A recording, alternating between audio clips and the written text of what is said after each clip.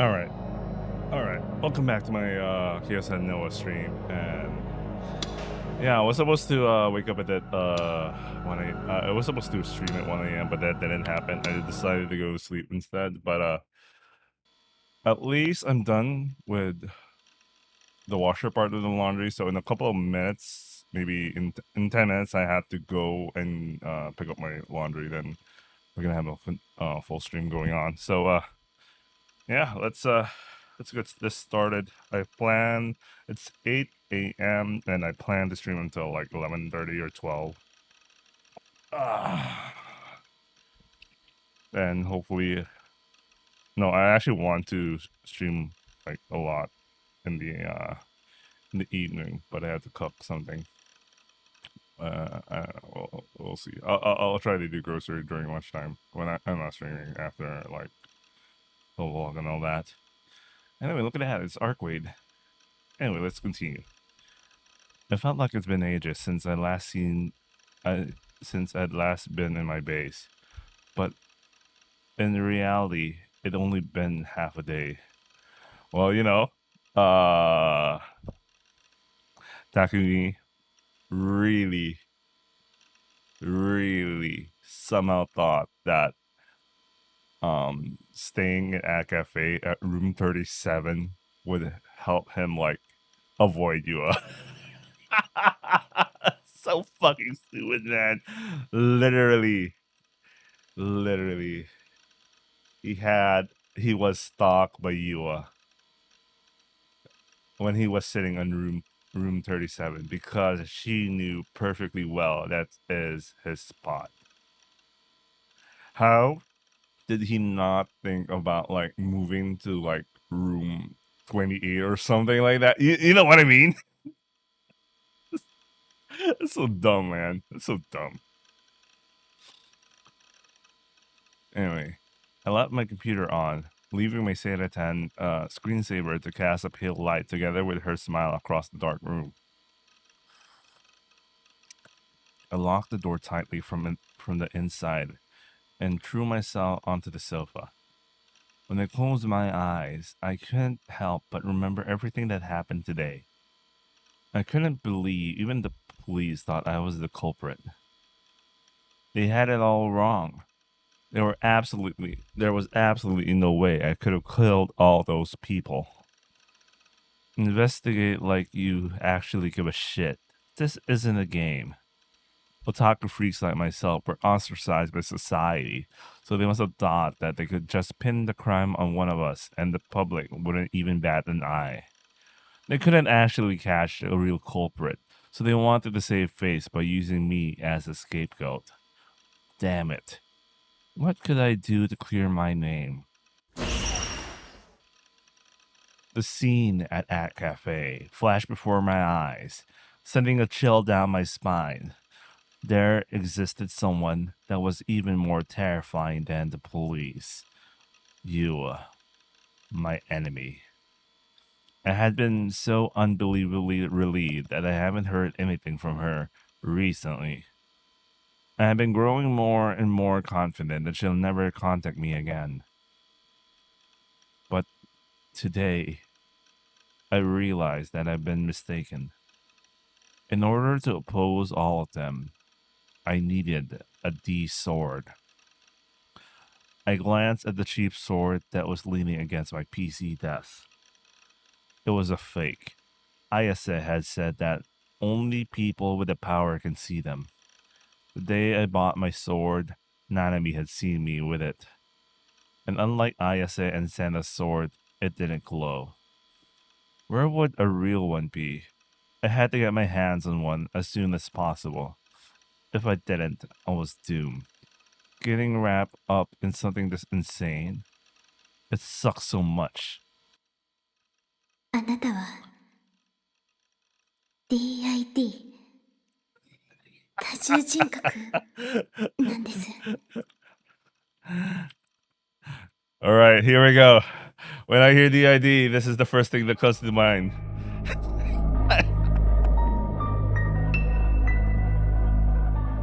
Maybe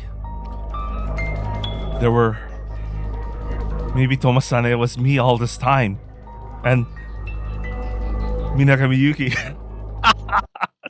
Sorry, every time I don't know how many times I've heard. I don't know. Maybe there's a lot of eroges with DID as a main as a plot device thing, but I don't know why it's always Subahibi, man. Because Subahibi's one of the great mysteries of Subahibi relied on DID. Even if you remove no quote unquote DID, we aren't fully sure that we know that Tomasane was diagnosed with DID, but when you try to consider the supernatural aspects of things, it might not be as simple as that, especially with the Wittgenstein philosophy stuff. Okay, another story. It's not the idea, but the idea of multiple perspectives being one being and all that shit with Neko. You know the shit with what's her name? What's her name? I'm not talking about Beatrice. I'm talking about the quote unquote original being. Oh, I forgot the name. Yasu. There you go. Yasu. Okay, Yasu. Beatrice. Canon. Shannon.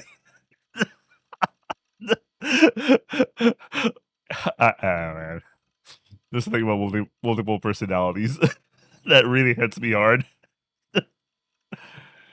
But especially Super Eevee because it really relied on it's great mystery heavily relied on DID.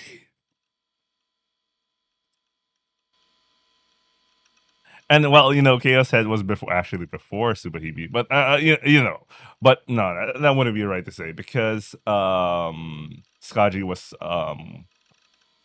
planning and thinking about like the Super Hebe story way before around the Soinosaurus time. Because oh, it's time for me to get my laundry. Oh shit. Okay. I just started. I was talking about DID. I'll be right back. I'm sorry. I just started. Wait, how do I change where's the yeah, I'll be right back. I have to get my laundry. DID man. I mean, okay. I know. Yeah, DID is a real personality disorder. It's a real mental illness and all that. But I'm talking about in terms of like in a visual novel. In a visual novel, you know, it's like how in the early early 2000s when they had like when Japanese light novel authors had to create an irredeemable bad guy. What is the number one plot? One of the number one things that they would the what is one of the most evil acts the irredeemable bad guy would do, and during like the early or late 2000s, the clutch was they would attempt rape or have done rape. I don't know why they heavily relied on that. Like, I know, obviously, rape is a serious, not just a crime, not just a serious crime, but also like a dehumanizing experience, and not just dehuman. It's an awful act. Basically, it's an awful act. But I don't know why that was their clutch in the early 2000s. Anyway, I'll be right back. I need to get my laundry.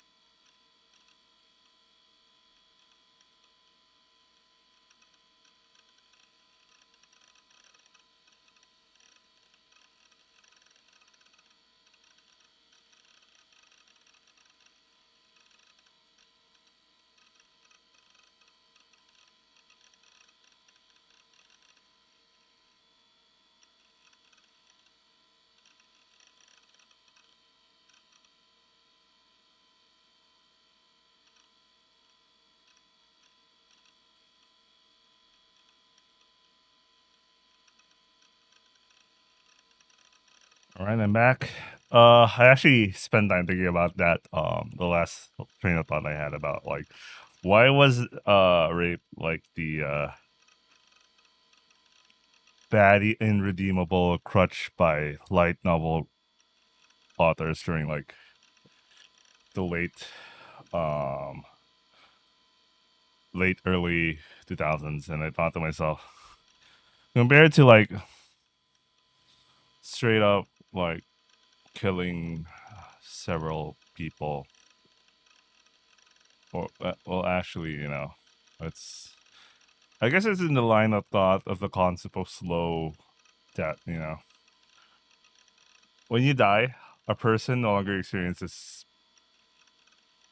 Well, they first cease to exist. The being that is killed.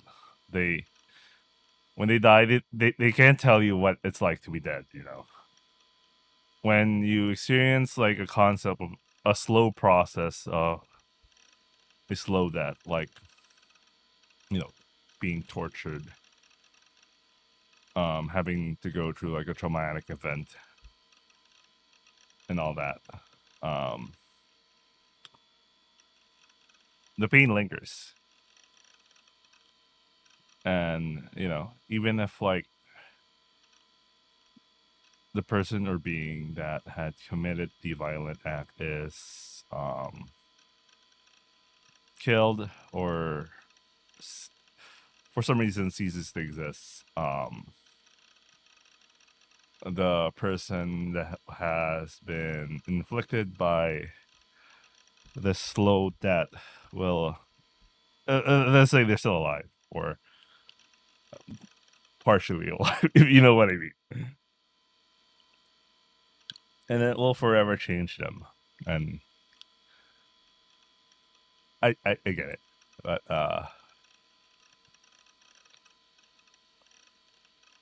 there's a concept of being of overusing the idea. I don't know. It's like the cheat code weapon. It's a gunfight, but someone always uses a fucking nuke. Think about that. It's like that. It's don't have to even need to use a nuke. You don't need to use a nuke in a gunfight like that in a fight of a small in a conflict with small arms. It's very effective, but you kind of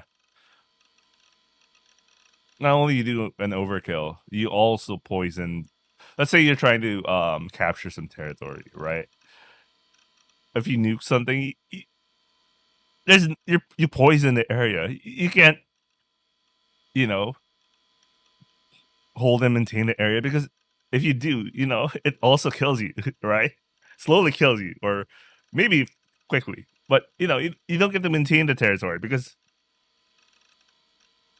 the area is irradiated. So it's like that, if you overuse it like that. I don't know, that analogy sticks, but you know what I mean. Let's continue with the visual novel reading. Anyway, I should be good to continuously stream, so we'll have eight. Currently, it's 8:29. Hopefully, we stream until 12:30 or 12 or 11:30. I don't know, around that time.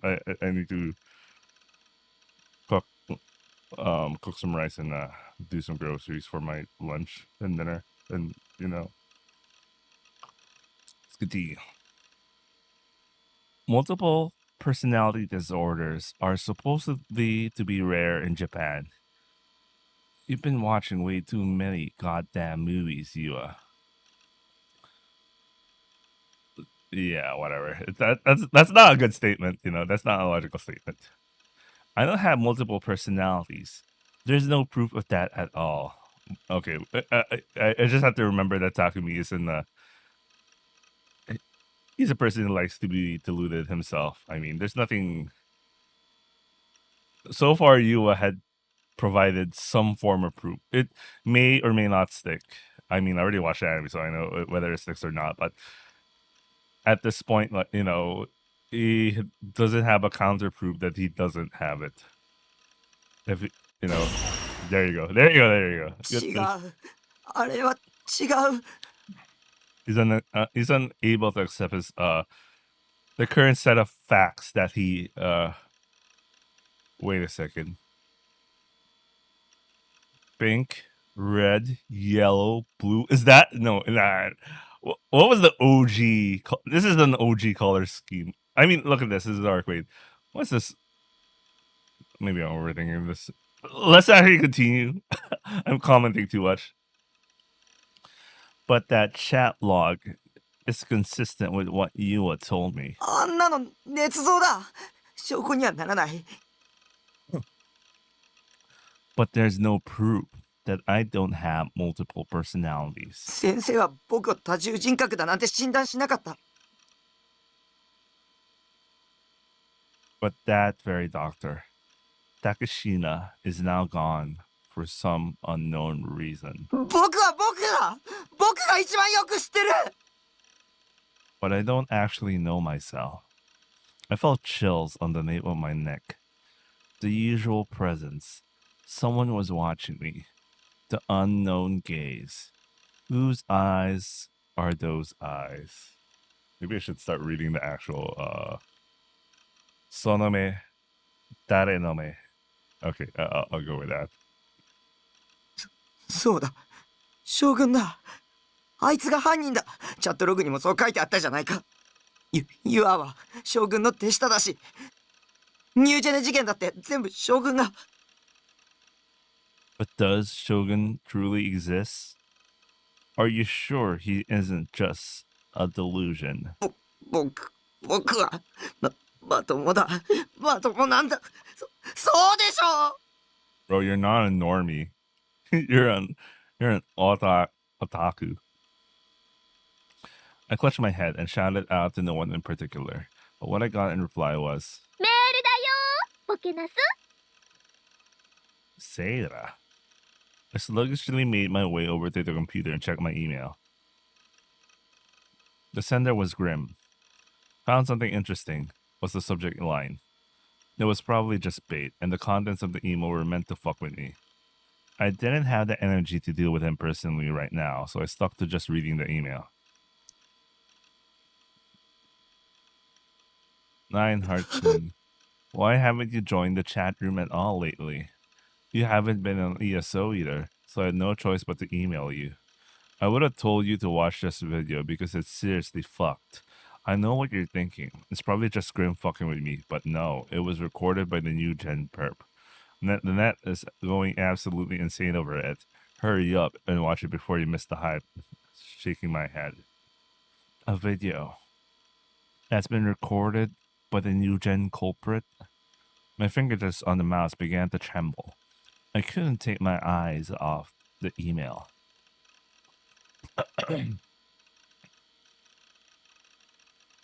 Wait, I got bothered by the important notice. Your password has been reused. What the hell?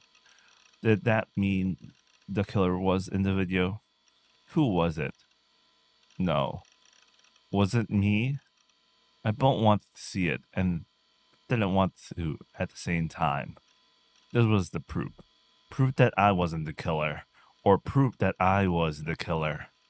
Which one would it be? I didn't know. It was a gamble. Feeling my heart began to beat faster and faster, I moved the mouse cursor and hovered over the link. But I couldn't work up the courage to click the URL. 私、あなたを助けたい。 Shut up! Don't treat me like a criminal. Don't act like you feel sorry for me. I didn't do it. You're the one on the criminal side, Yua. In an intense fit of rage, I clicked on the URL. It was a Mewtwo video. The word loading appeared on the video window. 僕じゃない僕じゃない僕じゃない僕じゃない僕じゃない僕じゃない僕じゃない僕じゃない僕じゃない僕じゃない僕じゃない僕じゃない僕じゃない僕じゃない僕じゃない僕じゃない僕じゃない。 In reality, it only took about 10 seconds for the video to load, but those 10 seconds felt like an eternity to me. Eventually, it finished loading and the video started to play. It was a video at a very dark place. The background was pitch black. Maybe it was outdoors. I leaned my head in close to the monitor, trying my best to parse the information on the screen. It was dark and therefore hard to see, but there were several men and women there. They were all making a ton of noise. Maybe it was because the bitrate was low, or maybe because the people in the video were too distraught, but I couldn't make out a single thing they were saying. Every once in a while, when someone screamed violently, the sound would clip horribly. After watching a bit longer, I was able to determine that there were 5 people in the video. If you included the cameraman, it would be 6. The cameraman didn't enter the frame at all. Because of how dark it was, the faces of the 5 people were rarely visible. As though to confront one another, they were caressing each other's head, patting each other's shoulder, and hugging. I could also hear the high-pitched sobbing of a girl, likely overcome with emotion. It was definitely bizarre, but how did this video have any connection to the new gen? Was the person filming this really the new gen culprit? At the very least, I knew I had no memory recording of something like this.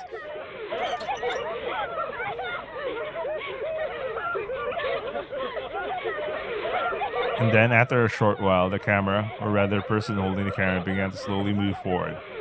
The 5 subjects who were about 5 meters away from the cameraman gradually grew larger and larger. The picture was fairly grainy. Maybe the original image data was re-encoded at an extremely low bitrate in order to reduce its size. A modern video camera should have a night vision function, so I wonder why the cameraman hadn't made use of it. Could it have been an older camera? As soon as I thought that, the camera suddenly panned to the left, then to the right, showing the surrounding scenery. What I had initially thought was just a pitch black darkness of a room was actually the night sky. In other words, the video had been recorded outdoors. Okay, that was indoors, so what I read was right. Anyway, as for the reason why there wasn't a single building or anything, it was because the video had been taken on the roof of a skyscraper. The 5 people were on the edge of the roof of a very tall building. Right behind them was the ledge, and right below that ledge was a glittering nightscape of Shibuya that could only be seen in high altitudes. Finally, I understood. I finally understood what this video was, and I finally understood why it was said to be recorded by the new gen culprit. A locked room mystery in which a group of 5 men and women jumped from the roof of Cornelius Tower. The sole fact that remained unclear about New Gen was whether or not this specific incident was a murder case or a group suicide. If this video was of the 5 people who jumped to their deaths, then that would mean that there had been a 6th person at the scene when the incident occurred. 5 people shown in the video hadn't just been making noise for the sake of it. They were all slumped down on the ground, crying and shouting as they huddled together. They were all refused to give up, despite the fact they were fated to die soon. One was shaking their head in denial as they cried. One was clutching their hair tightly as they fell into their knees, their shoulders heaving with each sob. One was pleading with the cameraman as they sobbed, asking why they were doing this. One had already gone mad and was laughing as tears streamed down his face. It was a rabid, violent desire to stay alive, a fervent, intense plea to not die. Desolate indignation is screamed, "Why is this happening to us?" Innumerable raw emotions swirl around the group. Yet in a bizarre juxtaposition, the cameraman's voice was never once heard. The cameraman was eerily calm. Yamero. Yamero! No matter how much I pleaded with the footage that had been taken nearly a month ago, nothing was going to change. I knew full well that it was meaningless, but I subconsciously screamed at the monitor all the same. こいつらみんな死にたくなんかないんだぞ!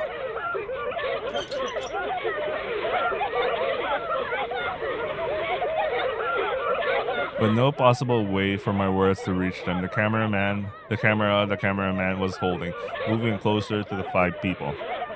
Terrified, the 5 of them all tried to crawl away, to get away from the camera. But they couldn't. Right behind them was the very ledge of the helipad. There was no guardrail of any kind. The 5 of them had nowhere to go. If they moved back even a little further, they would fall. Refusing to heed the 5's pleas for their lives, the cameraman continued to focus solely on filming, as if to agitate the 5 all the more. He had driven them completely to the edge, to the point where they took no further action at all. Then, without any sort of cue nor any form of signaling one another, the 5 people who had been all crying out in grief suddenly fell silent. Then they all stood up. The wind on the rooftop of the Cornelius Tower was powerful. Beckoned by the wind, the 5 of them nearly staggered. If there was even the slightest mishap, they would fall. As if in preparation for such a thing, the 5 men and women all joined hands, seemingly in resignation. They grasped each other's hands tightly. よせ。やめろ。謝るな。 Silence. It seemed to me that even the sound of the wind whipping violently through the air had stopped. All I could hear was the sound of cars driving along Shuto Expressway at the foot of the building. Even then, the cameraman did not make a single move. And then, a single person among the 5 whispered, その目誰の目？ "Sonome dare no me."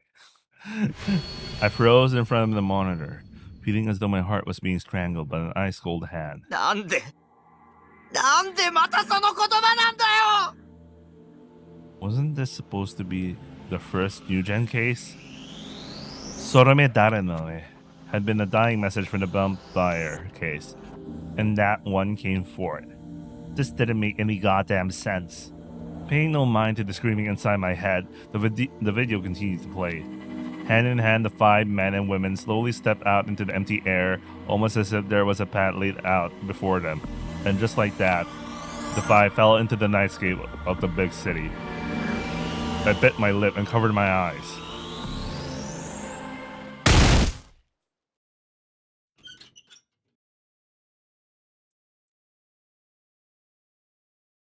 The group died had it been a mass suicide. It too was a murder case. The culprit had been there when it happened. As for who filmed the video, I knew who it was. Mixed in with the sound of the strong winds on the rooftop, mixed in with the sounds of the 5 people crying out in grief, mixed in with the blaring horns from the Shuto Expressway below, I was certain I heard one particular faint sound. It was the sound of creaking steel, a sound that could only be heard when the cameraman was moving forward, the sound of a wheelchair. あの時、僕の前に現れたのは現実だったんだね。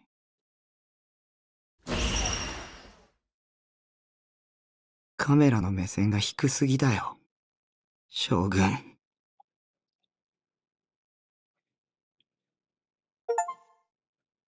Nice, we're entering chapter 5. Delusion. My favorite topic. To no one's surprise, the leaked video of the group dive exploded. Grim had told me the entire internet was going insane, and lo and behold, he wasn't lying. A huge chunk of ad channel was now convinced that all 4 Eugen murders had been committed by the same person. Dare no Sorome is the new Gen killer's signature move. The guy who upped in YouTube had to be the perp. Dare no Sorome is so freaking sweet. Okay, I'll report that immediately. Whoa, who that about? Oh. Jesus, guys. Sonome Dare no me. Okay. Sonome Dare no me was written out at the scene of the vampire, yeah? That means there is a connection between the first and last case, despite all people saying they had nothing to do with each other, which then means that man, child, and crucifixion cases also had to be connected. Damn, I'm getting way into this. Sonome Dare no me. Also, Sonome Dare no me's first appearance was at the vampire case, so it couldn't possibly have been copied. It couldn't possibly have copied the group dive. No, don't look, lol. Smoke that in Soronome every day. I saw the video, but it looks fake as shit. Some actors just did it for views. I bet 1 perica on it. You twats really ought to stop using Dareme Soronome or whatever the fuck so often. The killer just wants attention and you're giving it to him.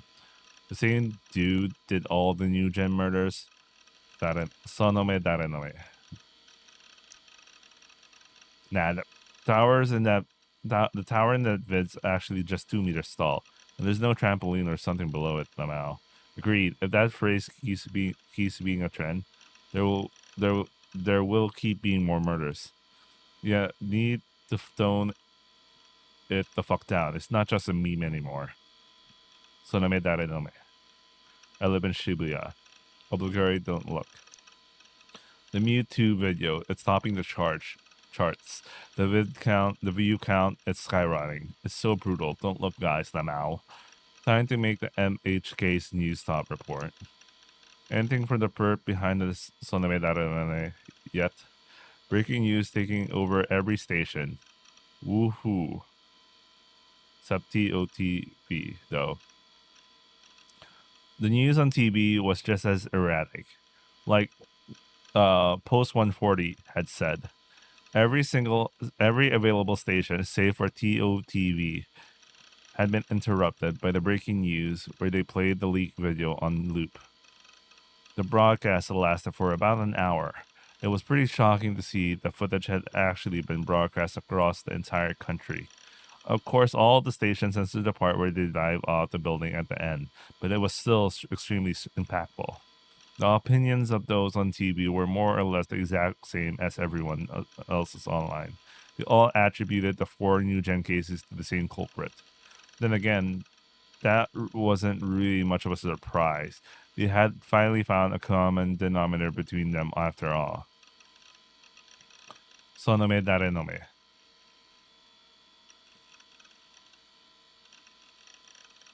It had become a popular phrase all throughout Shibuya. The phrase had first been shown to the world when the details behind the fourth case, the vampire, were shared. People then learned that the victims of the group dive had said it as well, even though it occurred a month before the vampire case. In the 4 incidents that had occurred so far, it had been used in both the first and the last one. It had to mean something. It made the theory that a single person was behind the murders all the more probable. The police then held a press conference stating that they intend to identify the person who posted the video as soon as they could. A number of politicians commented that the actions of the culprit were completely deplorable and they needed to be apprehended immediately. The Mewtwo video had been removed by a moderator less than 3 hours after it was uploaded, but by then it was too late. Channel had already gotten their hands on it, and from there nothing could have stopped it from being re-uploaded and spreading like wildfire. And then just before midnight, the following facts had been revealed through a police statement. The group dive video was uploaded from a computer located in a Shibuya manga cafe known as Channel. It was uploaded from a specific private room in the facility, room number 37. No.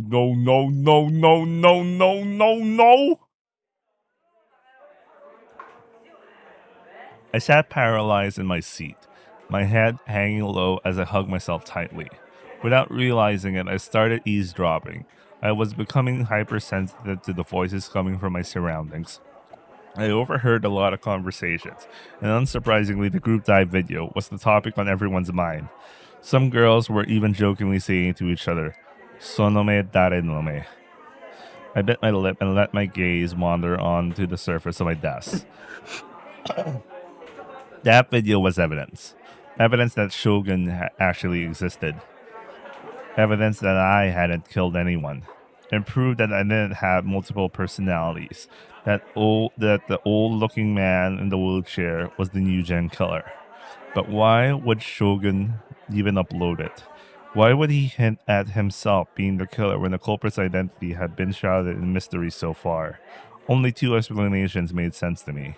1, Shogun was showing off by killing people because it amused him, which was very likely considering that the time when he appeared in front of me. Or he was trying to provoke me. For some reason, Shogun and his underling Yua were doing everything in their power to fuck with me. I didn't know the reason why. I just knew that they were trying to frame me as the new gen culprit. At this point, even the police were probably suspicious of me. Shogun was trying to corner me. 僕のメッセージは受け取ってくれた？目覚めるんだ。早く。でないと。もっとたくさんの人が死んじゃうことになるから。忘れないで。君は逃げちゃいけない。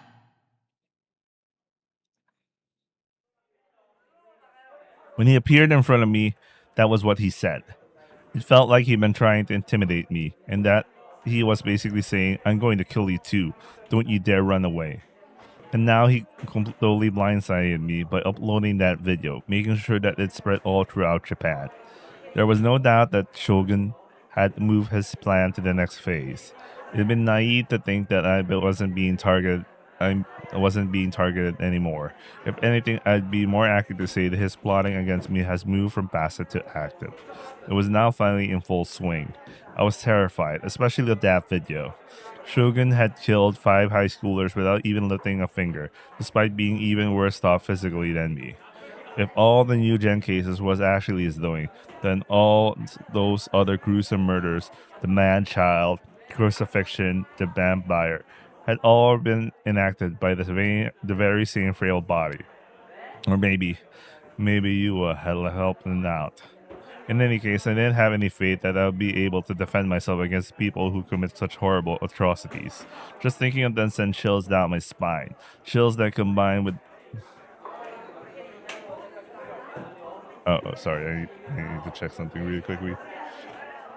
Chills that combined with the red-hot anger I was feeling. Why was I being targeted like this? What did I do to deserve it? And there was also that message, Sonome dare no me. If I wasn't careful, I would start trembling uncontrollably. To keep that under control, I had to keep my body from relaxing. I had to always be aware of my surroundings and be ready to vault the second I sensed someone approaching. I didn't know when Shogun or Yuo would show themselves again. Hell, I had no guarantee that Yuo was Shogun's only underling. Maybe even my own classmates were under his influence. Their laughter and idle chatter acting as mere camouflage until just the right moment. I had to find a way to parry surprise attacks like the one in Ad Cafe yesterday. If I didn't, I'd be killed next time for sure. I needed to get a D sword as soon as possible. The only way out of this was to get a D sword. I'd internalized what Ayase and Senna had said, and I searched online about it, and it all had me convinced. Getting my hands on the D sword would save me. The night before, I desperately tried to gather information on these swords while keeping an eye on the new gen shitstorm, but my research barely bore any results. I cradled my head, tearing at my greasy hair. How was I supposed to find a D sword? 見つけなくちゃいけない。自分自身で。方法なんて私にはわからないの。Ayase had said that, but that was barely even a hint. My thoughts weighed heavily on me. I was starting to freak out. My heart was steadily getting crushed by anxiety. I needed to hurry and find a D sword. Whatever it took, I had to find one. If I didn't, I'll be done for. Before becoming New Gen's next victim, I had to find one. But I needed to find out how. I had no clue how you were supposed to get one. I need some kind of hint. Something. Anything. I had to figure it out fast, or I'll lose my chance at finding it. Was I even capable of finding one? There was no time to be at school. This was no time to be at school. It was my own life or graduating. I didn't need to debate which one was more important. And yet, why was I... Sensing someone approaching me, I quickly raised my head and braced myself for contact. びっくりした。 Rumi was standing there, blinking repeatedly as if she had been stunned by my sudden movement. I made you jump? Stop scaring me like that. All the stress in my body released at once, and I crumbled on top of my desk with a big sigh. タク、大丈夫？ Fulfilling her usual quota, Rumi peered into my face. I hurriedly lowered my eyes. 真っ青だよ。汗もすごいし、目も Sweating buckets. Was Rumi with me or against me? An ally or an enemy? After she saved me, I've grown a lot less weary of her. But there was still a ton of unanswered questions I had yet to figure out. Like, why had she been covered in blood at the scene of crucifixion? Or were we supposed to be such good friends and we've been classmates since our first year, yet I had no recollection of it? タク、体調悪いの？ Rumi tilted her head slightly, a worried expression on her face. なんでもない。 I turned away from her. I couldn't say it to her face.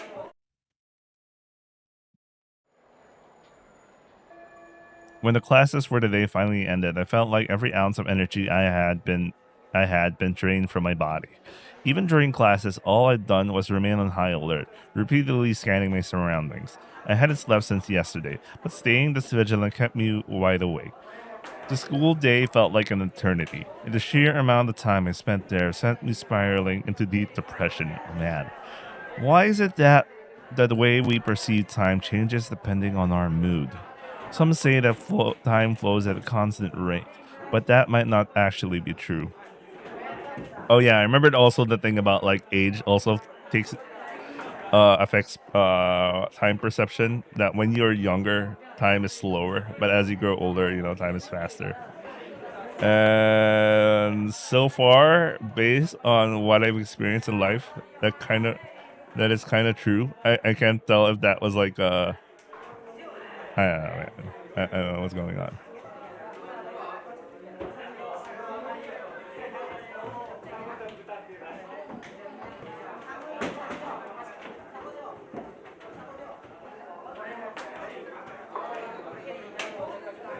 Oh, nice. A new adaptation of a visual novel. Sorry, I accidentally opened Twitter and I was reading up on stuff.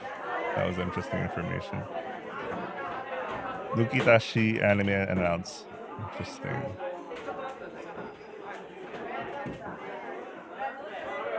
Let me continue reading.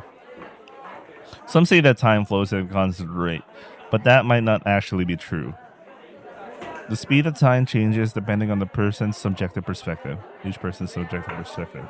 I've always theorized that it's a conspiracy to homogenize humans' understanding of the concept of time by implementing units of seconds and hours. Also, they could deceive people into forgetting that perception of time varies from person to person. Now, building off that theory, the length of time is dependent on each person's perception. Then, conversely, doesn't that mean that the flow of time can be controlled at will? As I thought about that, I remembered Senna talking about controlling other people's wills. And conversely, 生まれながらに目が不自由な人でも目の前にある景色がちゃんと見えるようになる。ビデオカメラのような映像機器を介してな。video data from a camera is converted into electric signals that are sent directly to the brain, causing the person to observe the sequence of images.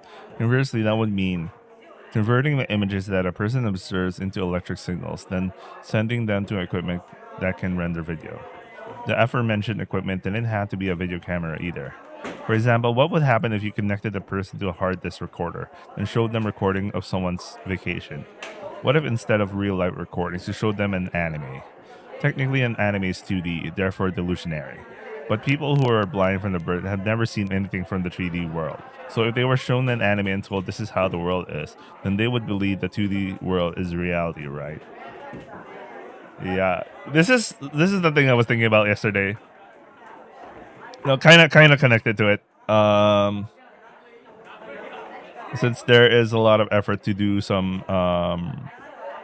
brainwave reconstruction imagery thing, and a person's concept of like stuff will most likely be different from like the reconstructor model, because anyway, let's continue. To that person, that delusion would be their reality. A delusion perceived as reality. Alright, let's go for positive delusion. Here we go. Here's another example. If person A sent an image from their brain to a hard disk recorder that processed it and transmitted the image to person B's brain, then person A's delusion would become person B's reality. Delusion becoming a reality. In theory, it was possible. Holy shit! I was a genius, Lemao. I was over the moon by how brilliant my theory was. Bro, there's a literal reason why Senna was telling you about it. I'm pretty sure she was just trying to prime your brain about the idea that this was possible. At least he came to that conclusion, but I wouldn't say it was something he come up on his own. Anyway, maybe that was how I'd acquired the sword. Ayase had said they had something to do with illusions, hadn't she? All right. I should hurry up and go home so I can look it up. Here we go. Delusion.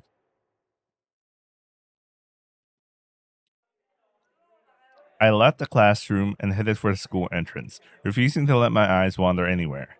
As I made my way out, I stuck to my usual routine, walking as closely to the wall as I could, all while keeping my head low so I wouldn't stand out. The final bell had already rung a little bit ago, so while the students on cleaning duty or doing scrub shit were still around, basically everyone who opted to go straight home already had. School always felt like somewhat lonely or even wistful after the final bell rang. No matter where I went, it always felt that way, whether they were ancient buildings made out of wood or newer structures like Sume.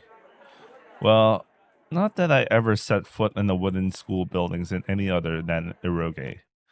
As I unconsciously walked through the corridor under the setting sun, my mind wandering around all sorts of inconsequential stuff, I spotted a strange figure coming toward me.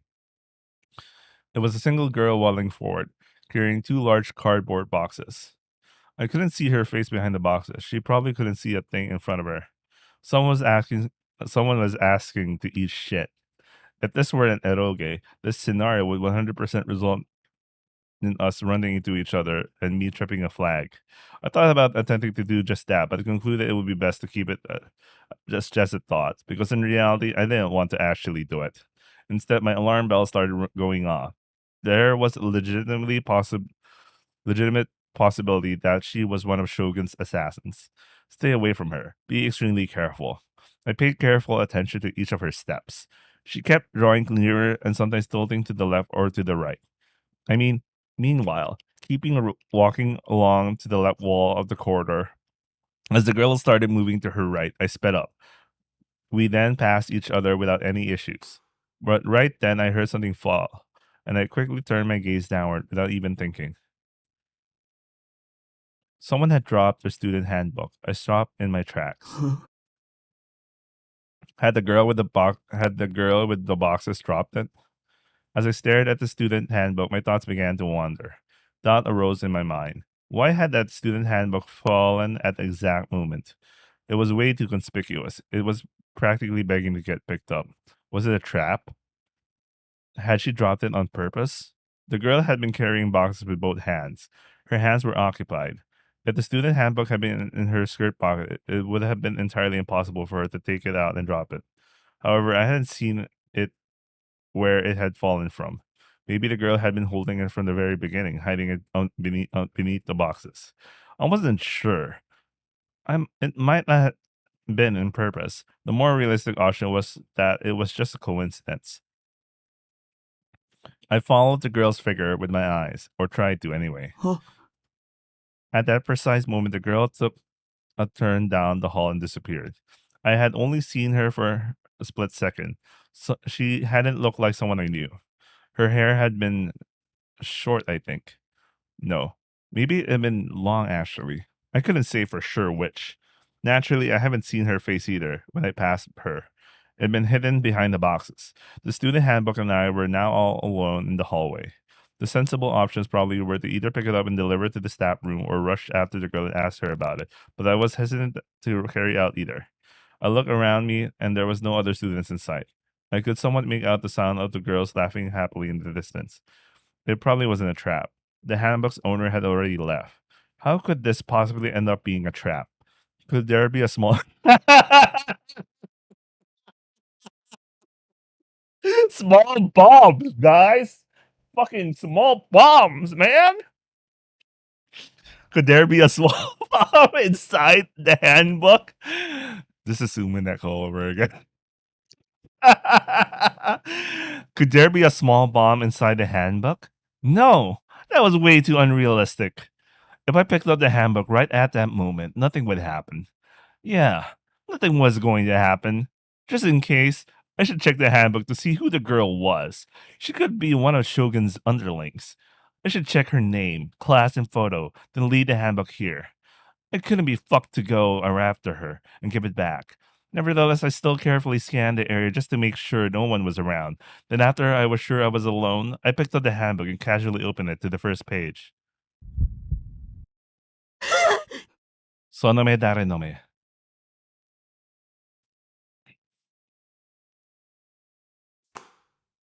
I hurriedly threw the handbook away. Oh, what was that? I'd never been so creeped out before. It was so unbelievably eerie. And that didn't just scare me. I felt sick to my stomach. That was really clearly malicious, blatant harassment aimed specifically at me. Who would go so far as to do this? Wait. Of course. It had to be the girl from before. The girl actually was Shogun's underling. She had to be. I've only glanced at the student handbook, but all the information that should have been on the first page, such as name, birthday, and class, was blacked out. In addition, the portrait should have been attached had been removed. I felt like I was gonna puke. I was gonna hit with an intense wave of nausea. I wanted to get out there as soon as possible. Covering my mouth, I moved toward the stairs. I ran through the courtyard with no real destination in mind, until I could no longer hold back the urge to vomit. The second I fell to my knees, the entire contents of my stomach began spilling out. The stomach acid made my throat burn. My vision blurred from tears. It was hard to breathe. The aftertaste was absolutely vile. I must have been way more maxed than I thought it was. It might have been because of all the all-nighters I pulled. As I wiped the corners of my mouth, I looked all around me restlessly, but I couldn't see a soul. However, the shadowy corners and the blind spots I never usually paid attention to had become terrifying to me. I began to think that Yua and Shogun might be hiding in them. The second my brains came up with that, I could no longer take a single step. Someone save me. I wanted to cry. I felt nauseous all over again. I then ended up vomiting, but a dry heave several times. The pain made me cry even harder. I was nearly sobbing at this point. But then, suddenly, someone's hand began to gently rub my back. Terrified, I turned around. 大丈夫 Rumi was there. 大丈夫だよ I wasn't being condemned for feeling this way. No. Her words were a tender affirmation. 私はタクの味方だから She didn't even so much as grimace at the smell of my vomit. She didn't show any signs of disdain when she saw my face covered in tears and snot, nor when she saw the vomit still clinging to the corners of my mouth. She simply gave me a gentle smile, reassuring that it would be all okay. She drew closer to me. She continued rubbing my back gently. Why was it that, before and even now, every time I thought I needed to be saved, Rumi would always heroically appear in front of me? Right now, Rumi was right here. It reassured me. It felt better. Before I even realized what was happening, my true feelings began to pour out, despite the fact I never talked about myself. 助けて。一人は怖いんだ。 Oh man. We're really never gonna make it, guys. Maybe that was why I bothered coming to school. Up until now, I always thought I'd be better off alone. Of course, even now, it was still terrifying to talk to others. I wasn't at all confident in my ability to actually talk to anyone, but with Shogun and Yua trying to destroy my life, I'd never been so anxious, scared, and alone. I wanted someone to be there for me. They didn't even need to be nice to me. I just wanted someone to be present. 一人は怖い。だったら私が一緒にいてあげる。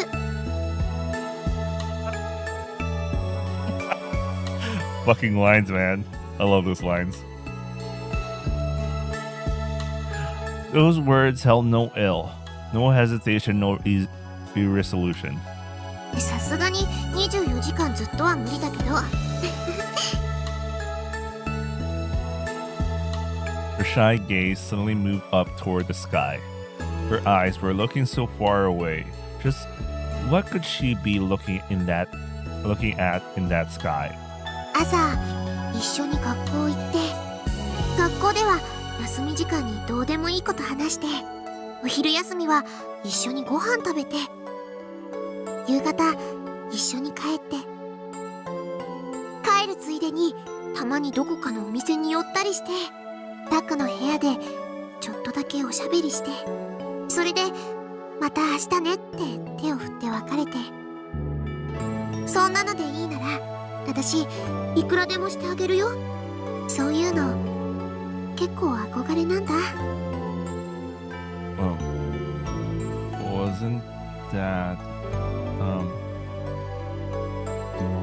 Wasn't that kind of almost like being in a relationship? I was stunned. She was completely serious. I could see it on her face. どうしてそこまでしてくれるの？それは Because a flag, if I ever seen one, right? Because I love you, Taku. I could see it coming from a mile away. That had to be what she was going to say, right? Now, granted, I had no clue why Remy would have fallen for me. No, wait. This shit had to be bait. Something similar had happened before with Yua. For her, it had all been nothing more than a deception, ending with me drowning in the depths of despair. So I couldn't get my hopes up. I had to prepare for the worst. It was possible that Remy too was an... 石 She suddenly saluted me. I was taken aback by the suddenness of it, and my mind shot to the possibility that she was about to reveal her true self. And yet, all that I saw on Remy's face was that the same bright and gentle smile. そんなの友達だからに決まってるでしょ。私にしてみればタクを助けてあげるのは当然なの。どうしてとか寂しいこと言わない。わかった？ Because we were friends. Friend zone. Oh no. Oh, obviously she read his mind and she was like, I can't use that word. I can't use that line. Okay, I'll try something else. Friends. Okay. Anyway, if she said, because I love you, Taku, and this is how I'm going to show it, it would have felt like my life had begun anew. But even if we were friends, we'd be friends. That alone made me incredibly happy. Having someone being kind to me. Having someone do things for me without expecting anything in return. I couldn't believe how happy it made me. It might have been the very first time I'd ever felt like that. But above all else, it made me realize that I wasn't alone. To me, Rumi's existence was my salvation. The nausea I felt earlier had finally subsided, and I was feeling much better. はい使う Rumi held out a vermilion handkerchief. It had a faint floral scent. I meekly accepted it, but I was hesitant to use it. 汚しちゃっていいよ。タクにあげる。ありがとう。 I felt guilty about it, but I ultimately decided that I would accept her generosity. I wiped out the vomit that had stained the corners of my mouth with a handkerchief. It was the first time I'd ever received a present from a girl that wasn't a family member. I wasn't so sure about calling it a present though. For me, someone who was so isolated and helpless, even a single thing like this felt like an irreplaceable treasure to me. I felt so delighted, so relieved, that I nearly started to cry all over again. それじゃあ帰ろっか。 Her voice was so carefree. 一緒に。 Apparently, she already intended to make good on what she said before, that she'd stay by my side. Not that I'd told her whether I wanted her or not yet, but it wasn't like I had any intention of saying no. Being alone terrified me. I didn't want to be alone. As I was now, I had no one to rely on but Remy.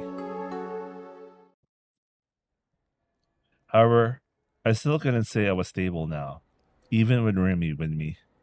On the way back, I chose to take a different route than usual, walking cautiously all the way. I couldn't stop trembling. Every corner with even an inch of shadow seemed dangerous. Every time I got any kind of intersection, I was tormented by delusions of Yuo and the Shogun waited for me at the end of it, making me freeze in place. Whenever that happened, Remy would take over. She would look over toward the end of the intersecting road, and when the coast was clear, she'd nod to me. 大丈夫。誰もいないよ。 Relieved, I followed after her. Everything she'd done without even a hint of irritation. ねえ、聞いていいかな。一体何があったの？ I was slightly hesitant to tell her. If I said something here, Remy could become a target for Shogun.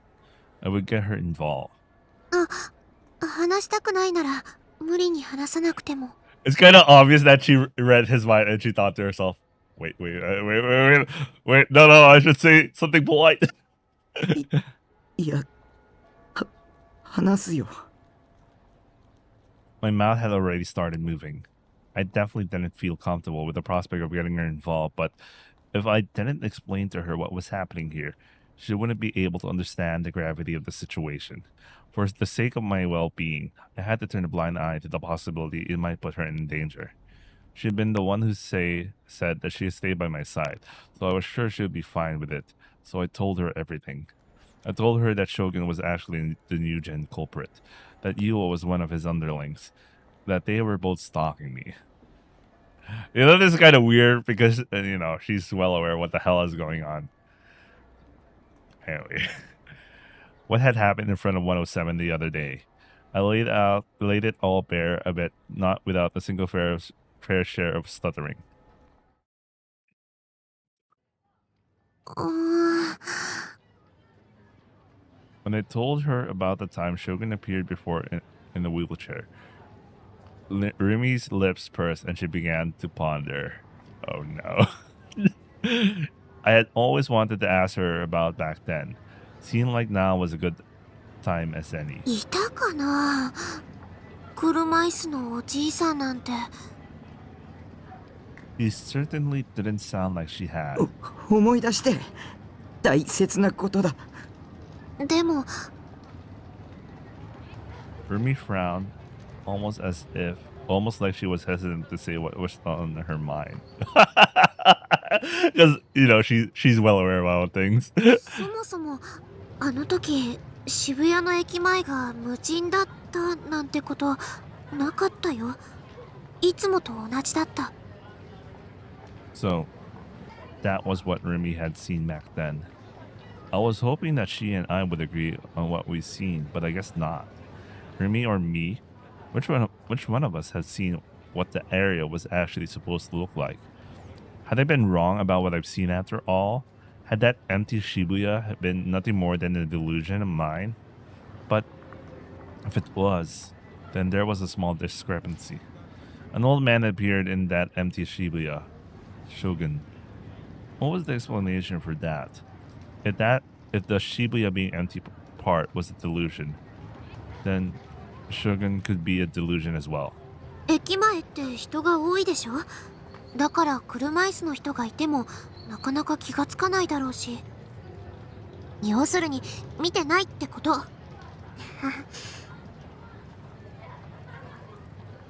ごめんね、役に立てなくて。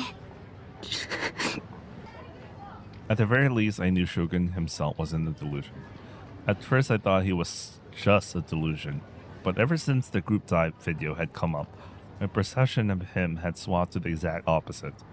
Shogun was real. He existed in reality, but the empty Shibuya, meanwhile, it could have been just a delusion. And in reality, the front of the station had been overflowing with people, just like it always was.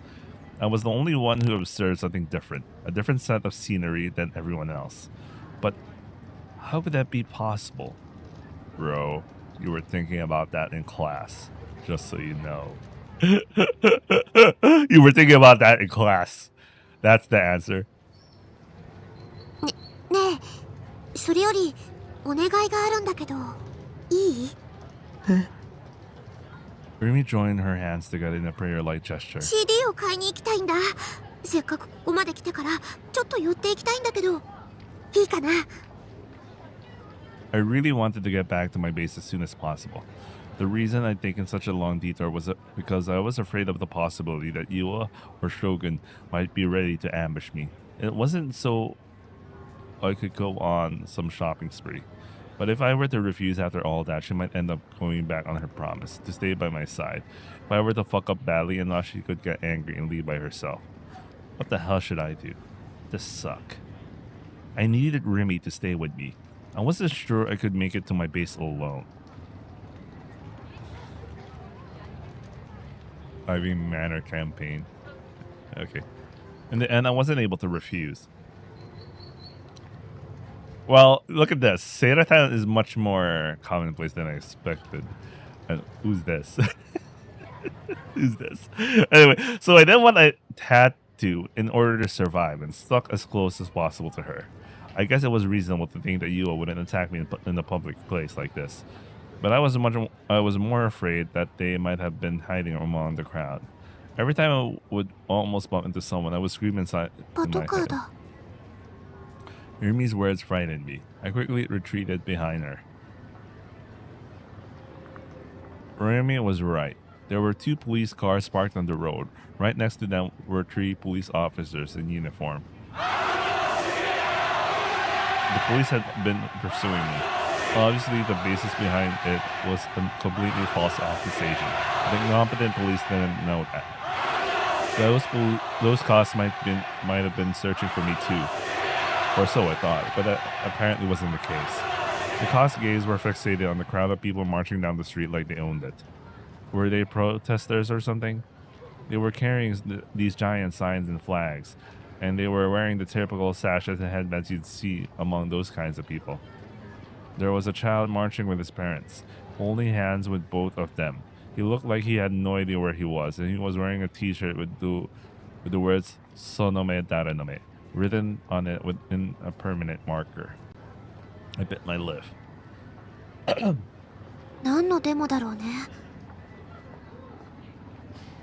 The people marching were all ages and genders. Their march was mostly silent and solemn, but at times they all echoed their chants. Drive the devil out of Shibuya. Expel his demons from this place. 悪魔？ The signs were in the number of different things, such as drive the devil out of town, protect Shibuya from terrorists.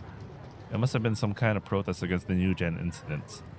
There was no point in protesting against that. If they had the time to do that, could they please just hunt down Shogun and kill him? Then I wouldn't need to worry about him anymore. タク、行こう。 Clearly uninterested, Rimi turned her gaze away from the protesters and quickly started walking toward the entrance to the CD shop. As soon as we entered the shop, Rumi headed straight toward the indie section. Unlike the J-pop section, there weren't many customers there. Rumi stopped in front of the shelf P and started looking for the CDs she wanted. But after a minute of browsing, her shoulders slumped. やっぱりないな。 An indie group whose name started with P? Could that be? タクはファンタズムってバンドを知ってる？今話題になってるけど。So, it was them. How could I not know them? I even gone to see their concert, and I own a CD. I nodded, and Remy smiled. 私そういう情報は結構疎くて最近になって知ったんだ。それで友達に借りようかと思ったんだけどなかなか手に入らないらしくて誰も持ってないんだよ。だから CD 買うしかないかなって思ってここ1週間ぐらいあちこち探してみたんだけどどこも売り切れ中。 By the way, I'm really happy Eric Kitamura voiced Remy's voice Remy. It's like Abby's here all over again. 次はいつ入るんだろう。僕持ってる。 Remy's eyes went wide. 持ってるって CD？ I showed her not, and when I did that, Remy. Alright, let's go. Positive delusion. Let's go. Put her hands on my shoulder. She suddenly brought her face closer to mine, which immediately made me flustered. The sweet smell of shampoo waving from Remy's hair tickled my nose, and I felt my face turning red. ねえタク取引しよう。 A deal? その CD 貸してくれたら見返りに私 She looked at me, and her expression dead serious. I gulped. She'll what? What was she going to do?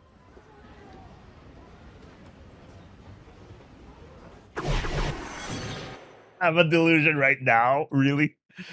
Of course. Ruby's cheeks flustered slightly in embarrassment. And then, having seemingly made up her mind, she whispered something to me.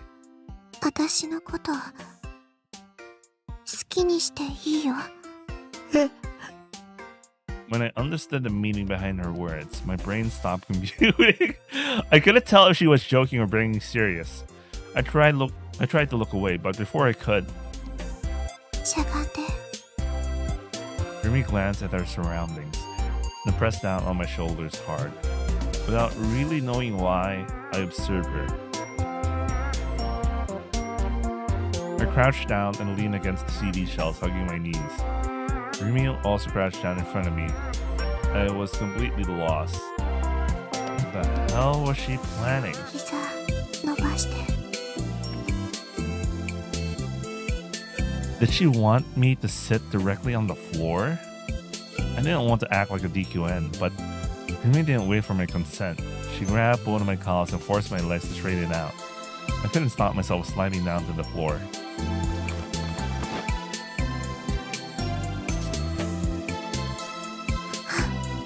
Jesus Christ, what the fuck? Right as my legs hit the floor, Remy got on top of me. ちょ Remy put her index finger on my lips. She wanted me to stay quiet, evidently. But doing something like this inside a store? As if she read my mind, Remy started giggling. ここインディーズのコーナーってお客さんあんまり来ないよね。こうしてしゃがんだら周りから見えなくなっちゃう。 Was she implying? タク Remy moved her face even closer. Her breath stroked my cheeks. It was hot. I couldn't avert my gaze from Remy's shimmering eyes. I could feel myself being sucked right into them. It was like I was under some magic spell. Remy was staring straight at me, just as I was at her. As we stared at each other, Remy's hands began to move, and then she started undoing my blazer, one button at a time. 何を Paying me no mind, Remy's hand grabbed hold of my tie. With one pull, she unfastened it. And then, she began unbuttoning my shirt. ね I'm about to sneeze, wait. そうだね。人が来たらすごくまずいよね。 Despite what she just said, Remy's slender hands continued to move. They artfully slid beneath my shirt and onto my bare chest. Her cold hat slowly glided across my skin. What a bewitching smile. She had always been so cheerful and energetic, never once emitting any kind of sexual vibe or intention. But now, the expression on her face made my heart drop. タクの胸ドキドキしてる。リミってテラエロス。テラエロス？ Oh God, I said that out loud. That alone went to show how shaken I really was. それってどういう意味かな？教えてよ、タク。 It means you're so unbelievably sexy. Rumi's fingers steadily crept along my skin, and then they traveled down my neck. It tickled. It felt better than anything I ever felt before. 私のこと好きにしたくなってきた。 Following my instincts, I nodded repeatedly. じゃあここでしちゃうか。 I couldn't believe my own ears. Do it? Did she mean? 何を？ So much for that delusion. おーい。 Suddenly, I came back to myself. Rumi was waving her hand in front of my face, her eyebrows furrowed in confusion. I wasn't sitting on the floor, and Rumi wasn't on top of me. We were just standing there, facing each other, like people normally did. どうしたの？急に意識がどこかに飛んじゃってたみたいだけど。なんでもない。落ち着け。 I took a step back from Rumi, turned my back to her, and took a deep breath. Holy shit! That had been the hottest delusion of all time. I was so fucked up. Not to mention, a self-loathing idiot. I couldn't believe I just thought of that. Actually, no, forget that. Hermie was the one who was talking about giving me something in return. You'd see that line before an infinite number of H scenes. Any guy who even dipped his toes into the genre would have had his imagination go wild over it. Anyway, what was she planning to do for me? その調子だと話聞いてなかったでしょう。うん。じゃあもう一回言うけど、私のお気に入り CD を貸すっていうので手を打ってくれないかな。Oh, wait. は？ねえねえ、いいでしょ？お願いします。この通り。ああ。 Life was a cruel mistress. Though I suppose it was my fault for expecting anything. Come to think of it, I wasn't supposed to be into 3D girls at all, yet I just had a delusion about doing that with Remy. Why? When I agreed to Remy's promise, she delightfully struck a victory pose. The sight was so amusing to me that, despite the critical situation I was in, I couldn't help but laugh. I managed to make it back to base safely. Thanks to Remy, of course. One thing ended up catching me off guard, though. When we arrived, I asked her to wait outside when I cleaned my room, but she flat out refused. だって前に来た時に汚いっていうのはよーくわかったし、今さら片付けたって無駄だよ。かっこつけなくてもいいって、私とタクの中でしょ？ね？ Yeah, but I wish I knew exactly what that meant. Remy was completely absent from memory, meaning I didn't really know her. Every once in a while, I find myself taken aback at how ridiculously friendly Remy was whenever she talked to me. It wasn't unpleasant or anything, but it only made it all the more clear how different we felt about each other.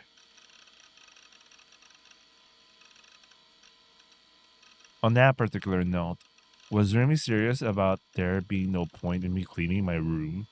The floor was littered with empty lunch box empty box lunches, and the bed was piled high with eroge cases. And eroge cases was not exactly the most safe for work cover art. Either Remy had nerves of steel, or she had no reason to feel on edge around me. But trying to figure out which it was only made me feel even more confused.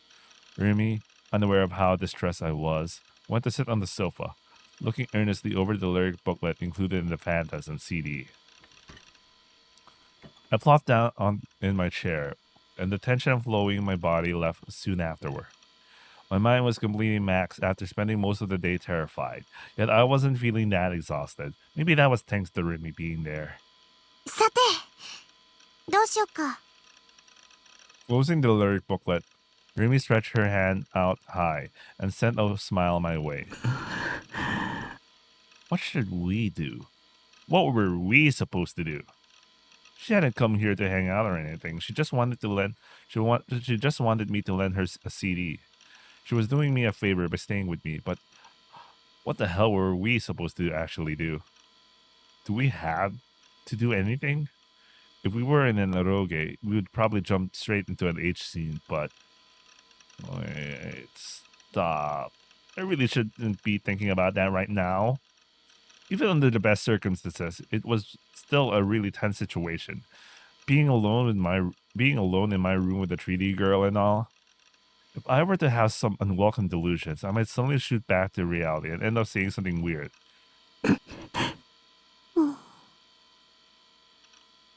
Silence. Remy was staring vacantly at the various manga scattered on the floor, and the eroge piled up on the bed. Awkward. I knew that most of the awkwardness would dissipate if I just said something, but the only subjects I could think of were video games and anime. I doubted that Remy knew anything about either. Wouldn't it be more logical for Remy to say something? She was the one who said she'd stay with me and all. This was going to be a bad time if she actually expected me to lead a conversation. Jesus Christ! I really did suck with 3D girls. I was grateful to her for staying with me, but I couldn't handle the sheer unrelenting silence. The fact that my room barely had any light was also an issue. It gave off the illusion that the room was dark for some lewd reason. Unable to take it anymore, I turned to face my PC. I needed to look up something. I've been thinking about it at school. I might end up giving a hint as to how I'd get my hands on the D sword. Is it possible to translate images pictured in the mind to actual images? Yes. This is 2023 me saying yes. Using what's... Well, there's an issue with fidelity, but, you know, if you're asking the idea, if you could, yes. But fidelity is a different issue. Anyway, using what Senna had told me about VR technology and people being electronic devices as a base, I began researching the subject. 何してるの？ Remy stood up and approached my desk. Should I explain? But how to go about it? It'll take forever if I told her everything. ねえねえ、何してるか教えてよ。 Seeing no reaction from me, Remy poked me in the back with her finger. I couldn't just ignore her, right? Yeah, it'll never be that easy. 君はその妄想が現実になるって信じられる？ As I entered a few keywords into the search bar, I spoke without looking at Remy. Instead, I pretended I was talking to Seira-tan. 妄想が現実に？無理でしょう。もしそれができたら、人はとっくに万能になってるよ。 That's a good point, actually. Delusions created a world in which any action, no matter unrealistic, was possible. If they were to become reality, the unreal world would become real. Unreality would become reality. それがどうしたの？それに近いシステムがアメリカで特許あるんだ。He's really losing his spaghetti, man. He's really losing his spaghetti. へえ、冗談でしょ。 Just a little Jodan, bro. I could feel Rami's doubtful score on my back. So in response, I showed her the image of the patent that Shiho had found for me. これは特許の証拠写真。 Wait. I wonder if the image is real. Like, if I try to search for this image, it's a real image. This looks like an electric diagram, and this is like some bullshit formula. What got me thinking was I saw the word sigmoid function, and I thought to myself, like, yeah, no, actually a sigmoid function is just like a binary yes or no function. Anyway, whatever. If I remember correctly. It's been a while since I touched this stuff. 本当に Yeah, I think this is just technobabble images with a lot of words. I don't know. This looks like an electronic diagram instead of like the stuff we actually use. And well, this is an electric signals thing. Let me actually search this up real quickly. I actually got curious how much. I really thought the image is real, but they. Nah, I think it's technobabble. It's a technobabble image. I just wonder if they got the diagram for something. The mere fact that it says the word Turing test and there's some bullshit thing about the brain stem, and a random signal to noise ratio and nonlinearity, differential nonlinearity. No, these are areas of math. Offset error, absolute accuracy, gain error. Whatever. I don't want to think about this right now. Anyway. Rumi leaned forward and brought her face close to the monitor. She was right up next to my face, peering intently at the screen. 私英語って苦手。すごいね、タク。英語読めるなんて。It was way too close. She was so close I could see the glittering of her eyes as they reflected the light on the monitor. I got flustered all over again. ねえねえ、どういうことか教えてよ。Seemed it had piqued her interest. I tried to avoid thinking about how close she was to me and attempted to focus on Seiratan in the monitor instead. 生まれながらに盲目の人でもビデオカメラみたいな映像機器を通すことでそこに映る景色が見えるようになるんだ。これ豆知識な。That's a pro tip. That's a pro tip. That's an interesting translation. By the way, this topic is kind of really important. Kind of would hit on Rimi, I think, considering that I think her. Okay, this is spoilers. I think it's because she was being experimented on by Nozumi or whatever. She was like temporarily blind or something like that. I can't fully remember what the exact stuff, but I know at some point she shut down her senses, and you know that's why there was that scene in the previous chapter, was it, when he Takumi had a dream and he saw Rimi in a blue sky and all that sort of thing. Wait, I'll be right back. Quick restroom break.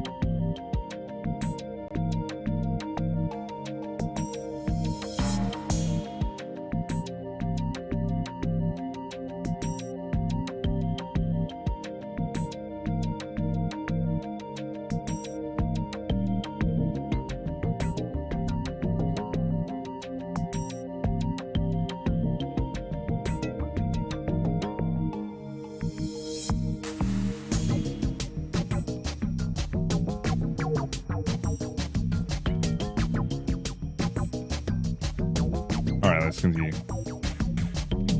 ビデオカメラが目の代わりっていうこと？そう VR 技術って言うんだよ。へえ、もし本当だったらすごいな。 But it is. That was what I'm trying to tell you. Senna told me there's already been successful tests. でも機械を使って目が見えるようになるのと妄想が現実になるってどうつながるの？私頭悪いからよくわかんないや。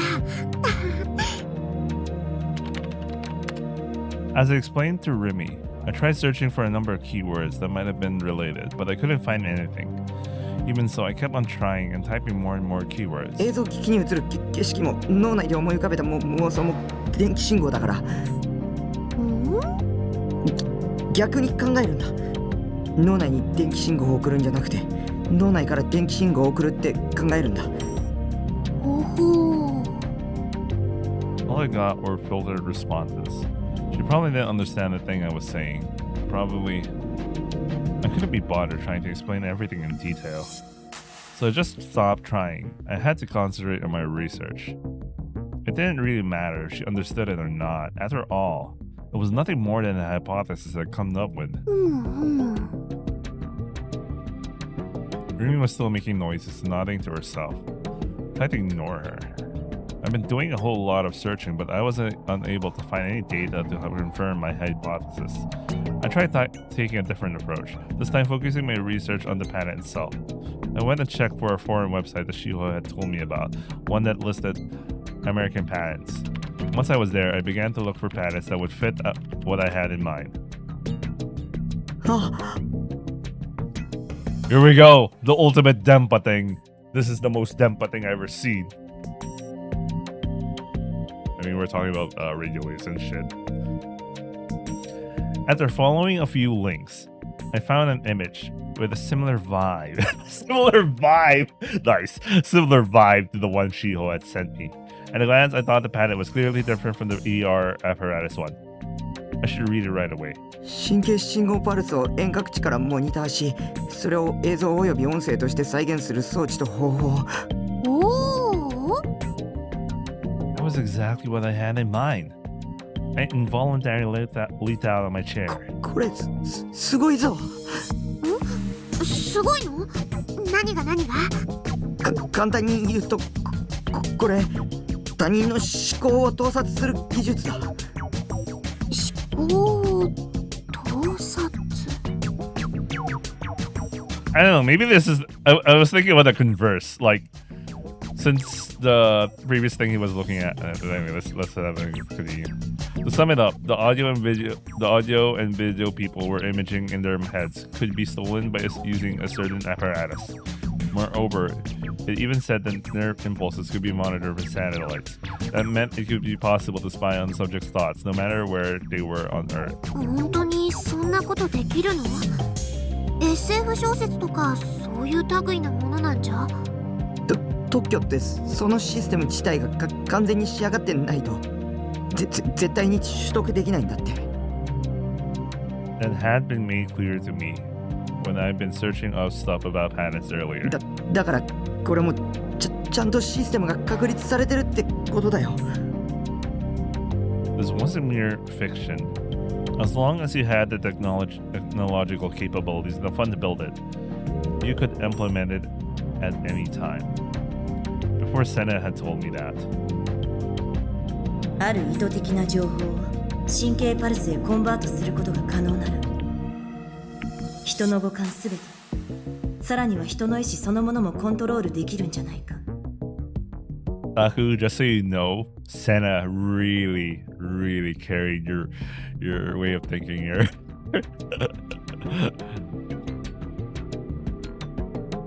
I couldn't find a source for that, so it remained a mere conjecture from her.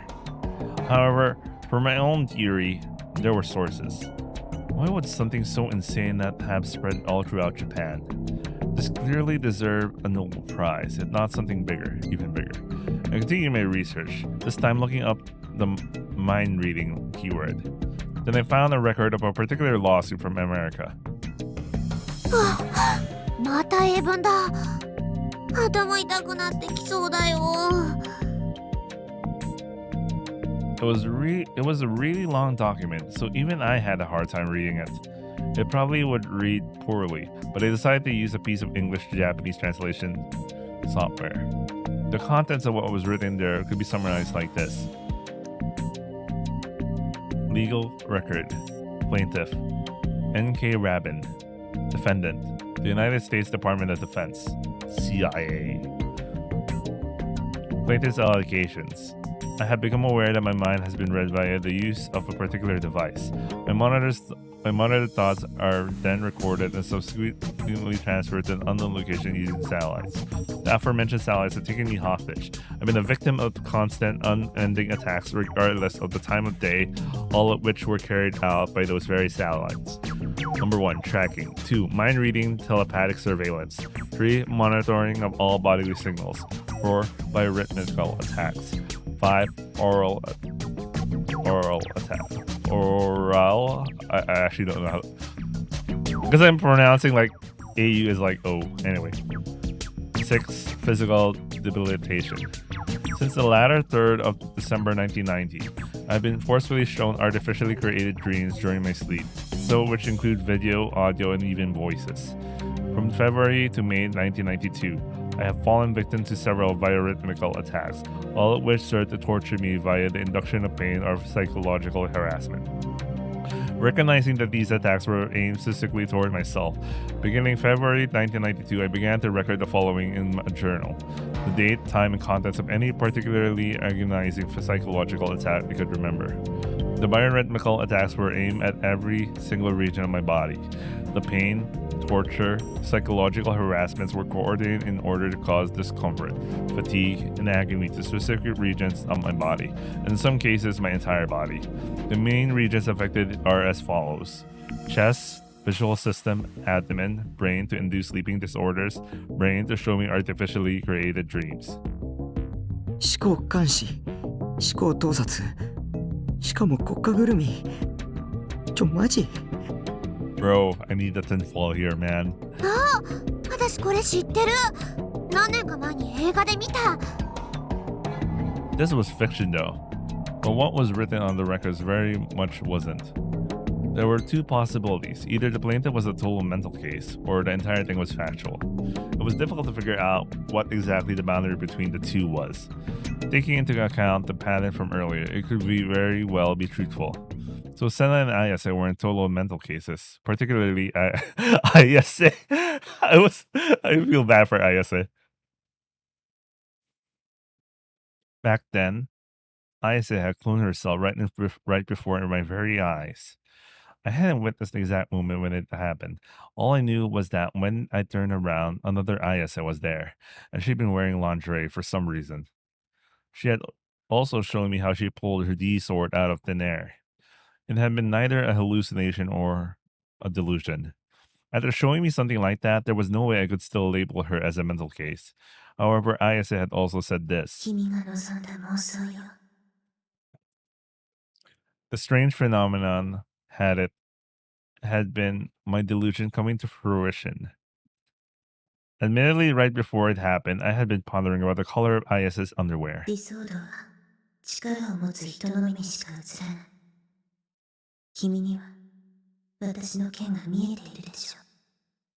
それが意味するのは一つだけ。Maybe that was what Ayase had been talking about when she mentioned the power. A power that projected delusions into reality. Maybe I had that power. Okay, positive delusion, here we go. No. I was probably jumping to conclusions. It was a total stretch to think that a psychic ability existed just because a system using scientific means was able to reproduce delusions as images. 見つけなくちゃいけない。 Bro, you straight up saw Ayase do it, man. 方法なんて私にも But again, he could be totally doubtful about what he experienced, you know. But what if What if the method to obtain a D sword was by using such a psychic ability? So let's suppose I had that ability within me. It might have been worth a try.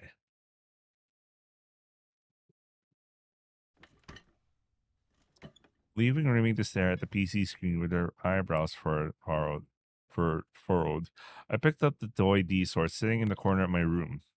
I went to stand in the corner of my room and brought my sword to eye level like I was at like an ESO character. I closed my eyes. I tried to conjure the image of a sword in my mind.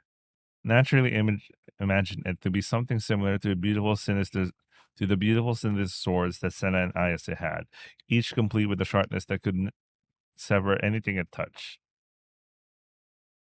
Having delusions was my special. Having delusions was my specialty. This is a good line out of context. This is a good thing out of context. This is a good line out of context. Give me a second.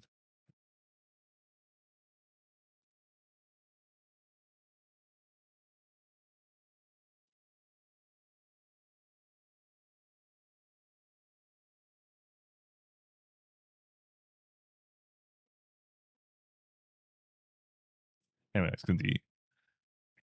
After all, I had all sorts of delusions on a daily basis.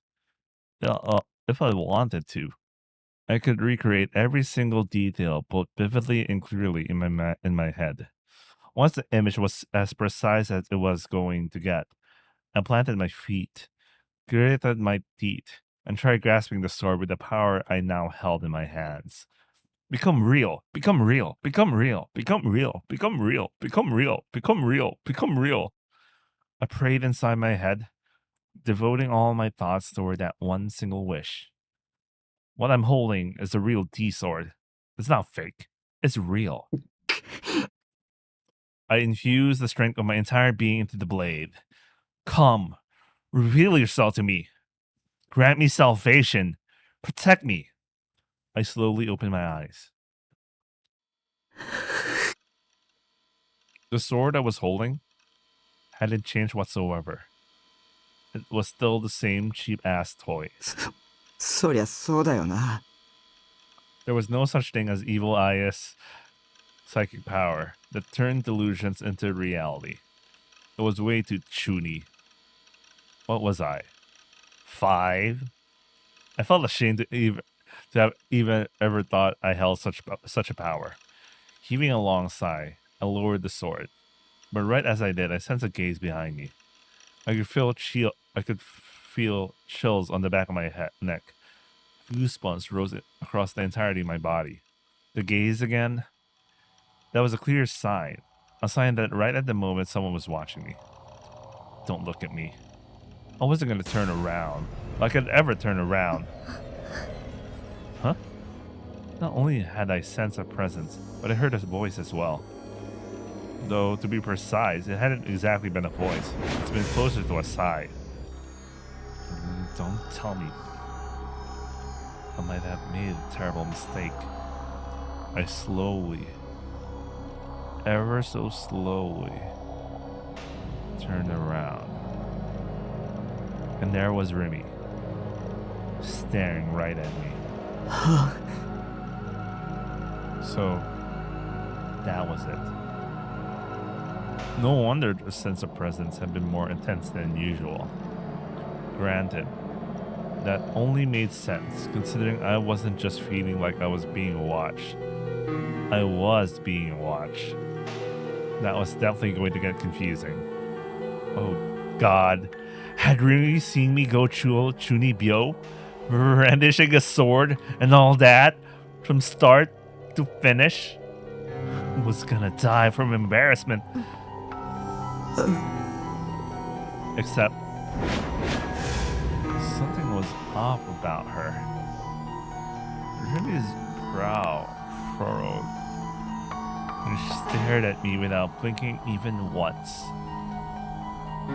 However, it wasn't me she was looking at, but the object I held, the toy D sword. Why Why did she look so serious? It felt like she was an entirely different person, and the one that I've been getting all confused about patterns earlier. An unpleasant memory flashed through my mind. Rumi was on my side. She was supposed to be. However, I still haven't solved the mystery surrounding her. Did Rumi know something about these swords? With a gulp, I nervously called out to her. タク、 Her gaze still fixated on me. Rumi opened her mouth, her voice still stifled, devoid of any and all emotion. その件だけど、 Rumi was my ally, wasn't she? She wouldn't betray me like you did, would she? If even Rumi betrayed me, I'd... 捨てた方がいいと思う。どうして My voice nearly cracked. Did Rumi know something after all? だって Rumi's gaze finally moved. But this time, it laid squarely on my eyes. I hurriedly avoided my own. What was she going to say? だってもう高校生だし。 Fucking Judy, man. Bro, grow up.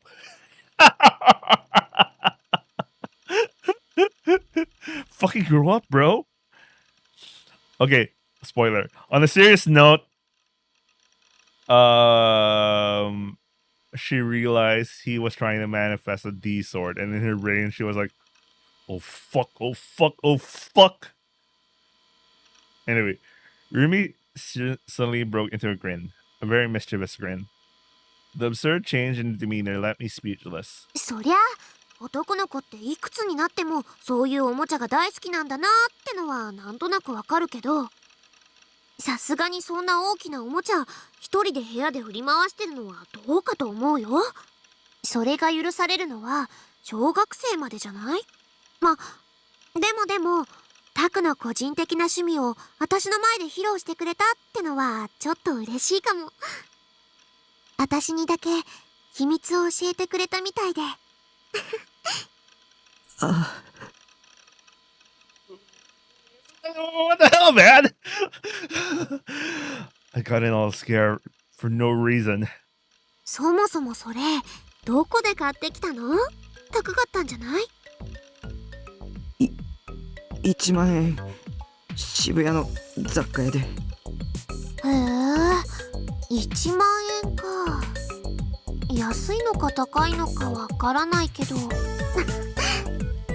もそんな大きなおもちゃが普通に売ってるんだね。私そんな大きなのを直接見たのって初めて。その雑貨屋さんに売ってるっていうのは誰かに教えてもらったの？ She really wasn't gonna let it go. Was she interested in these kinds of swords or something? Maybe. Rumi was actually a total chunibyo in disguise. So, the one who'd been making fun of me for having a sword actually wanted one herself. Sundari much? Lamau. 自分で調べたネットで。ネットか。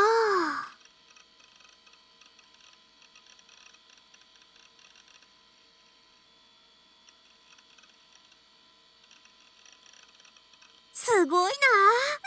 何でも情報が手に入るんだね。私は全然ダメ。パソコンなんてろくに使えないよ。 Bro, internet to yamero. で、その件って流行ってるの？なんでタクはどうしてそれを買おうと思ったのかなって。 Maybe I should just tell her the truth. If she was going to stay by my side moving forward, maybe she'd end up helping me search for a real D sword in the future. If that was the case, it might be better to just tell her everything now and get it out of the way. これは偽物だけど本物があるんだ。本物？物？ Rumi tilted her head, puzzled. 本物を持ってる人を僕知ってるんだ。2人いる。同じ学校の女子。女子ね。 I love how her eyebrow really changed there. Her expression really changed. 女の子がこんなおもちゃを欲しがるかな。本当なんだ。それにおもちゃじゃない。あ、ごめん。本物は光るんだ。それにすごい存在感で、僕それを探してる。それさえ手に入れれば僕は救われるんだ。救われるって。 Rumi looked quite puzzled, but I was dead serious. Not to mention, a D sword would be a powerful tool to confront Shogun. それで鉄。I wanted to say I needed her to help. I needed her help to find it. However, when I thought about what I could even do if she said no, I grew too scared and anxious to say anything. I dropped the fake sword on spot and sat down on the sofa. With a sigh, I closed my eyes. Would Rumi offer me her help in order to find it? If she did, everything would turn out okay. But I knew how unrealistic it was to expect her to go that far. Up until now, Rumi had always come dashing to my rescue whenever I was in a tough spot. Almost like she could read my mind. Foreshadowing. Spoiler. I should have started with spoiler, but that's foreshadowing on something about her.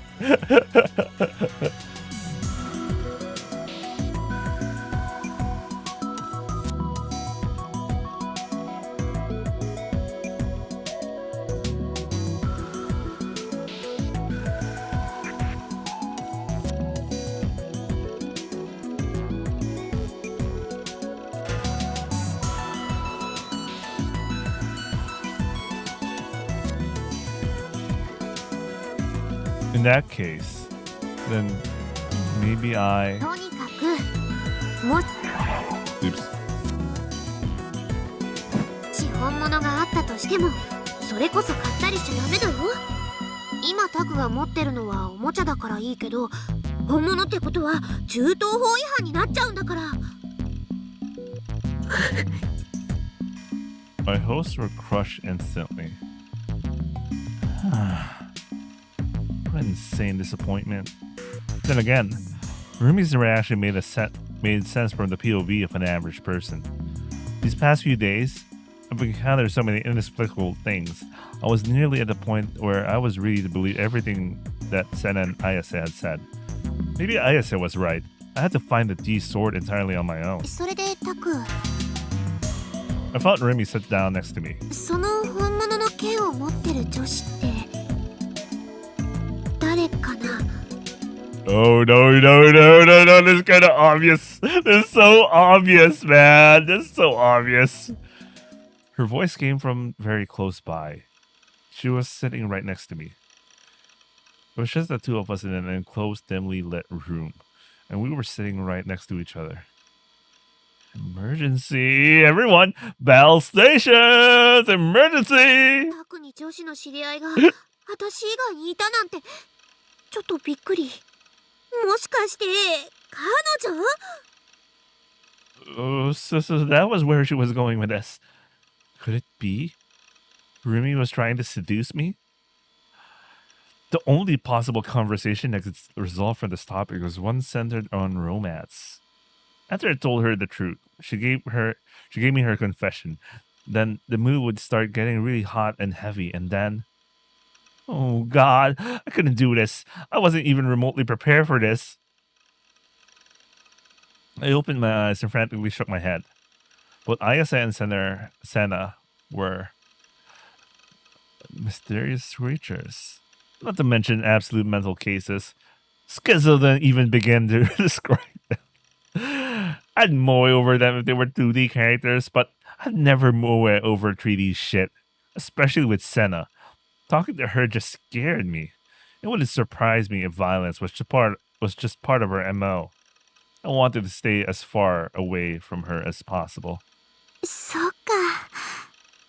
ちょっと安心したかな。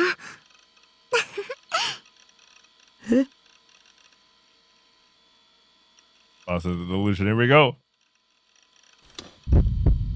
Flag trip. Oh shit, oh shit, oh shit. My whole body froze in place. She clearly said that on purpose, right? Or is she subtly hinting on me right now? Judging from the flow of this conversation, there was a good chance Remy had me right where she wanted me. How should I answer? Should I just come out and say exactly what you wanted to hear? Yeah. Surely nothing bad could come from that. But I wasn't sure I had the confidence to go out with a real girl.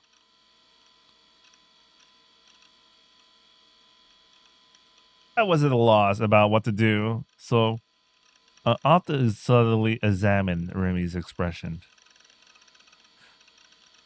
What the fuck? There wasn't even like the thing that about, you know, the delusion thing. What?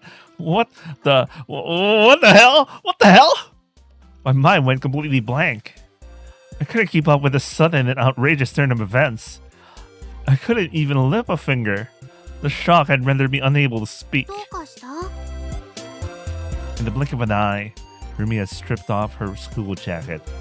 Not just that, but upon taking a closer look, she just removed her skirt too. As if her extreme outfit wasn't enough, she was also hugging her knees, making it look like she was completely commando. In other words, at this very moment, Remy, who was sitting right next to me, with her head tilted and her eyes on me, was covering her underwear with nothing more than a mere shirt. The first thing that popped into my mind was a classic private tutor eroge, titled The Unrelenting Emily Sensei. The third chapter had a scene that went exactly like this, what I was experiencing right now. But to think that something straight out of an eroge was actually happening to me, in reality. What eroge was that from? Reality? What the fuck? Was this a delusion? An illusion? Or, was it legit? Regardless of whether it was a delusion or not, there was no mistaking that Remy was dressed in an incredibly lewd outfit. It was by better judgment, my eyes aimed themselves toward her chest. The neck of her shirt went down to her breasts, and thanks to the angle I was looking at her from, I could see what was underneath. A bright pink bra. You have surprisingly large breasts, Sakihata-san. Wait, stop. She'll think you're a pervert if you ogle her like that. Don't look. Stop looking. I lowered my gaze, only to find myself looking at her hips. Oh, fucking Josh, she wasn't wearing a skirt. I could see your panties, Sakihata-san. What a simple yet lovely pair. That would make some excellent pap material. Oh god, my Johnson was starting to make itself very known. Her body had been giving off a nice scent for a while now, and how should I put it? The texture of her skin, combined with her amazing figure, it all put 2D to shame. Was this the true power of the third dimension? Not gonna lie, she was hot as fuck. She seemed very capable of instantly obliterating the values I held dear until now, even though I'd never been into Sanjigen, nor I ever planned to change that, even though I only ever loved Nijigen characters. Right now, Remy held enough destructive power to fucking obliterate those lofty values with a single strike. Her faint breaths, which sounded almost aroused, that delicately swaying luscious hair, the way her chest rose and fell with each breath, the manner with which she seductively rubbed her thighs together, those shimmering eyes, that pink tongue peeping out from their partially open lips. It was getting hard to breathe. My mind was in a complete other dimension. What was this feeling? It was akin to that agonizing feeling of yearning I felt whenever I started an H scene in an eroge and couldn't keep calm. たく。 Rumi called my name in a sickly sweet voice. My eyes were now permanently glued to her body. It was the first time I ever seen a physically mature girl up so close. Was Rumi trying to seduce me?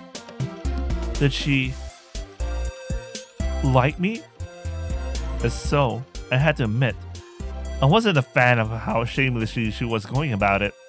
I guess it was just that I preferred love to come from a subtle nurturing of platonic affection.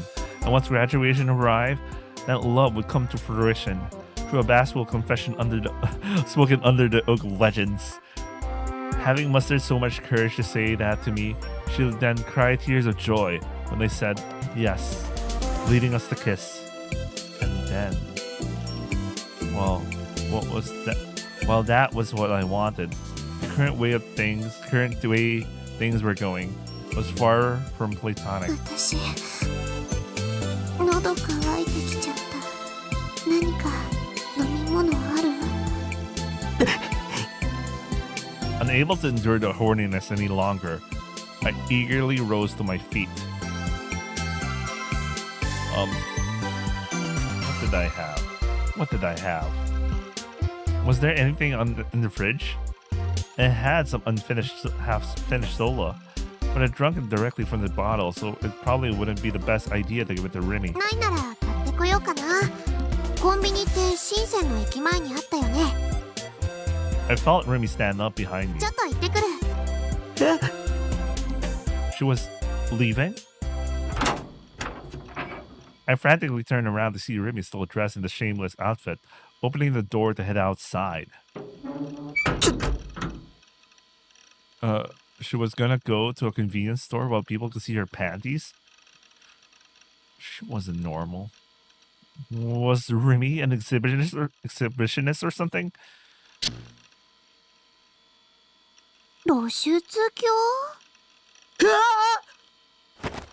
Hearing that behind me made me literally jump in the air and land on my ass. You could tell her. You could tell how shocked she was. Look at that face. There stood Remy, who should have been just about to leave the room. And not only that, she was wearing her usual outfit, and it was all fully on.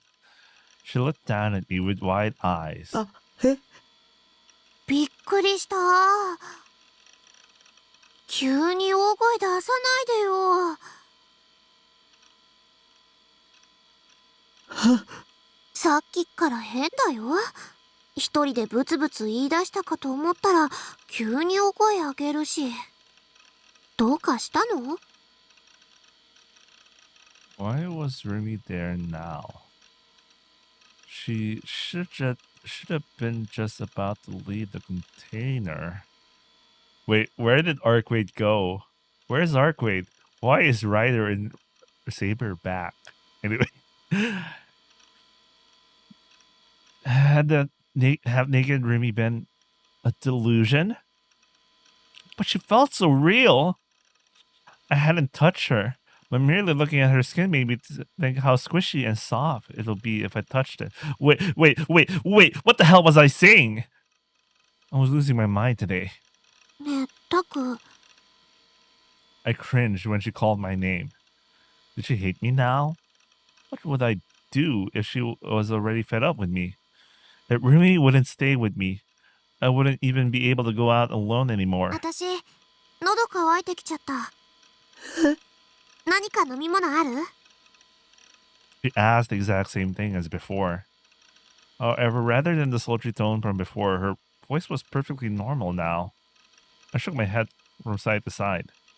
Remy poked her temple with her index finger and pursed her lips and thought. ないなら買ってこようかな。コンビニって深センの駅前にあったよね。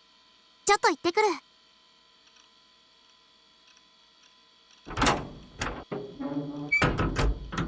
She gave a big smile, then left without waiting for my response. I could only watch her leave in a daze. She was going to the convenience store in a uniform, which was completely normal. The half-naked Remy from before really had been a delusion. I felt a mixture of both relief and slight disappointment. But that half-naked Remy, eyes is splitting into two. What kind of mechanism was capable of reproducing those delusions accurately enough to feel real? Had it ever been that, though? Did I have the powers or not? If I did, how could I actively use them? How could I obtain a D sword? Wait, I want to drink some water. I'll be right back.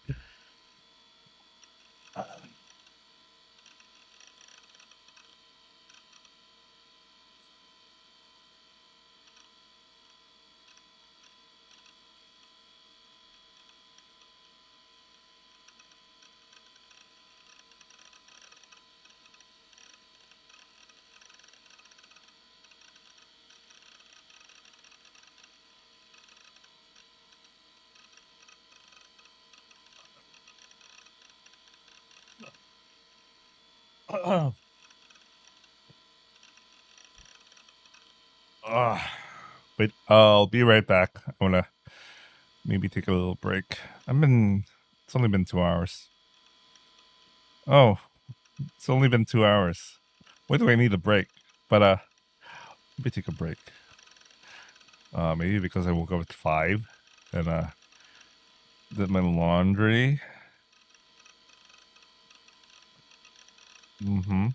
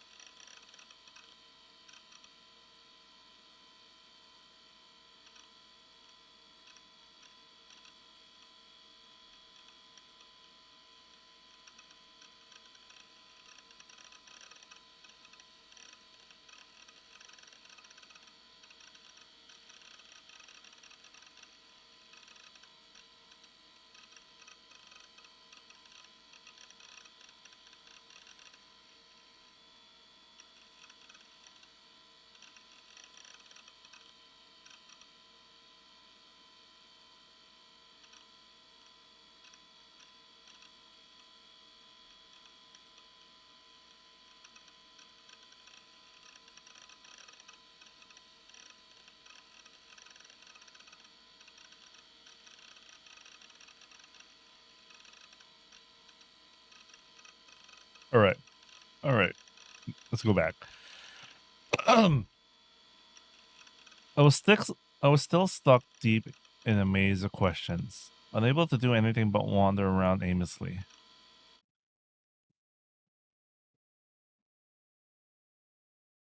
While Rumi went out shopping, I went back to researching the pattern and mind reading. When I reached my computer, I noticed that Grim entered the chat room and was looking for me. You there, Nineheart? Hello, Nineheart. Needing as usual, I see. Come on, kid, chat with me, please. Seriously, I got new info. Nineheart-chan, dinner is ready. I sighed and reluctantly entered the chat room. Look who finally decided to show up. You're too slow, Nineheart. Thanks to that, I entered Sonome Darenome node. Damn it. The fuck was the Sonome Darenome mode? Grim obviously just wanted to use the phrase for the hell of it. Even though he knew I hated seeing that goddamn thing, I'd always freak out whenever I saw it.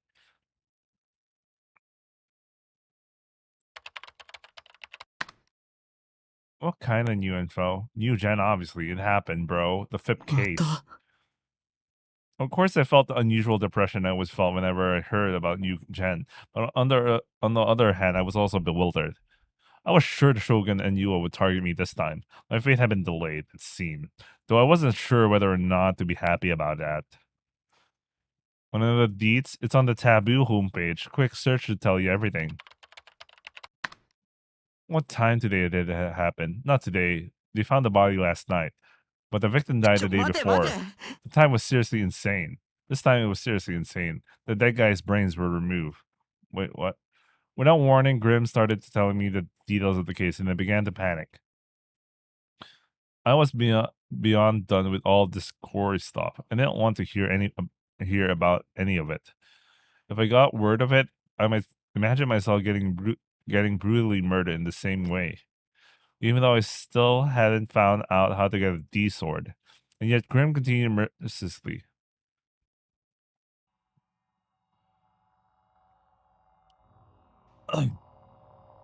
What do you think the cause of death was? Drumroll, please.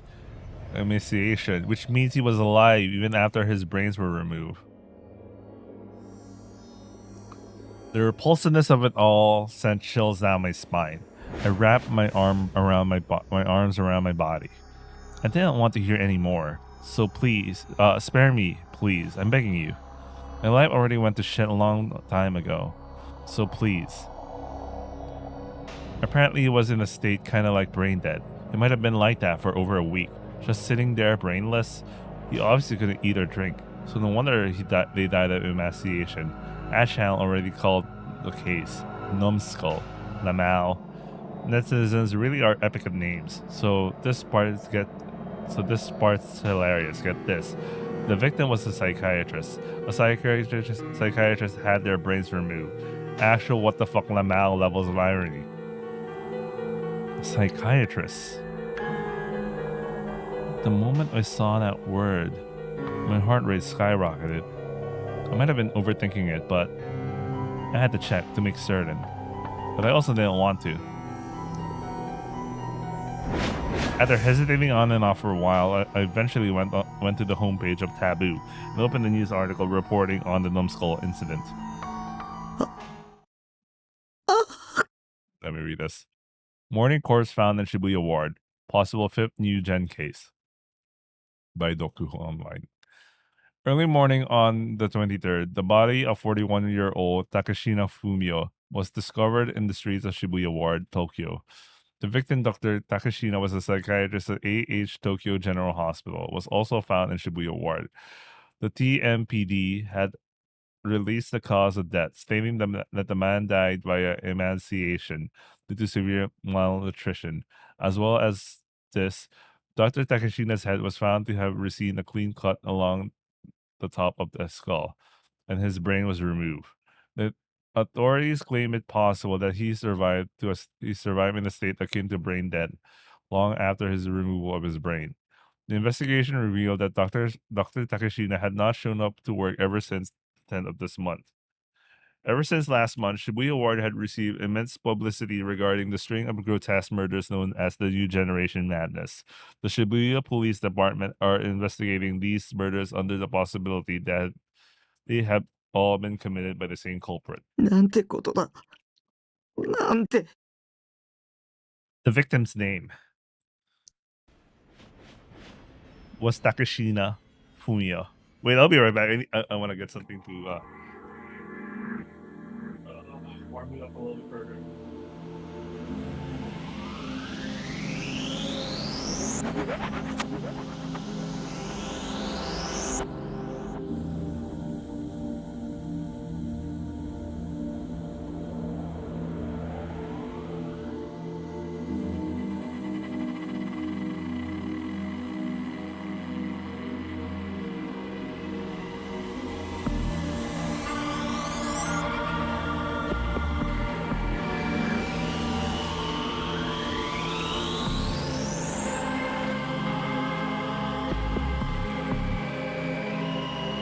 It's kind of getting cold.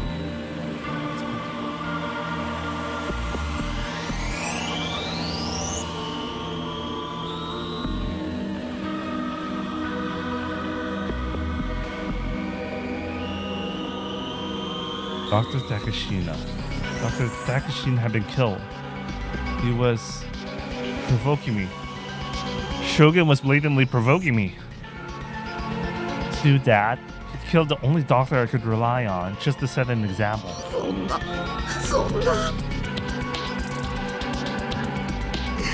助けて誰か助けてくれ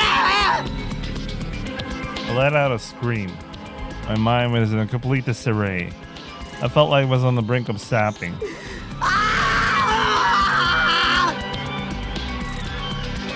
やだ死にたくないよ死にたくないリミ助けて I searched for Remy. I frantically looked around the room over and over. She wasn't there. Why wasn't she here? Because she just went out shopping. I lay down on the ground, clutching my head.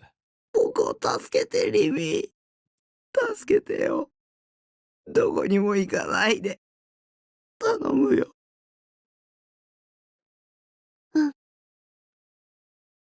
Someone responded to me.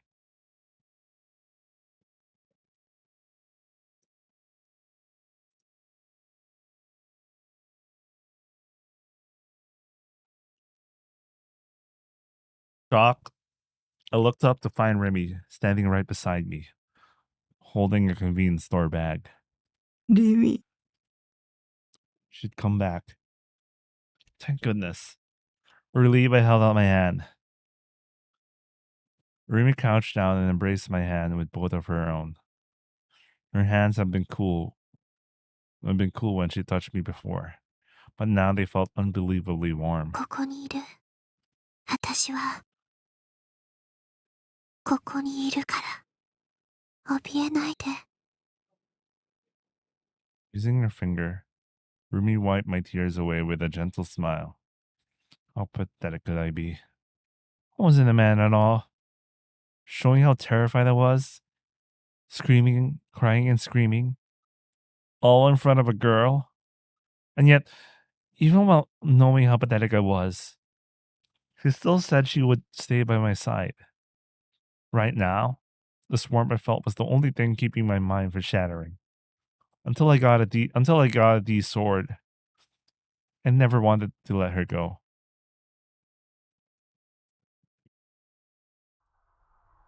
It should be until I get a D sword. What the fuck? Anyway, whenever night fell, Miyashita Park always found itself engulfed in a peculiar air. Sore mo dare no mo. Sore mo dare no. Sore no dare no mo. In the center of the park stood a large group of people packed together. There must have been no less than 100 of them. Most of them seemed to be in their teens, with some wearing high school uniforms, and others, particularly girls, wearing fashionable casual clothes. Within the crowd was an otaku-esque young man with glasses and a Ganguro high school girl, the latter of which was fairly rare sight in this day and age. From the outsider's perspective, one would think they were attending some kind of event, but upon a closer inspection, it became clear that their behavior was anything but normal.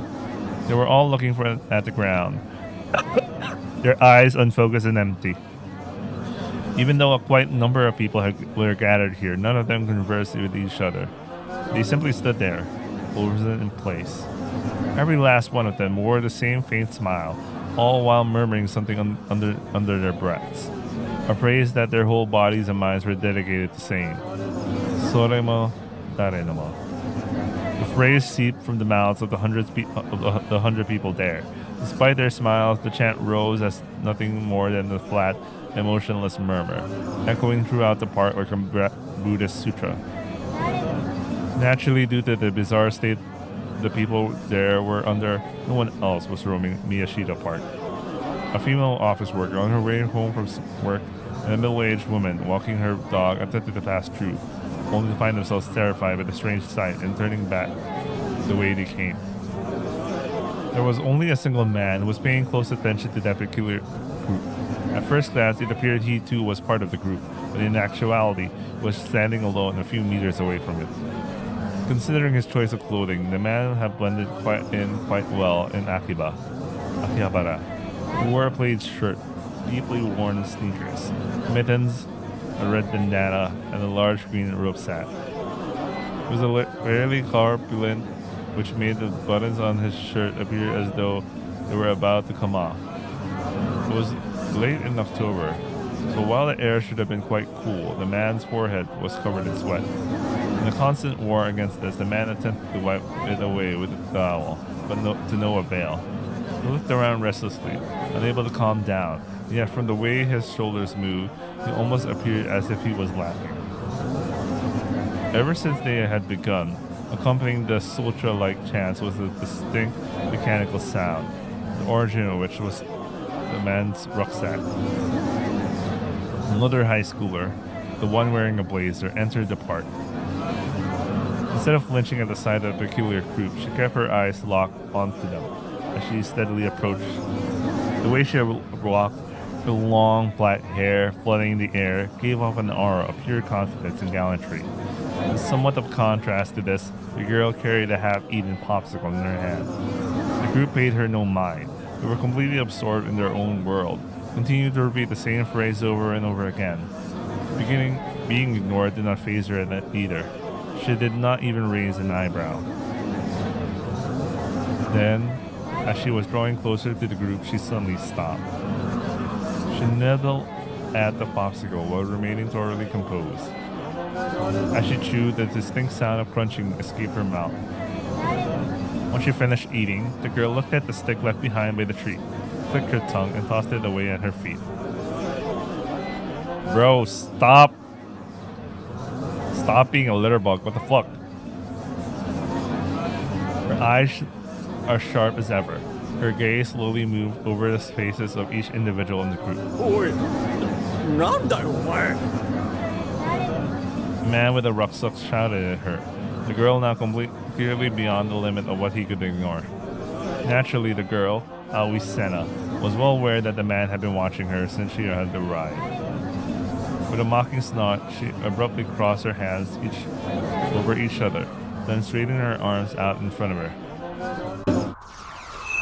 Then, the area between her hands wrapped faintly. The vague shape of a metal rod appeared. It looked similar to a hoe or a shovel, but the shape matched neither of those description. It was a razor-sharp sword with a bifurcated blade. After a moment, it took on a definite shape, and Senna grasped it with both hands. However, it did not end there. Immediately after, a blue light illuminated both sides of the sword Senna was holding, as well as the air directly in the right of her, where it pointed. Just as before, metal pieces appeared from that glowing blue space. As they took shape, they noisily fused with the long blade that appeared before them.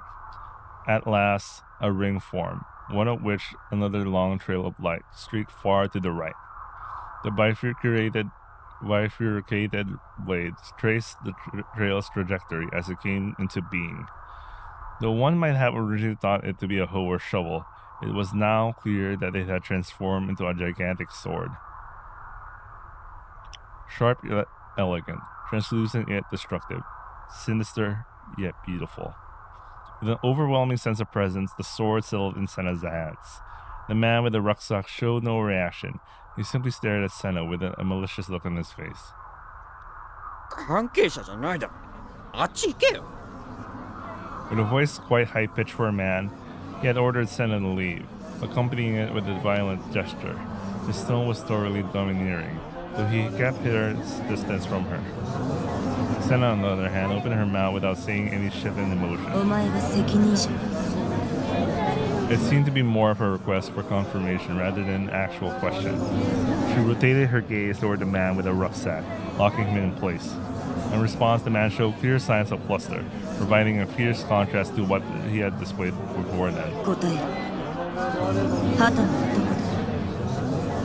The man, too paralyzed by fear, was unable to act nor answer her question. A group of people muttered, "Saremo darenamo," paid no attention to the exchange between the two. Rather, their eyes did not even register it. Senna's gaze met with the man's. The first to avert her eyes was him. 誰だよそれ。たとえ知ってても教えないけど。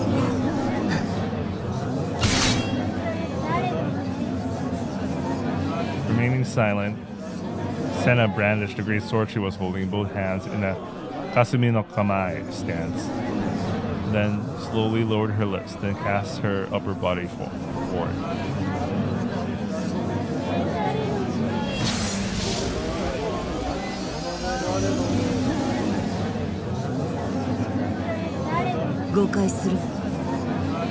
The sword emitted light once more, but unlike before, when it released, was not a blue light, but a light blending toward the fierce purple and red.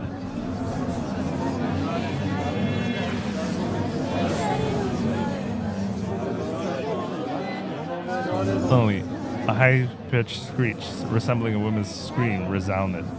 The atmosphere between her and the man was wrapped with anger, but not in the metaphorical manner. It was entirely physical. The very air itself vibrated, converging toward the sword Senna was holding. The red glow of the sword became inconceivably intense, to the point of dazzlement. Senna took a small breath and gritted her teeth.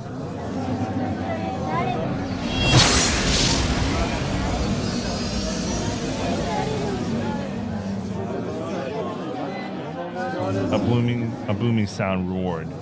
A shower of sparks surged. A sonic wave erupted, one that ought to blow away the air itself. The vibration in the air then immediately subsided. The sword, however, continued to flicker with a brilliant red glow, one reminiscent of pulsing blood. Senna slowly pointed the tip of her sword directly at the man. As one would expect, the previously indifferent group started showing signs of agitation. Bewildered, they all started running away as if they returned to their senses. Senna paid them no mind. She simply kept her eyes locked on the single man with a rucksack.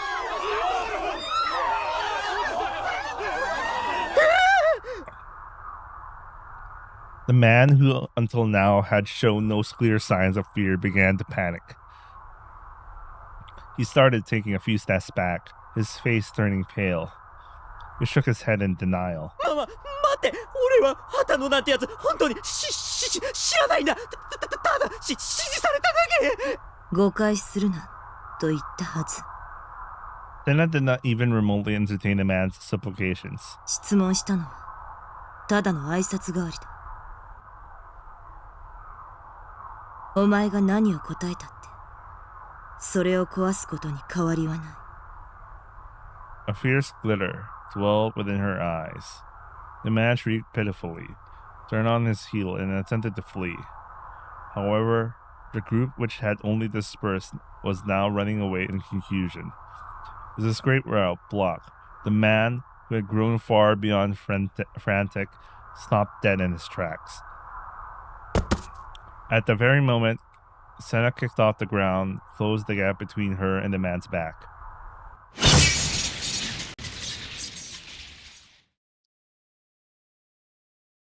It was a blow so swift. It was hard to conceptualize that it had come from Senna's slender arms. The blade swept horizontally, shredding the rucksack man was carrying. The impact blew the man away. He collapsed to the ground and curled into the ball, covering his head with his hands, having lost the will to flee. All the man could do was tremble. His groin was now shortened, the man having become incontinent out of fear. Senna walked over to the man, and without paying him any mind, gazed down at the contents of the destroyed rucksack. A collection of small sparks blurted out from within, emitting a crackling sound. There was a device inside. Its shape might have originally came to mind, a device one size larger than a modem. But after getting demolished by Senna's D sword, it was now in pieces. It could not be of any use anymore. The deafening mechanical sound that had been coming from within the rucksack could no longer be heard. Nozomi. Muttering to no one in particular, Senna's voice oozed with hatred.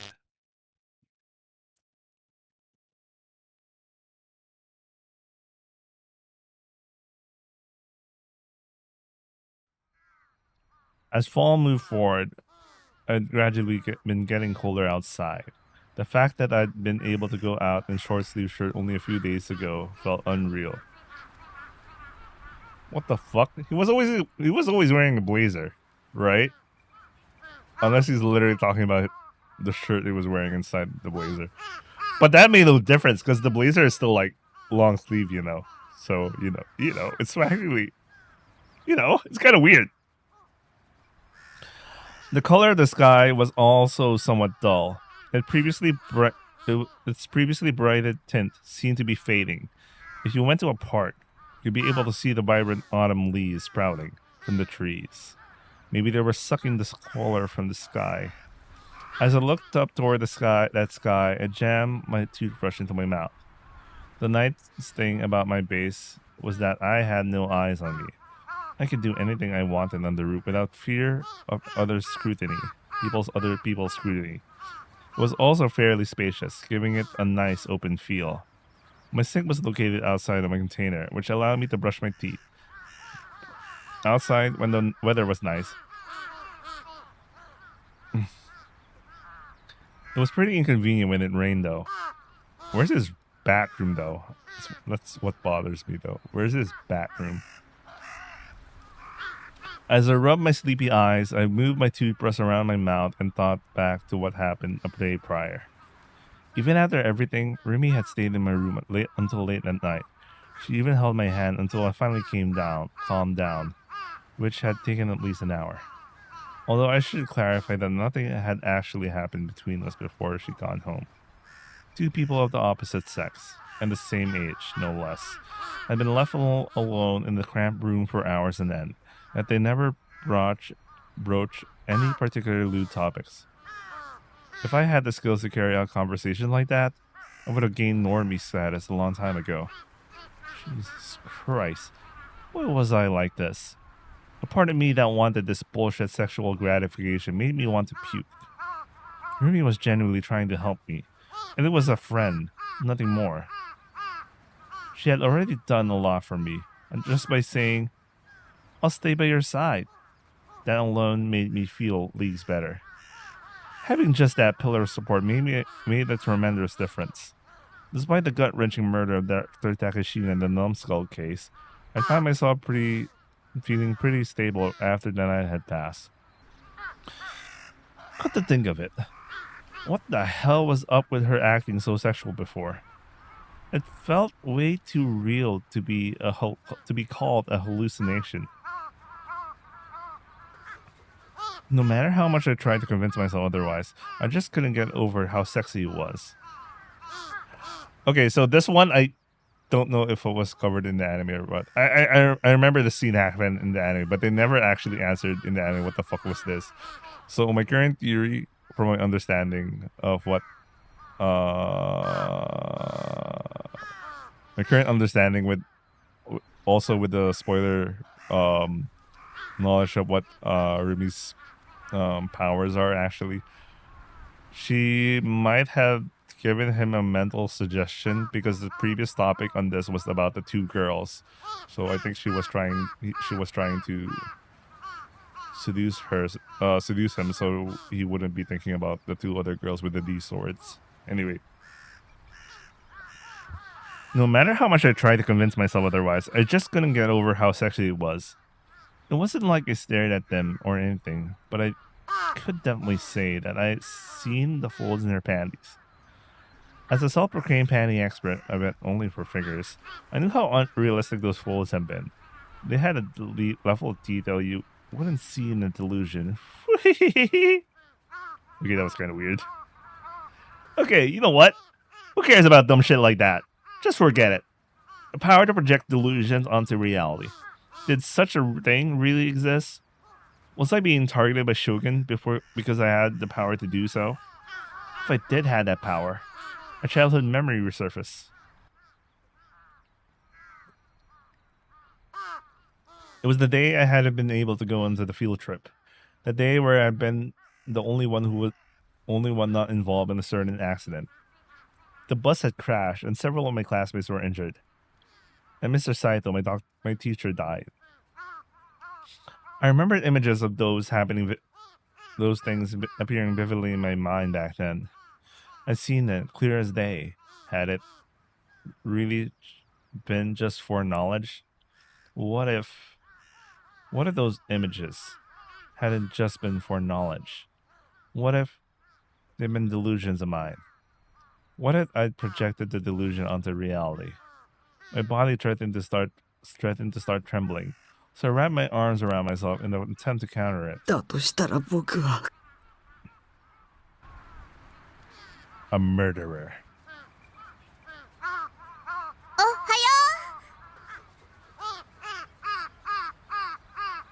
Rumi was standing there. Despite how early in the morning it was, she was just as cheerful and energetic as ever. The moment I saw her smile, the trembling I'd been unable to fight suddenly ceased. That was odd. I used to get excited and extremely uncomfortable whenever 3D girls were around me, but for some reason, I felt at ease now that Rumi was here. 迎えに来たよなんでポッカーンってしてるの Oh, I understood now. According to the minimum attendance chart, I had to go to school today.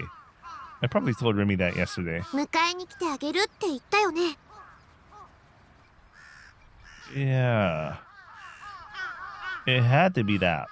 Because of Shogun, I've been too afraid to go out on my own. And that was when Remy told me, I'll stay by your side. She was keeping that promise. まさか本当に来るとは思わなかったとかビシッ残念でしたこう見えても私尽くすタイプなんだ Remy winked mischievously at me. What eroge was this? I couldn't believe a girl from my class had come to pick me up. It was a scenario I would have never expected to happen in real life. If she wanted to make it genuinely top tier, she should have barged into my room and woken me up. That would have insta-killed me. While I cooked up idiotic delusions like that, Ruby looked up at the sky. The distant look of hers again. 冬の空が色あせたように見えるのは Here we go. The end sky. That's good. Just kidding, man. The end sky.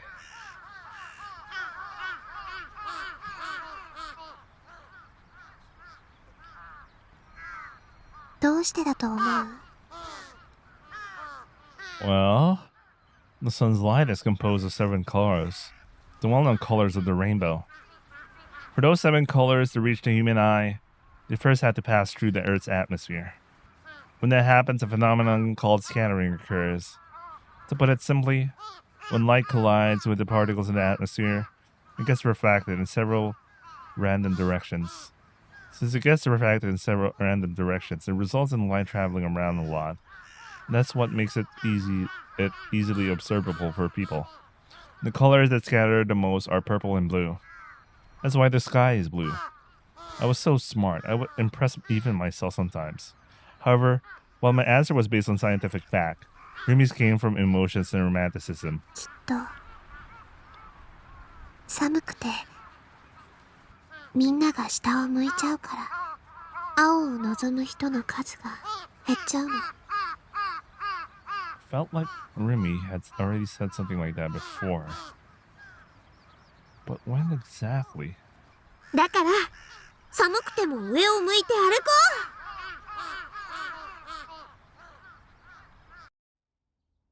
I quickly changed clothes, then left the Kurenai conference hall building with Rumi. う Going to school together. For all intents and purposes, this was some normie shit. Shogun and Yua terrified me so much, I honestly wanted them to die.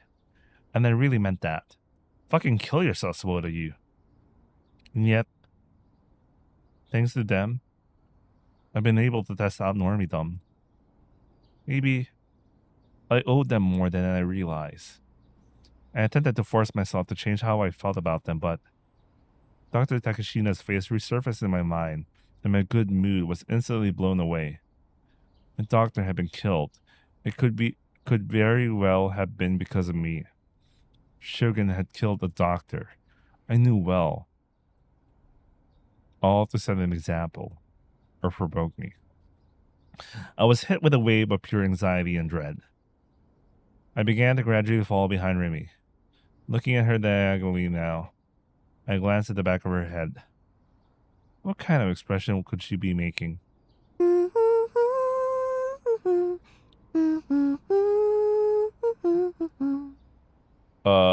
What was she humming? Is it the opening song or something? Okay, I totally forgot the opening song of this visual novel, so she could probably be just humming the visual novel opening song. She was humming. She was humming the song for the Phantasm CD I lent her the day prior. Okay, there you go. Her footsteps were light and bouncy. We weren't even talking, so why was she so happy? Seeing her like that, it helped alleviate my anxiety, if only a little bit. But it was probably time to be honest with myself. Why was Remy being so nice to me? Maybe the reason lied within the memories I had with her. Memories that were lost to me.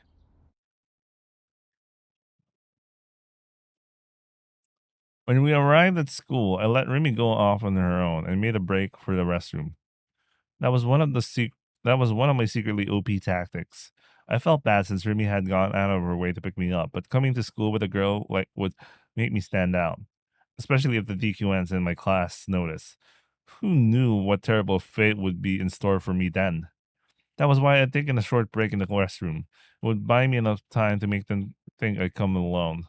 And yet my mission had ended in a failure.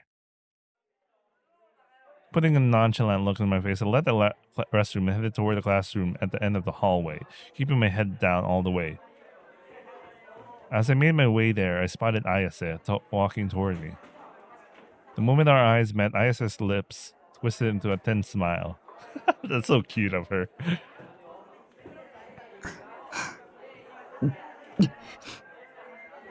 Ayase was a celebrity. I knew I'd be better off not talking to her when we were at school, as it would only make me stand out. Unfortunately, Ayase wasn't on the same page that I was, which she showed by choosing to stop directly in front of me. I had no choice but to follow suit. 匠、あれから警察はどう？ I nearly screamed, but I managed to cover my mouth with my hand. Whoa, why did you bring that up in public? I looked around in a panic. The situation was already really bad. Unsurprisingly, Ayase was at the center of attention. It was rare for her to come to school after all. She was Phantasm's vocalist, and she was a beautifully androgynous woman. That was that last thing was pretty much a universal opinion, meaning both guys and girls alike were immensely interested in Ayase. And they all knew there was no way she would be talking to an otaku freak like me under normal circumstances. The gazes surrounding me were painful. I wanted to run away. By the way, I remember the scene in the anime. There was I remember looking at the background in the anime, and Remy was standing somewhere like way far off in the background, so you could tell Remy was observing this. In the anime, I don't know if they're gonna do it here, but it would be so obvious because she has a pink hair, right? But in the anime, they did that, so that was a little nice touch they did in the anime. But I don't think I don't know if they're gonna do it here. 剣を探して君はそうしなくちゃいけないのよ。 She always said the same thing every time we met. Ayase may have been on my side, but I was tired of her repeating the same bullshit over and over again like a broken record. I want to get it just as much as you want me to. I just don't know how. ヒントが欲しい。君はどうやってあれを手に入れた？いつの間にかそこにあった。 And there it was. Was she ever going to stop dodging the goddamn question? 気づかなかったわ、最初は。でもちょっとだけ見方を変えたら分かった。もしかしたら匠にももう見えているのかも。見ていないだけで。 She lost me. Oops, it was N. Okay, never mind. Conversing with Ayase always wore me out. Spare me the Zen koans, please. 剣はちゃんと探してるよ。僕だって絶対手に入れたいから。 Unable to bear the piercing gazes for a second longer, I gave Ayase a short sigh of exasperation and slipped past her into the classroom. After all that, I became even more depressed. Some of the guys, Mizumi included, were staring at me in astonishment. Shit. You see me talking to Ayase. I was in deep shit now. Who knew what they were gonna say to me? I could deal with it if they made fun of me if they just made fun of me a bit. But I was worried that they'd go one step closer and pick an actual fight with me, just because I dared to talk to Ayase. I really didn't need a demo of high school gang activity. I dropped my gaze and made my way to my seat, trying to bring the least possible amount of attention to me. I beg of you, leave me alone. おいおいおい My prayers were left unanswered. タク、てめえいつの間に今岸本と話してたよな。 I had to remain silent. I couldn't allow myself to look 岸 up. 本が誰かとまともに会話してるとこ初めて見たぜ。一体どんな手使ったんだよ。 Beg of you, don't yell so loud. It's echoing throughout the entire classroom. Please, just leave me alone. I had no intention of messing around with Ayase. Even if I wanted to, I'm not worthy of her anyway. So please, stop making such a big deal out of this. なあタク、教えろって。大地、 Right then, Rumi interrupted him. 落ち着け。タクが困ってるでしょ。悪い悪い。 Misumi-kun lowered his voice and clapped me lightly on the back. With my head still hanging low, I let out a small sigh. Rumi had come to see me yet again. で、実際のところどうやったんだ。 I didn't know what I expected. This was a dude who only thought with the wrong head after all. もう大地ってほんと節操ないよね。そのうち彼女さんに刺されるんじゃない？心配すんなって。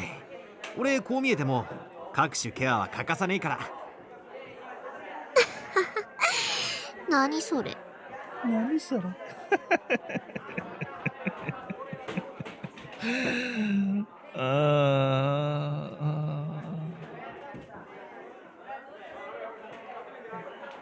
Okay, that was really random. Sorry, I really like it when Eri Kitamura has a character like this.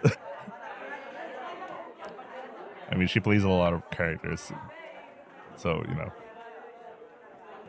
なあタク、教えろよ。岸本とはどんな感じなんだ。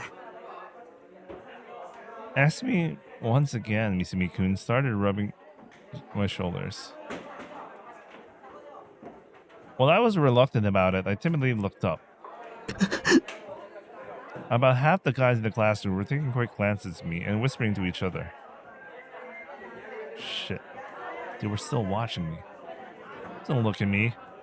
Chills ran over the nape of my neck. If you're caught with a DQN's line of sight, you were finished. They never let you hear the end of it. All that awaited you was pure unending hell. What should I do? Run away? Should I just skip classes and go home? I couldn't do that alone. The mere thought of running into either Shogun or Yua let my legs paralyze. Should I ask Remy to go back home with me? She said before that she kept her promises, which meant she'll stay by my side at all times. So, if she really had been telling the truth before, surely she should skip class with me. Regardless, I needed to get out of the classroom as soon as possible. Suddenly, a really loud sound came from the entrance. Everyone immediately turned their gaze toward it, trying to figure out what was going on. It was the transfer student. Rubbing her forehead with tears in her eyes, she bowed silently to everyone around her again and again. The entire classroom had fallen silent. What the hell? 今の見たか？見た。一人で勝手に扉に激突してたね。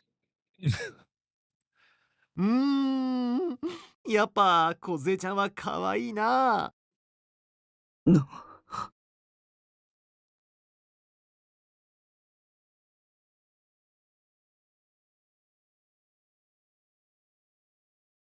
Wait, give me a second. I need to fix something. Okay, there we go. If the clumsy girl archetype actually existed in real life, she certainly fit the bill.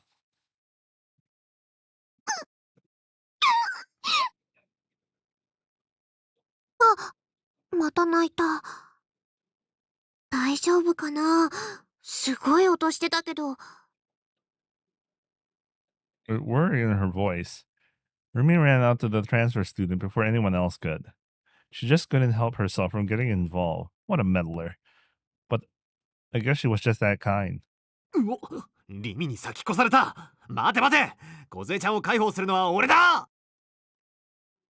Making his intentions clear, aka telling Rimi to back off, Misumi-kun ran over to the transfer student a bit late. The transfer student running into the door and ended up being a blessing in disguise. The guys that had been staring up at me until then had now shifted their attention toward her. Good job, transfer student. I'd have to thank her later. But right now, right then, I happened to overhear what a group of girls near my desk were saying. うざ。何あれ。狙ってやってんじゃん。Their whispers were faint, but I knew exactly what they said.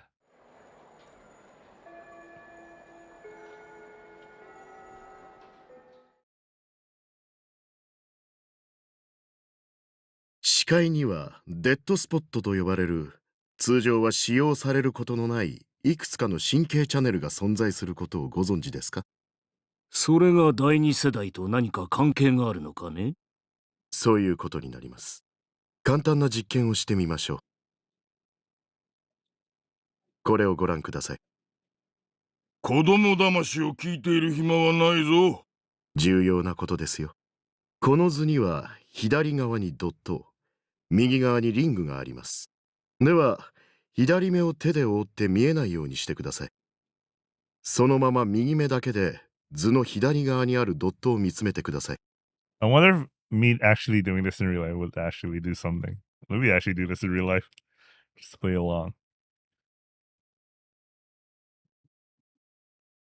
いかがですか？ドットを見つめる目の端の方にリングも存在しますか？ Oh, okay, it makes sense. いくらドットだけを見つめていても、隣にあるリングがついでに見えているのは当然だと思うがな。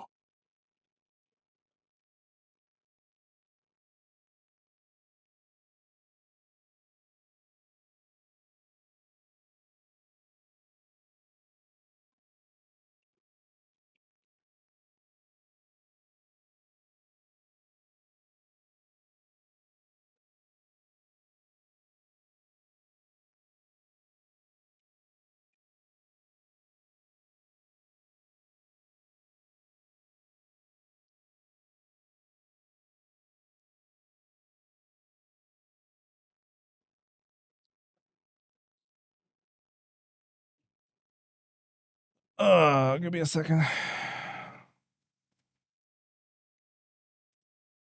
Oh yeah, of course. It's fucking okay. What? I could probably put it here. Be right back. Of course, it's fucking white. Of course, I wouldn't see it.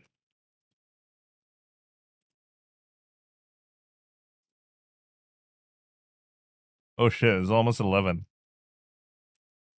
I was supposed to end stream in like a couple.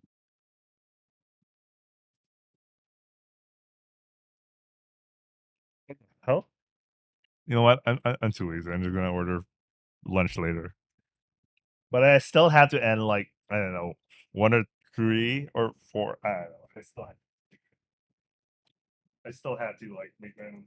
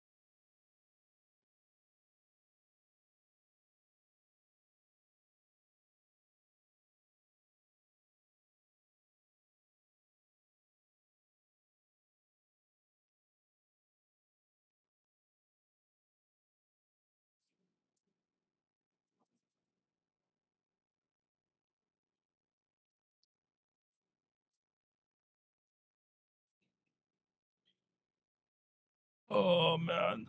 Oh man.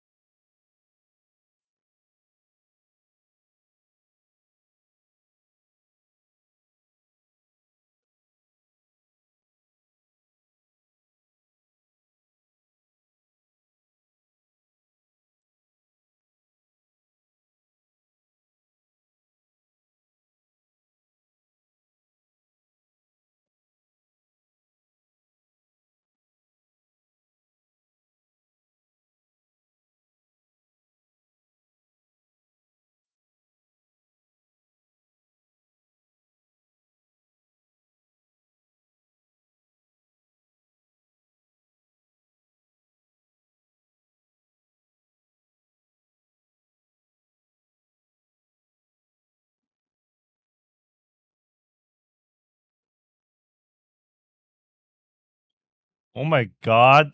Siege Freedom reaches 1 billion yen on the opening weekend. Oh my god. I mean, I kind of expected it. Actually, if they release, I'm gonna watch it on day one if they release that, you know.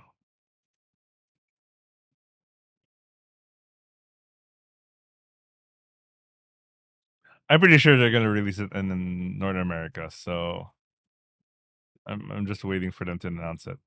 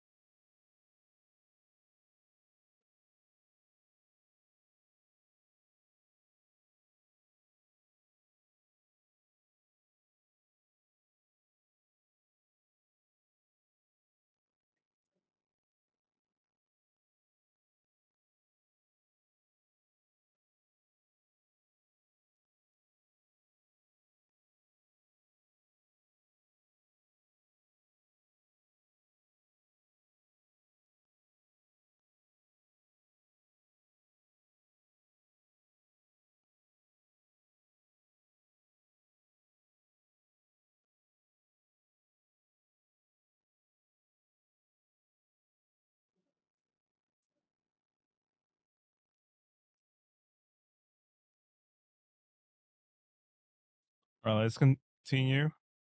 All right,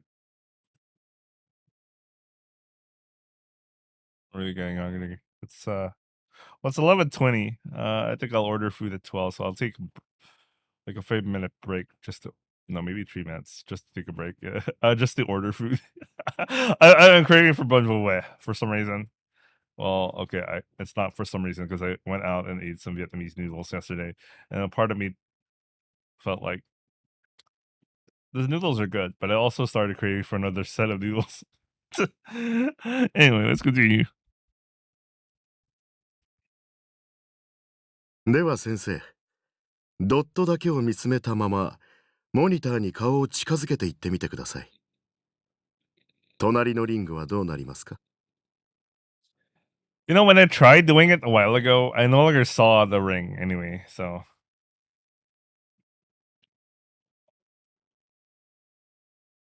Yeah, obviously it disappears then. ほう、これは。興味深いね。右側のリングが消えた。そうですね。これは視界が狭まったからではありません。その証拠に、さらにモニターに近づくことで、リングはまた視界に現れます。これは一体どんなトリックだ？いいえ、トリックの類ではありません。普段は使用されていないですが、人間が元から持っている目の機能の一つですよ。これはデッドスポットと呼ばれ、ノアによって人間の視界の中に無から有を作り出す際に使用するチャネルなのです。I love how they had that cute demonstration just to explain where they're gonna feed in the information electric signals to recreate delusions in people's brains. Anyway, after class is finished, I found myself standing still at the school entrance. Twilight was beginning to encroach upon the sky, and a few crows were flying across it, flapping their wings without so much as a craw. I was waiting for Remy. It was her turn to clean the classroom, so she was taking longer than usual. I mean, you could help her, you know, but okay. So it would be faster. Anyway, we hadn't promised to go home together today, but I was sure we would. I mean, you could have gone to her and, you know, asked her for dad, but okay. Oh yeah, he's such an awkward man. So waiting for that to happen, I've been standing there for over 15 minutes. But I had no idea how the day would go this morning, but I managed to make it through with fairly little trouble. Misumi-kun was so desperate to talk to the transfer student that he dropped the subject about me and Ayase entirely. I owe it all to the transfer student, really. Spoilers. She can also read people's thoughts, and you know, anyway.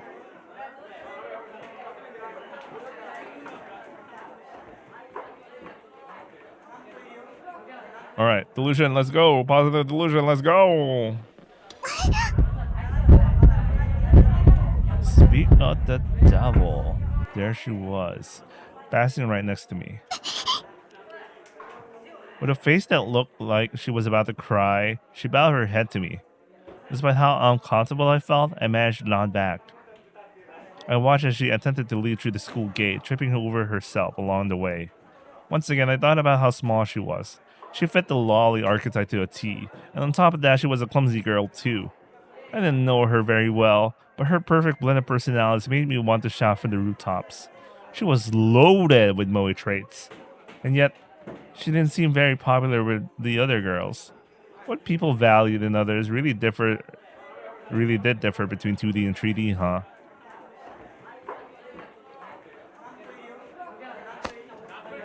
My vision suddenly went pitch black. I felt something push against my eyes. What the hell? No fucking way. Could this be the legendary Who Is It game? The legend state it only exists within the world of 2D. Yet she said the classic line. Could it be? Could it, well, truly be? I never thought I'd experience it in my lifetime. As of right now, I basically want the game of life. No. Hang on. Calm down. There was no way I'd encounter an urban legend in the third dimension, surely. Right. What was I thinking? I was in a delusion. I had to be. I mean, it was an urban legend, aka something that nobody could confirm the existence of. Phew. Almost had me there. I managed to regain my composure. If this was a delusion, I wanted to get back to reality ASAP. That way, I could just get over with. Kind of like jumping into a lake or something. That way, it hurt less. On the other hand, Why don't I just indulge myself in this blissful fantasy for a little while? I'm sure Remy wouldn't mind. ヒントはね、名前に「リ」がつく Yeah, it was pretty obvious even without the hint. I could tell the moment she opened her mouth. After all, I was trained in the art of working out the voice actor just by hearing the anime character talk. Me too, man. Me too. This is why I love Rimi Kitamura, man. Eri Kitamura. What's happening here, Eri Kitamura? Honestly, I was really happy. I like it each time she voices a character like this. Yeah, it's also kind of rare to have her do like lead nowadays, but back in the day, well, you know, well, you know, I don't know, but I really like her. Her anime voice, her anime voice.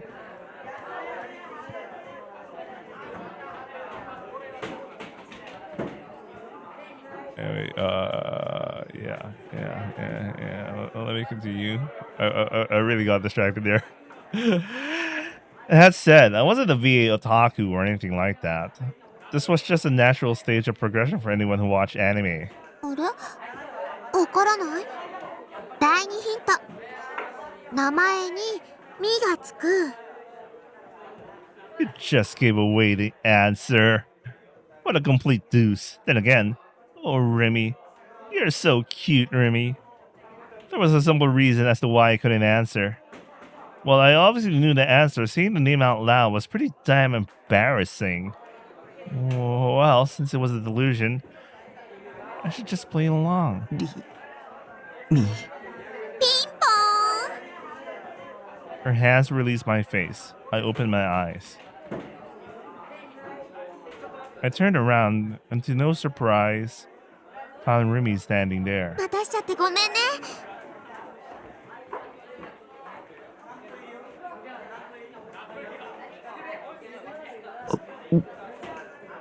Wait.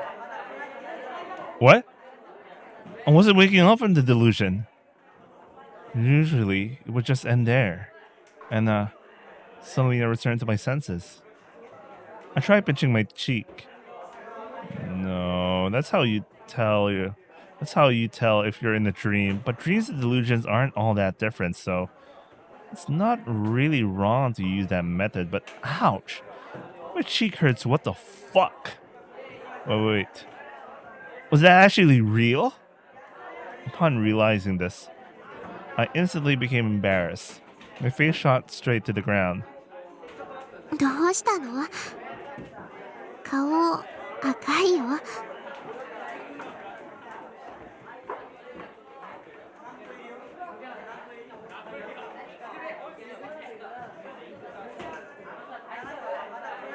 In spite of her words, Rumi's cheeks were dyed in the light scarlet. But maybe that was just because the sunset was shining down on her. Or maybe... さあ帰ろう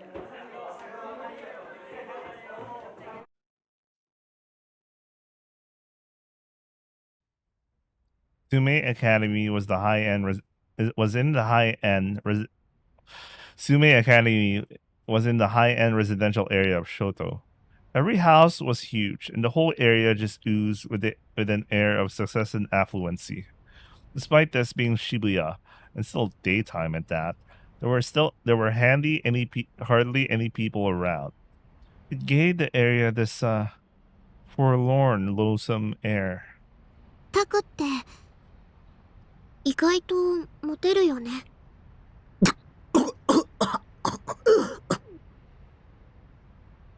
I nearly died just then. What the hell was she talking about? あれ自覚ない With a chuckle, Remy shot her index finger toward the tip of my nose. Don't point at people. It's rude, damn it.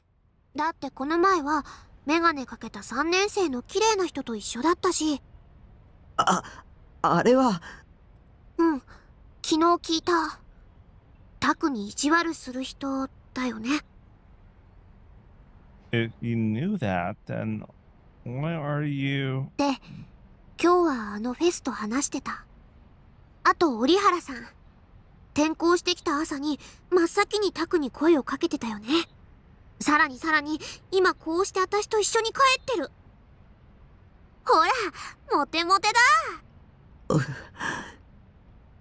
Actually, I had been thinking about that recently. Had my life as a normie begun? Are my popular times finally here? Stuff like that. Something that would have been absolutely unthinkable for me a month ago. Back then, I never had the chance to even talk to 3D girls, excluding Nanami. I always boasted about not being into 3D girls, but that was just to make myself look cool and indifferent. So, Remy was definitely onto something. Why had my encounters with girls increased with such frequency lately? It all kicked off after that chat with Shogun. A scary thought suddenly crossed my mind. What if every single event in this past month had all been a delusion? What if I'd just been having a really, really long dream? Considering how insane everything was, I didn't think it would be all that surprised if everything went right back to normal tomorrow. Or maybe the person controlling me had swapped out with someone else. Maybe the previous one was just happy watching me go through the motions, but the new one prepared to interact with other characters or something like that. Either way, the past month didn't feel entirely real to me. Way too many things have been happening.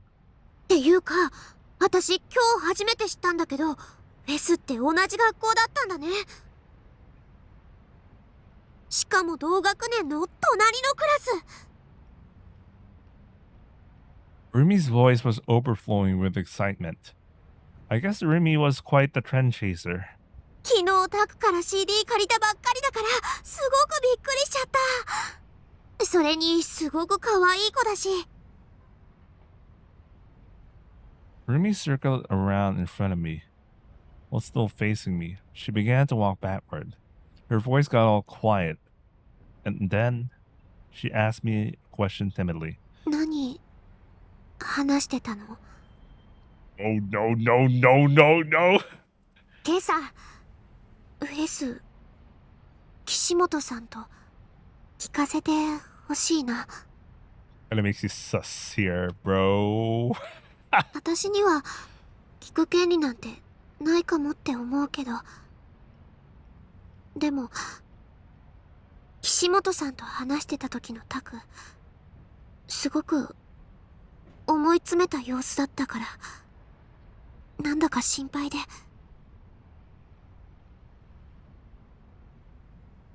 Scene complete drew me. I guess it wouldn't be a bad idea to tell her everything. It wasn't like I had other people to talk to about it. Plus, agonizing over it on my own had gotten pretty exhausting. I'd appreciate another perspective. Not from someone who's spoken nothing but vague and ambiguous bullshit like Ayase and Senna, but from someone that could give actual concrete answers to my concerns. But when we talked yesterday, she hadn't believed me at all. 話してたのはケンのこと。ケンって昨日タクが言ってたやつ？ I nodded. 綾瀬は持ってるんだ。何を？本物を。I wasn't completely sure, but I thought I heard Remy take in a large breath. She staggered with her eyes open wide, and then, after taking a few steps back, I think at this point she just found out that Ayase was another diesel holder. But pretty obviously she's gonna try to compose herself for the Takumi. But I think this was like a real oh fuck moment for her. 嘘だ。 She shouted with a clearly skeptical voice. だってあれおもちゃでしょ？だから僕のはおもちゃだけど、彼女のは本物で、ライブ行けば見られ。I quickly realized what I was saying and cut myself off. Would she even be able to see it? I mean, Ayase had mentioned that only people with powers could see these swords. ライブに行けばその本物の剣を見られるの？じゃあ今度行ってみようかな。ファンタズムのライブそのものも見たいし。あ、タク一緒に行く？見られないかも。限られた人にしか見えないらしいんだ。そうなんだ。Yeah, come to think of it, at this point, I'm not sure. Actually, I don't even remember if Rimi had encountered other people with these swords at this point. I think this was she haven't she's only aware of it, but she hasn't encountered another D sword user, or no, she could be observing the other people because it kind of makes me wonder what she was doing before she went full on accompanying Takumi. She might have been observing other people. I don't know. Anyway. 裸の王様みたいなものかな。じゃあ私バカだから見えないかも。なんてね。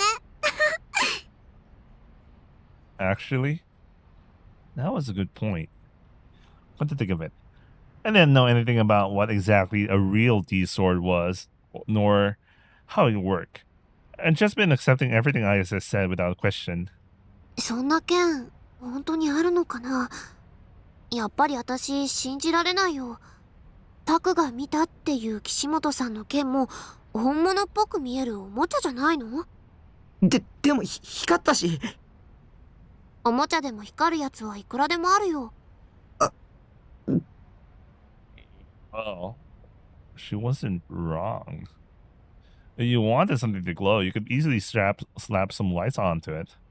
But when I thought of the overwhelming sense of presence Senna and Ayasa's swords had, their existence became harder to deny. They had an aura about them that no mere toy should have been capable of. And most of all, Ayase had taken that sword out of thin air. I've seen it with my own eyes. It wasn't anything simple like hypnosis or super speed. On top of that, I felt as if I only gotten to experience the tip of the iceberg. 僕には妄想を現実に投影する力があるかも。Oh, no. I had no definite proof, but I tried throwing my thoughts at Rimi regardless. だから将軍に、狙われてる気がする。That was the only possible reason he'd been targeting me. There was nobody more harmless than I was. Otakus were fundamentally harmless beings. We did shut ourselves away in our own little worlds after all. We had time to bother denizens of the third dimension. We'd rather spend that in our own heads, flirting with the adorable Moe characters. 昨日調べてた特許のこと？タクはあんな装置持ってるの？ I shook my head. そうじゃなくて、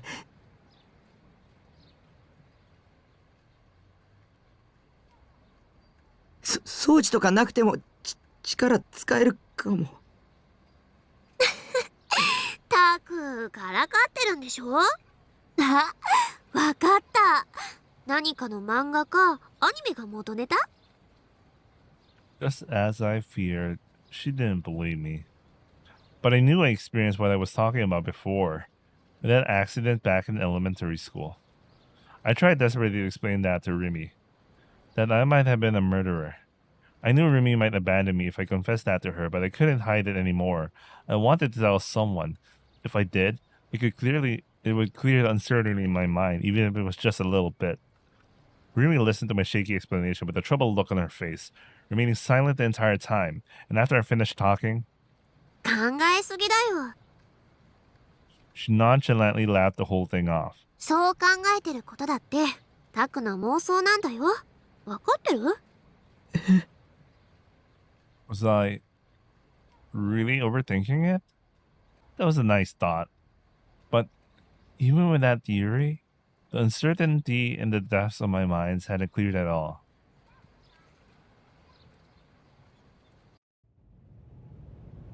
The smell of dust waved through an office.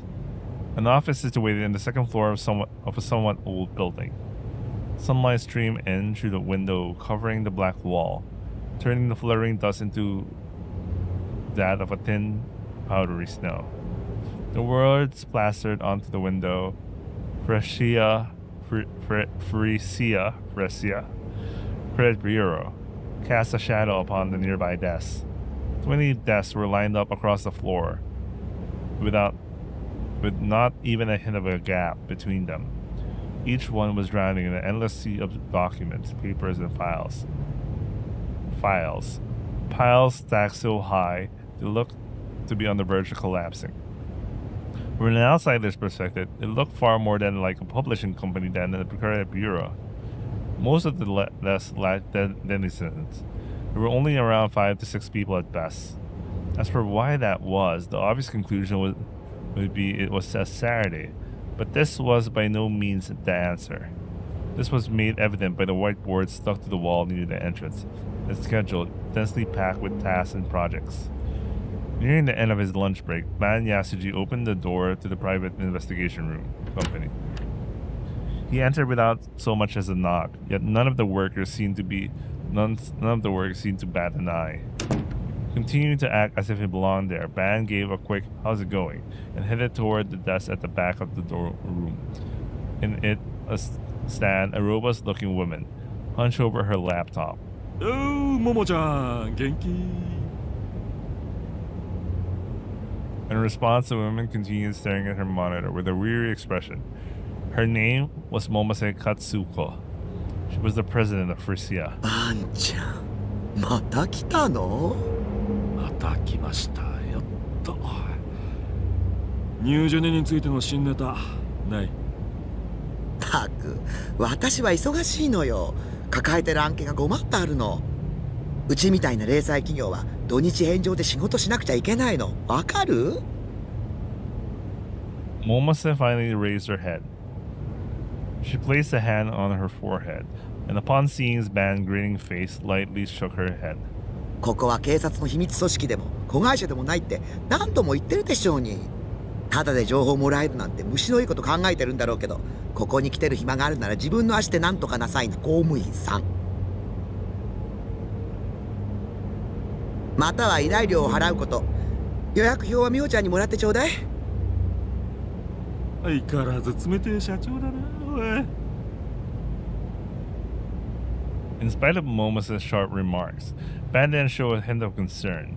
He simply fanned himself with a distinctive handheld fan, remaining aloof as could be. この会社立ち上げるときにはあんなに協力してやったのによ。あら、ワンちゃんも恩着せがましい人だわね。何年同じことを言い続ければ気が済むわけ？まあ言っててくれ。じゃあ依頼料はこいつでどうかな。Anne showingly pulled out a plastic bag with the name of a nearby Japanese-style confectionery store on it. なんだ、あるなら最初から出してよ。いつも悪いわね。みおちゃん、お茶2つ持ってきて。Her attitude having undergone a swift start change, Momose closely examined the contents of the bag Ban had handed to her. あら、栗羊羹今が旬なのよね。わかってるじゃない。バンちゃん、そんなところに突っ立ってないで座って。どうも。Ban gave a weary smile, took a chair from the closest desk, and seated himself beside Momose. The clerical lady Momose had called for before brought over 2 steaming cups of tea. で、なんか新ネタあるかい？ちょっと待ちなさいって。Momose carefully unwrapped the chestnut ryokan, folded up the wrapper, and set it beside her PC. She then hurriedly devoured the first of the sweet treats. Japanese-style treats were her greatest weakness. They were a necessary offering for Ban to bring every time he came for information. おいしいわこれ。人に言えた義理じゃないけどよ。ちったダイエットしたらどうだよ。でないといつまでたっても結婚できないぜ。本当に人に言えた義理じゃないわね。私はもうとっくに今期は逃したわよ。With a shrug on her shoulders, Momose took a sip from her tea, then turned to face Ban. また新しいニュージェネ事件起きたわね。こんなところでサボってていいの？そっちの調査は俺以外の全員が真剣に取り組んでるさ。俺は別のアプローチから真実に迫ってやるってね。かっこつけちゃって似合わないわよ。 Knowing himself to be quite sensitive to hot drinks, Ban showed no hint of reaching for his cup. He simply continued to fan his face, in spite of the already chilly air. It was something of a habit of his. 警察は G レートの線追ってるの？そうそう、G レートね。ありゃすごいな。ももちゃんの話の通りだったぜ。私が嘘の情報を渡すわけないでしょうに。これでおまんま食べてるんだから。それで？まあ勝手に調べてるよ。勝手にってちょっとばあちゃん。 Momo's voice carried well. Momo's voice. Her personality was intrinsically energetic, lending her voice quite a bit of volume. The works of Frisia were used to this, not even batting an eye as her angry voice reverberated throughout the office. The boss's yelling was an everyday occurrence, after all. Ban and Momose were old friends, so he was all too familiar with being on the receiving end of it. Thus, much to her chagrin, Momose's wrath was only met with him lazily picking at his ear. Before she said anything else, Momose quickly lowered her voice, for this was a topic she did not want met with prying ears. But her face was red with anger, as if she had not been cheerfully stuffing herself with sweets just moments before. She pointed her finger at Ban with a tremendous intensity. 個人で追うのは危険だって言ったじゃない。政治に宗教に企業、どれだけ根深く関与してると思ってるの？この間テレビで G レートの講義をやった太田教授がどうなったか、あんたもよく知ってるでしょ。ああ、貼り付けで殺された被害者だろ。何度も聞いたよ。何度でも言ってやるわ。ええ、言ってやりますとも。あんたはいっつも私の忠告を無視するんだから。それでいつも尻拭いさせられるのは私なんてたまったもんじゃないわ。まあまあ、そうかって。茶でも飲んで落ち着いて。Ignoring both Ban and her tea, Momose tossed a second chestnut ryokan into her mouth. Into her mouth in a huff. 大丈夫だって。一応諏訪と一緒に動いてるんで。今はまだ G レートやら何やらってのは突飛すぎて上を説得できねえなよ。諏訪ちゃんは確かに有能だし、しっかりしているけど、無理させたら承知しないわよ。ももちゃんはいつから諏訪の保護者になったんだ？バンちゃんの無謀な行動に未来ある若者が巻き込まれるのはかわいそうでしょうに。そうか。With a shrug of resignation, Ban took a testing sip of his tea, only to immediately grimace. It was still too hot. しかし、バイオリズムが人を殺す凶器になるなんてこと、本当にありえるのかね？前に説明したでしょうに。実はいまいち理解しきれてねえんだわ。それってももちゃんお得意の電磁波と関係してるのかい？ Momose let out a sigh. Then, in contrast to Ban, composedly set at her tea. 満月の夜の事件簿はよく知ってるでしょ。まあな。A vast influx of incidents and accidents would always occur on the night of full moon. This was no urban legend. One need only glance at the Tokyo Metropolitan Police statistical records. その満月以上の力でバイオリズムカーブが上昇したらどうなると思う？興奮するってことだろ？それだけ？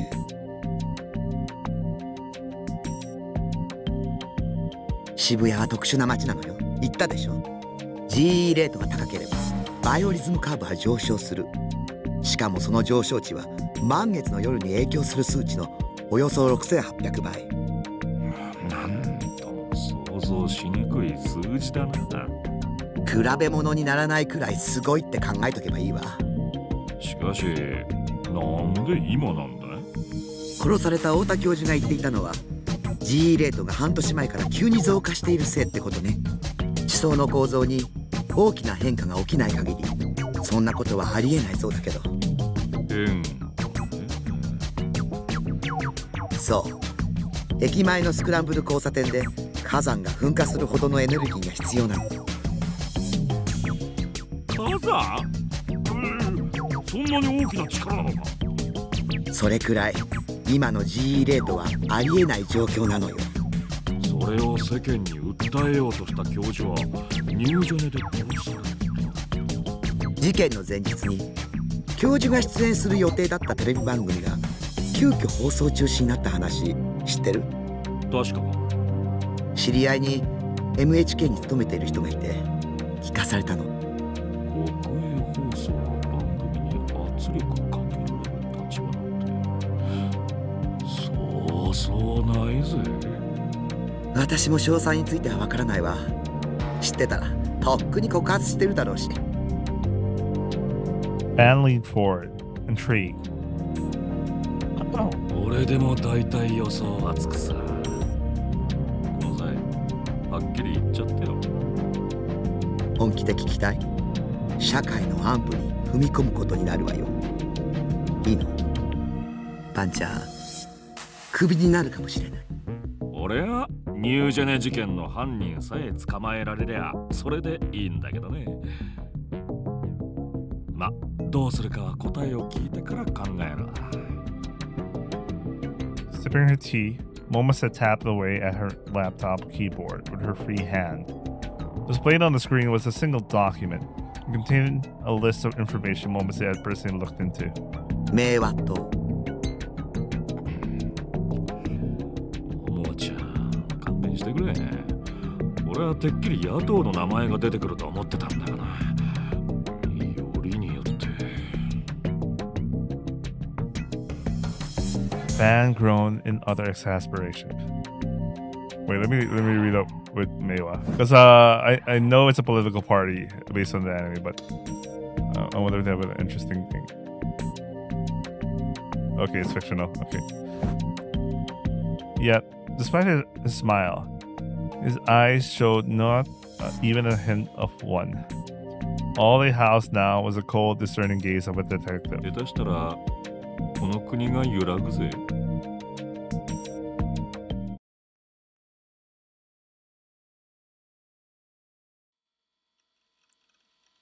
Since it was the weekend, and I'd been unable to get Rumi to come over, so was forced to spend 2 very anxious days all by myself. I had Rumi pick up some groceries on Friday so I could survive the weekend without leaving my base, but I'd come very close to sending her a text asking her to come over multiple times. But in the end, I hadn't sent anything. The only thing that gave me a break from my anxiety was the half hour I spent watching the latest episode of Bloodtoon. Even in extreme circumstances such as this, I still had to make sure to stay up to date on Bloodtoon. Rumi was my sole source of comfort in the 3D world, but when it came to the second one, Bloodtoon was the one that fulfilled that role. Well, to be more specific, Seiratan was. Why is your nipples hard?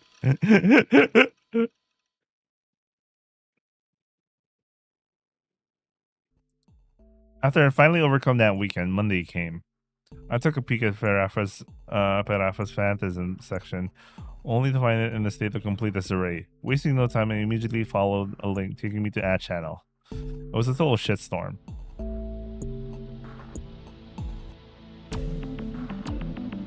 Professor Phantasm's real name is Kishimoto.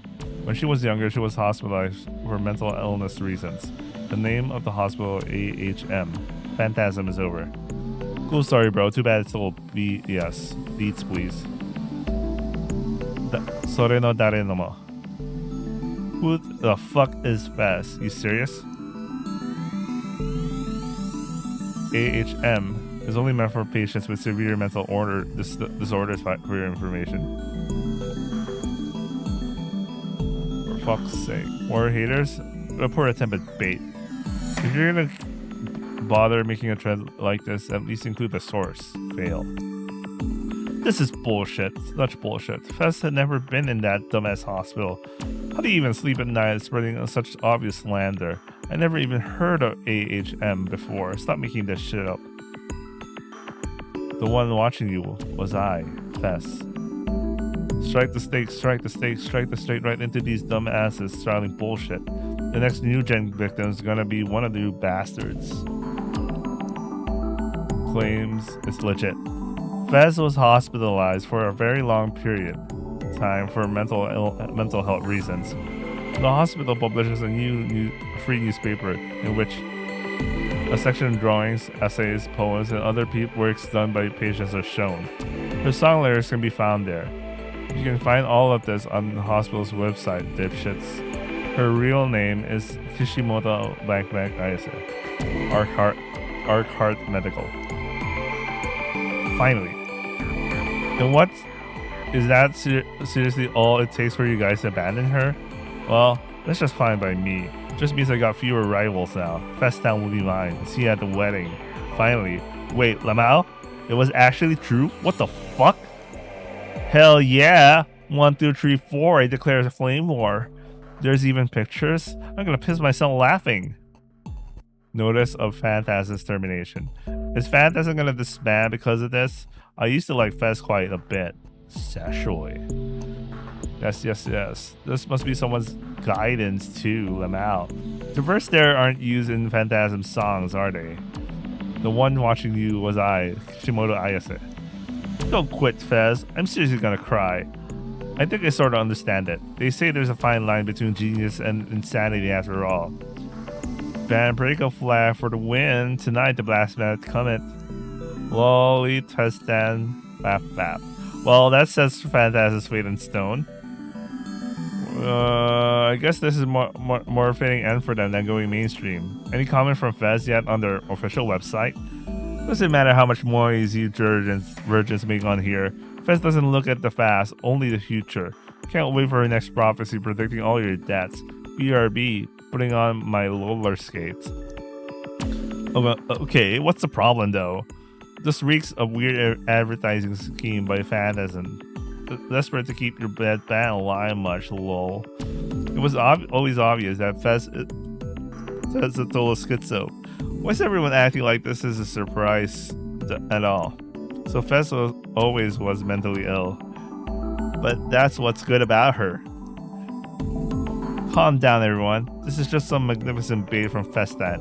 By the way, the modern way of saying this is, but that's the best part. Yeah, this is kind of aged, but you know, the current version of this is that's the best part. Anyway, Fez's spirit collapsed because the world is full of ill will.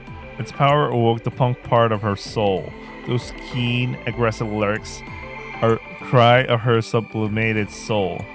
We, on the contrary, should celebrate the facts bared by post number 12 as holy grace. The website's down. Are they trying to bail? I followed the URL 12 had sent.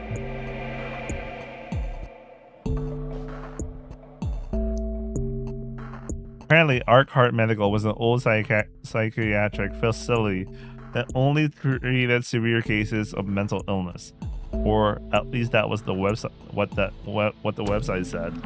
The website had pictures of the place. And frankly, it looked like a straight-up penitentiary.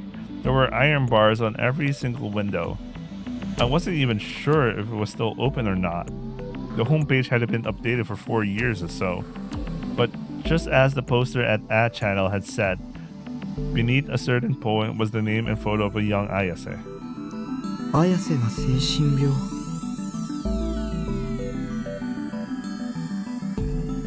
It wasn't that it was shocking to me or anything like that.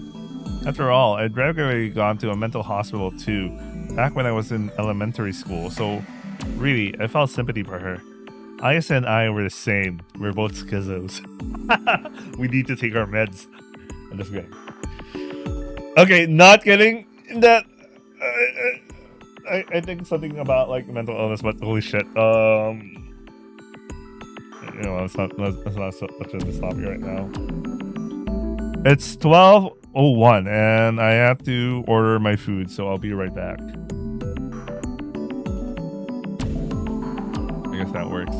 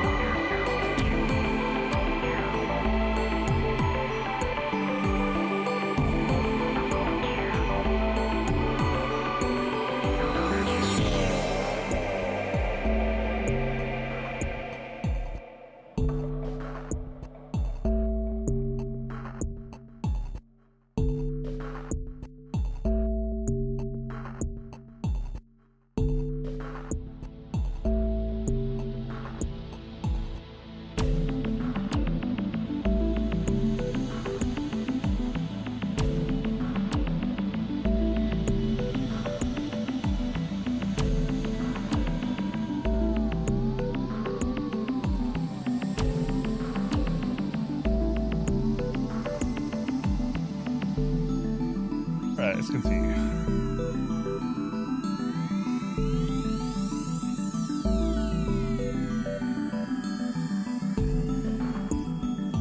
Where was the game screen? Okay, there you go. She had that bewitching aura to her, and every person my age in Shibuya thought she was so charismatic. But despite how different that made us, in this one way, we were the same. The fact that we had that in common reinforced my hypothesis that I had the same power she did, the power to project delusions onto reality. And wouldn't it be wrong to say that it gave me some courage, maybe even strength. Though, there was one problem. Up until now, I'd taken everything I had said at face value. But that might have been a mistake. Things about how to acquire a D sword. Things about how to getting my hands on one could save me. It wasn't that phenomenon she showed me that was making me doubt her, but the words she said. I wasn't sure whether or not to believe her. Maybe. The sudden ringing on my phone startled me. You could always count on them to take you by surprise. I'd nearly pissed myself. That was why I hated these things. The loud ringing refused to stop, so I clicked my tongue and grabbed it. It was probably Nanami calling me. She was probably just calling me to bitch about whatever random bullshit was bothering me. Bothering her. Kill me now. Annoyed as I could be, I pressed the accept call button and held the phone to my ear, without checking who was calling. I had no idea why I did that. After everything that had been true, why the hell had I not checked the caller's number? Not this shit again! What came from the other side of the line was a certain melody playing loudly. You may pass. I frantically checked the number on the display. Shit, I knew it. I should have checked. It was them, but how? It said it wasn't in use anymore. When I had Nanami call the number to check, that one notice plate. Maybe the Frankster had reactivated it. どうしよう。 Panicking, I turned toward the center of my room. Surely Rumi would be there, ready to give me some advice. But she obviously wasn't. Of course she wasn't. Rumi was at school right now, in the middle of class. I told her in advance that I wouldn't go to school today, so she hadn't come to pick me up. As I freaked out trying to figure out what the hell to do, You May Pass kept on playing from my phone. A whole minute had already passed. From the small amount I'd listened to earlier, I could tell there were other sounds mixed in with the song. Few things I could make out were the sounds of car engines and people walking. Whoever was calling me, they had to be outdoors. But who the hell was calling me? I could only think of one person that would pull off a prank like that. Shogun. Now, really freaking out, I looked at Seiratan, who was standing next to my PC screen. どうしたらいいと思うセイラ。 Seiratan smiled at me, just as she always did. 切っちゃえばいいさ。無視無視。 Nice. We went full schedule here. そっか。そうだよね。その手があった。 I should have done that from the beginning. I put my thumb on the button to end the call. But for some reason, before hanging up, I felt the undeniable urge to listen to You May Pass just one more time, just for a little bit longer. It felt strange, even to me. It creeped me out. There was no reason I should have hesitated even remotely, and yet I, almost subconsciously, gripped my phone and brought it to my ear.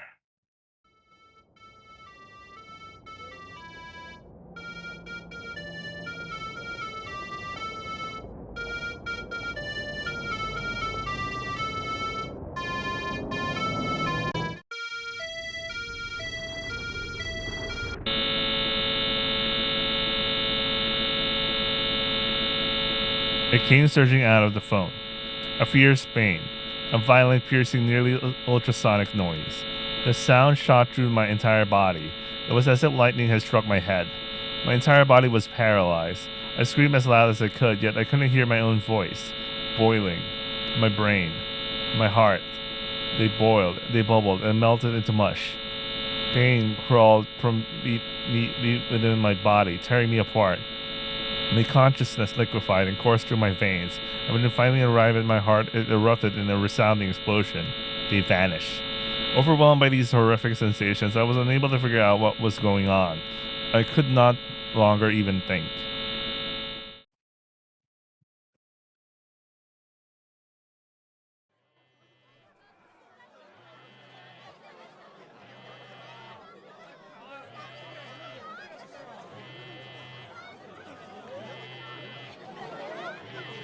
Wait, give me a second. You know how the sound was like, it was on the road and suddenly it turns into like similar to an ambulance siren, then the long buzz. The long buzz sounded like as if you were bidding a car horn. You know, the person is in the middle of the road and the car horn is supposed to like, you know, just before you were gonna get isekai'd or whatever. Whatever. Anyway, let's continue. When Kusunoki Yua slowly opened her eyes, she saw her class 3B, enveloped in pure chaos. Several students had collapsed. Their eyes had rolled back into their heads. Foam bubbled from their mouths as their entire bodies convulsed. Another group of students were crouched low to the floor, cowering, pressing down on their heads in pain. The students that remained shut off from their seats made straight for the hallway, even though classes were technically still in session. The teacher, too, was too focused on taking care of students and class to pay those who left any attention. All the students that had run away were screaming in terror, but none of that seemed to register within Yua's mind. Her phone had been vibrating in her skirt pocket for a while now. Once she finally realized that, Yua slowly reached for it. She attempted to stand up, but unable to keep steady and fell from her chair. Staying low to the ground, she leaned against the wall. After she put her glasses back in place, Yua pressed the accept call button and held her phone to their ear. はい。あ、はい。はあ。はい。一応大丈夫です。 As she answered the question, Yua grimaced and pressed on her forehead. She could hear the clamor of her classmates in the hallway, as well as the voice of her teacher trying to help the unconscious students, but it all sounded so terribly distant. はい。ええ。あなたは、はい。はい。そうですか。それで、Suddenly, Yua went pale. With a gulp, she covered her phone with her hand and brought her voice low. Her voice had very clearly been shaking. そんなわけないんです。だって、本当は。 Upon saying that much, Yua's voice began to falter. She hung her head. 本当は、私、だったのに。 The commotion in the hallway intensified. Everyone was looking and pointing in the same direction, anxious expressions on their faces. The windows in the hallway rattled as if they were being hit by a fierce gale. はい。そうです。私の妹です。 Emotos. Here we go. わかりました。 At last, Yua bowed her head, as if the person she was speaking was in front of her, then hung up the phone. Then she looked up and directed her gaze toward where everyone was pointing, beyond the window. 空の Sweet Sora. Oh yeah, that literally means end sky. Anyway.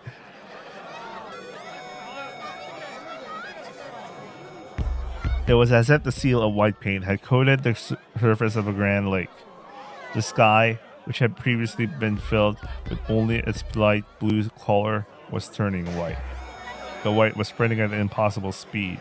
It bled rapidly across the sky, eroding each and every speck of blue it could find. 白く染まっていく。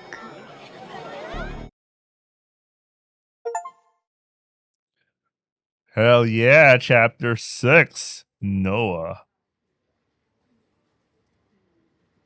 Steins Gate Noah. I mean, Chaos said Noah. What the fuck? I'm still thinking Steins Gate. What the hell am I doing?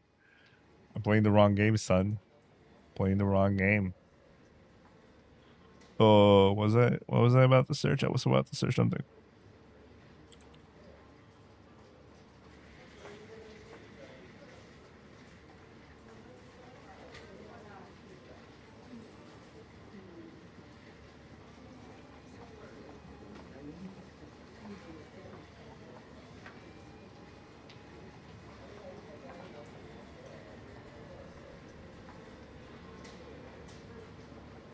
If it were like a day like any other, getting a release from a lengthy meeting should have put Ban Yasuji in a good mood.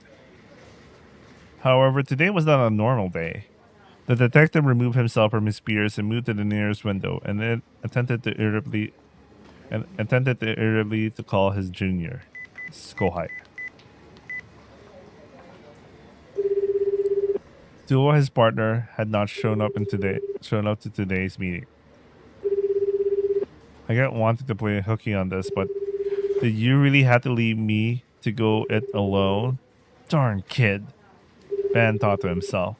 At first glance, Suwa may have appeared lighthearted, but in actuality, he was quite the diligent man and took his job very seriously. With this being Ban's opinion of him, what had happened today was quite a shock. He had attempted to call him several times, but it always went to voicemail. Ever since he had heard a fairly unsettling story from Momose 2 days prior, Ban had been faced with a constant feeling of uneasiness. And today, only more troubles had been added to the pile.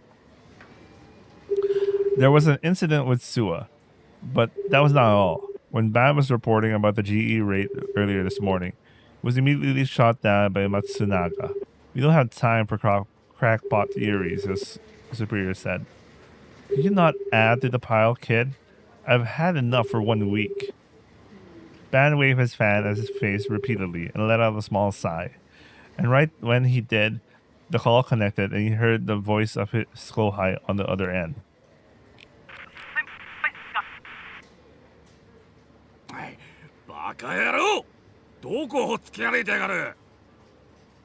The reception was extremely poor. Which part of the countryside did Suwa lose himself in? Ban thought, scratching his head.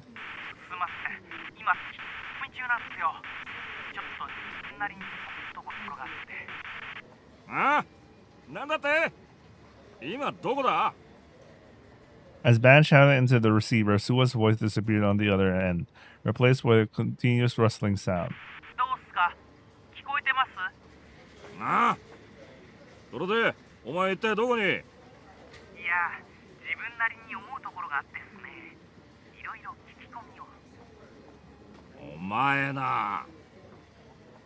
The way Suwa acted on his own without getting permission was not something that was worthy of praise. However, Ban could not help but smile really to himself, as he, too, was taking unauthorized action even now. He considered that perhaps he was a bad influence on his Skohai.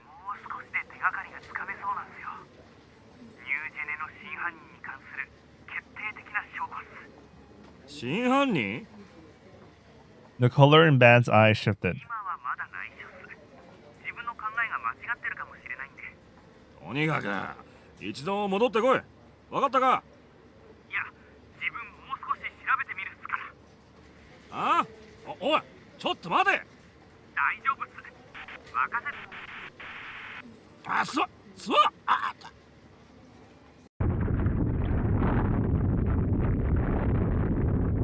Right at that moment, the area below Ban's feet began to shake.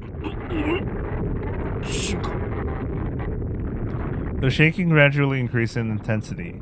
It was hard to even stand up straight. Unable to maintain his balance for any longer, Ban got down low to the floor. The other detectives, who at first seemed to be underestimating the seriousness of the situation, all quickly moved under their tables. The clock fixed to the wall, the paper cups and pens atop the tables, the projection equipment, they all crashed to the floor one by one. The 2 whiteboards standing side by side near the podium fell to the ground as well. It's like being stuck in some insane turbulence. That was how it felt to Ban.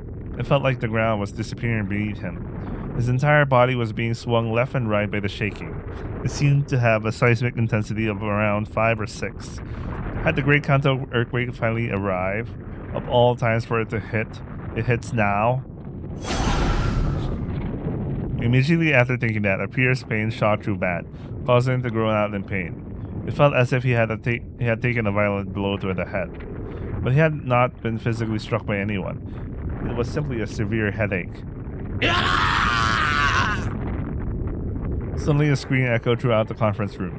Gritting his teeth, Ban looked up to see one of the detectives gripping his head as he writhed in agony. And then, like a lightless doll, he fell to the ground with a thump. Most of the other detectives were gripping with their heads as well, their faces contorted in pain. What was this headache that bore no resemblance to any he had experienced before? Whether it was connected to the earthquake, there was no way for Ban to know. Eventually, the shaking gradually subsided. When his vision blurred, Ban looked out the window. Everything was covered in milky white light. A light so dazzling, Ban could no longer keep his eyes open.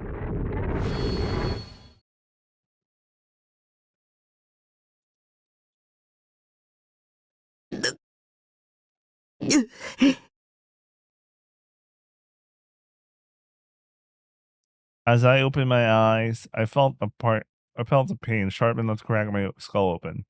I found myself slumped over in the middle of my room. I tried to get up, but the pain in my head suddenly shot to the rest of my body, and I nearly fainted from the agony. I let out a pain groan. After 5 full minutes of pure withering torture, the pain receded slightly, and I managed to stand up by using the leg of my bed to support myself. I wiped out the cold sweat on my forehead with my hand. My room was completely devastated. It's as if a tornado had ripped through it. All my waifus lying on the shelf had toppled over, some even fallen off the shelf entirely. The bed was now sitting at an angle, and the piles of Morogan packages that crumbled to the floor and scattered everywhere. What the hell had happened? If I remember correctly, there had been a phone call that played the melody of You May Pass before transitioning into something like an ambulance siren. It was exactly same as last time. That's right. Right when the buzzard sound, I heard the ground roar, and immediately after that, my whole body felt like it was boiling and melting. And then, I couldn't remember a damn thing. It was all completely blank. Oh god. Was it an EM wave attack from Shogun? What if Shogun was capable of something similar to what was in the pattern I found? Just the thought alone sent a chill down my spine. While trying my best to endure my headache, I looked up at the ceiling. Of course there wasn't anything to see up there. But if he was reading my mind, he had to be using a satellite that'll be in orbit way up there. いくらなんでもそんなはずないよ。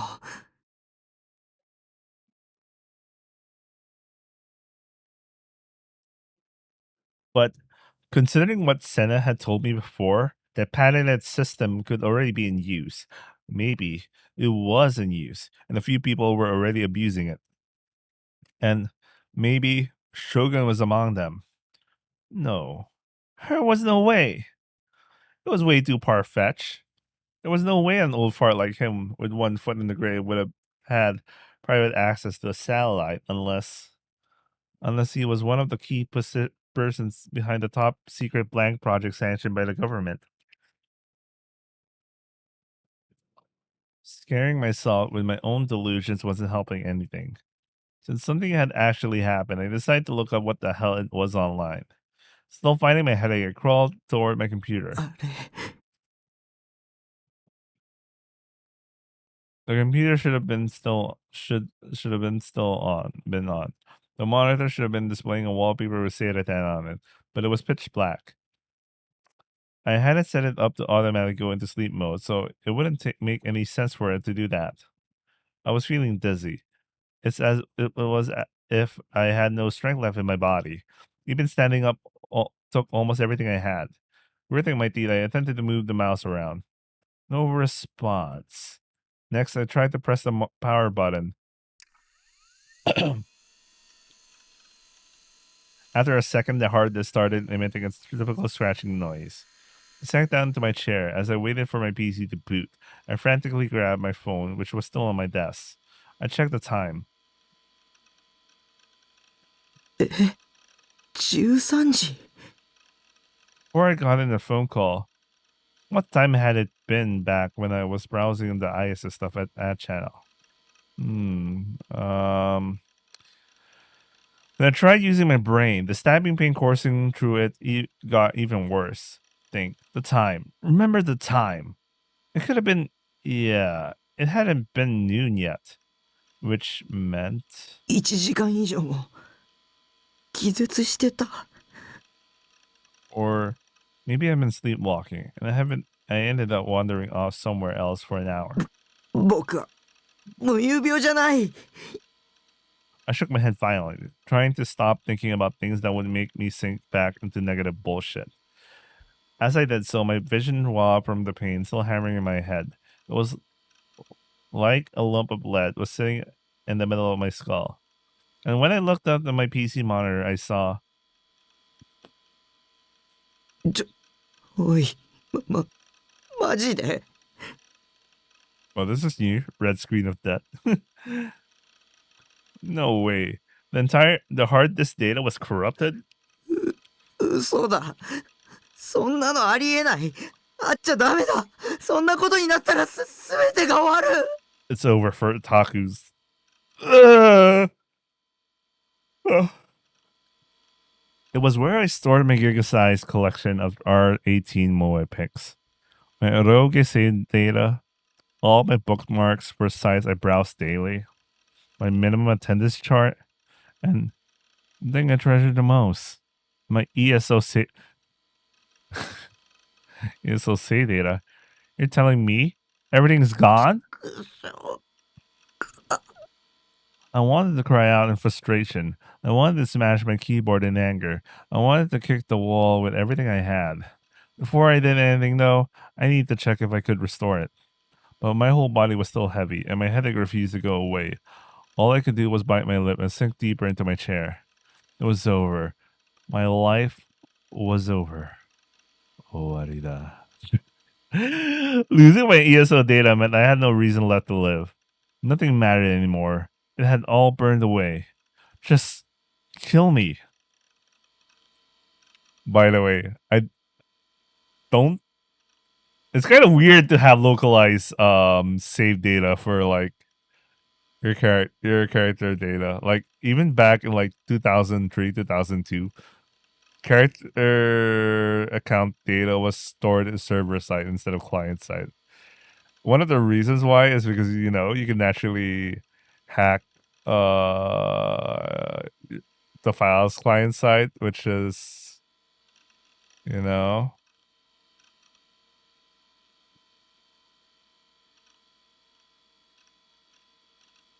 I got distracted. Give me a moment.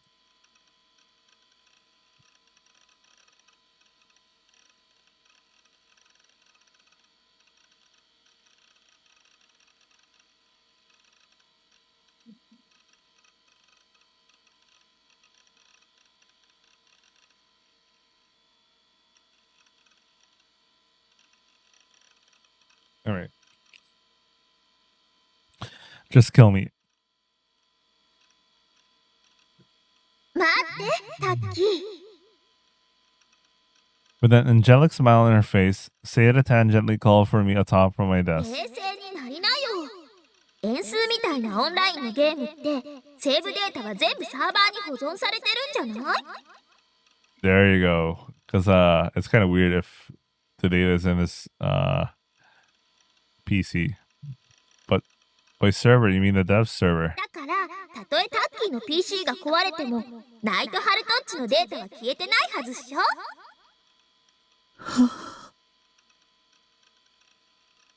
Oh. Yeah, you're right. I was so dizzy and confused I'd forgotten even the basics. It felt like I finally found a ray of hope shining through the endless despair. I knew I could depend on my waifu. I still had to give up on my treasured pics and MP3s that I haven't backed up, though. I need to start reformatting the OS as quickly as possible. I wanted to see with my own two eyes that my ESO data was safe. Though in order to do that, the headache that was still torturing me had to stop. Unfortunately for me, the pain didn't feel like it would be going anytime soon.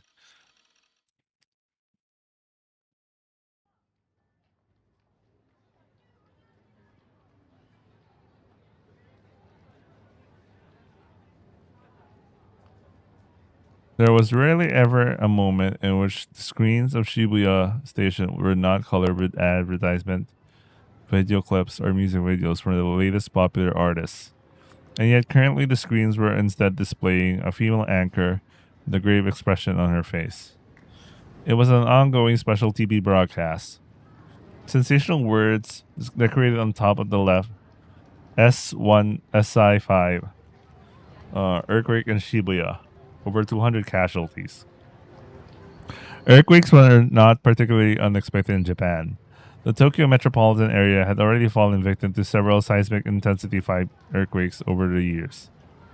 However, as the media gathered more and more information about the incident, the sheer number of casualties made it clear that this was no ordinary earthquake. It was especially peculiar when compared to the 2005 earthquake, also seismic intensity 5, where no fatalities have been reported. Moreover, the epicenter was Shibuya, a city which was already the center of attention in Japan due to the New-Gen incidents. There had already been an earthquake in Shibuya approximately 3 months prior. It was a seismic intensity 3 quake, and 8 people had died. Maybe Shibuya's curse. That was what people observing the breaking news about the latest earthquake were thinking, even if they were not saying it aloud. In any case, each station had started their special broadcast right when the earthquake hit.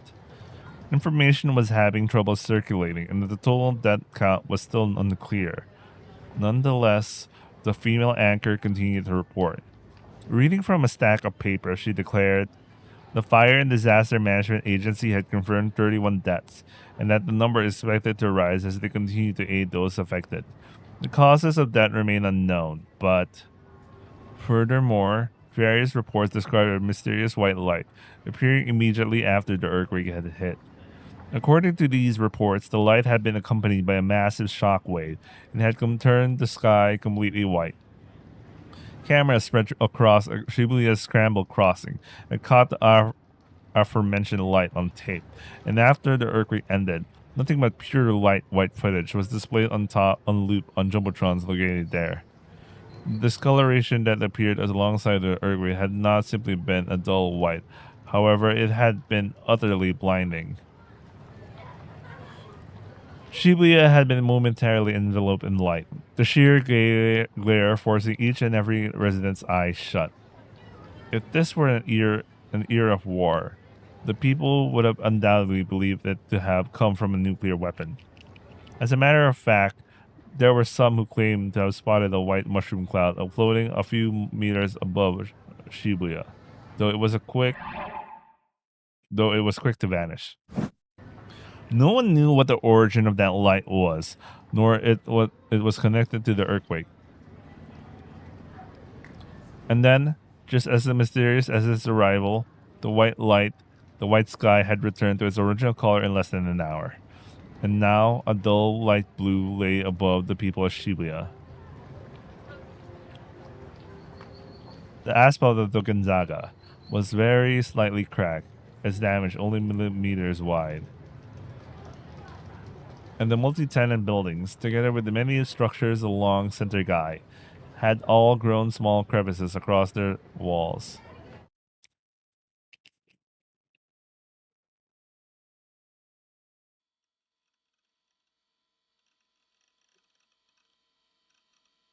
The reformatting of my OS had taken nearly 2 hours to finish, and yet my headache still hasn't gone away. I even lost consciousness a few times from the pain. I passed out on my keyboard from exhaustion before, but today was the first time I literally passed out. On the plus side, though, the pain was more bearable now than it had been 2 hours ago. I wet my throat with some cola, and then summoning all my energy, stood up. I fixed my broken bed and made it level again. Then I cleaned my floor to the extent I would be able to walk around.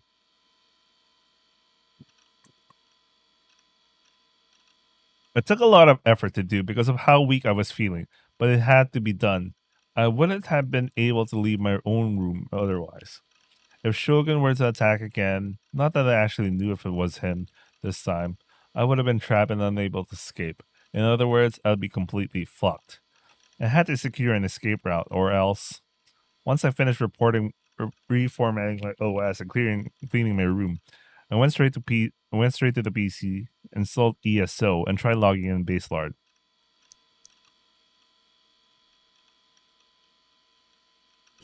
やった。やった。ナイトハルトは消えてない。装備とかも全部無事だ。よかった。よかった。I was so moved that I tried to get up and pump my fist in the air, but even that took too much energy, so I gave up halfway though. I couldn't have been more happy to see my other self alive and well. I thought he was gone forever. Okay, time for the next step. Well, it was definitely a huge load on my shoulders. I still wanted to try and figure out what exactly had happened, not to mention demand compensation and a formal apology. It seemed like an earthquake, but there were way too many things that didn't add up if that were true. I looked for Grim inside Baselard, and he was nowhere to be found. I went to check the chat room, but since I lost my bookmarks, I had trouble finding it. When I eventually did, I discovered Grim wasn't there either. Of all times for him to have gone AWOL, why now? With no options left, I had no choice but to head straight to Taboo itself. On it, I found the following article. Over 200 casualties in Shibuya. So there really had been an earthquake. It had been a seismic intensity 5 quake. Lots of people have died. The casualties are currently set. Let me close my other window here. Currently set at 200. But the article stated that the number may even go beyond that. There were also reports of Shibuya's sky turning pure white for a short period of time, as well as the giant mushroom cloud, and no one knew if either of those were connected to the earthquake.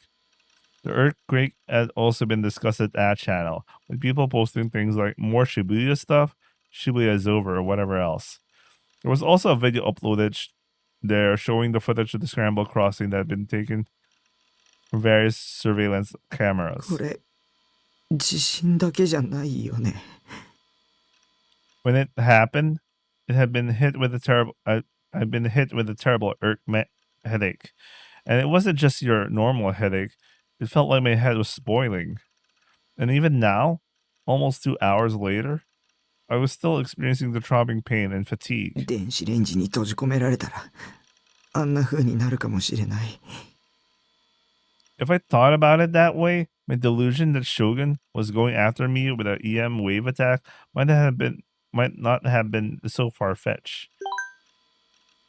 Right at that moment, I heard a familiar sound coming from my PC. It was a notification sound that played whenever someone entered the chat room. Grim might have joined. I wanted to get a full story of what happened, so I opened up the chat room. Shogun. Why is the spelling Shogun different now? The moment I saw the name, a shriek escaped my mouth.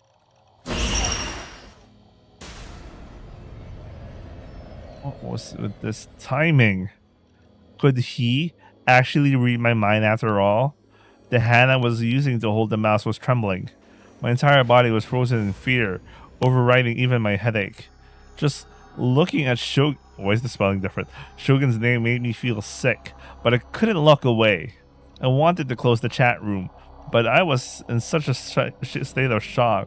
My mind and body felt like they had been ripped apart. I tried to desperately move the mouse, but my body simply refused to listen to me. I felt chills on the nape of my neck. I was being watched. God's gaze. Or maybe it wasn't God. Maybe it was Shogun's gaze being shot down from the orbiting satellite. Just leave me alone. I wanted to run away. But where would I run to? It didn't matter where I went. Even if I went to the very edges of Japan, it would still catch me. Sashiburi. That was the first time Shogun said to me. He said that he said it like he was just casually saying hello to a friend he hadn't seen in a while. But I knew for a fact I never ever considered this guy a friend. My teeth sank into my lip as I stared at the words written across the monitor. However, instead of making me freeze out of fear, the message from Shogun instead sent me grabbing for my phone. It was past 3 p.m. At this hour, classes were probably still in session, but surely my situation wasn't hopeless. If Rumi was here, she could do something. That's what I wanted to believe. I went to my address book, although it wasn't much of a book, considering how empty it was, and called Remy's phone number. 助けてリミ。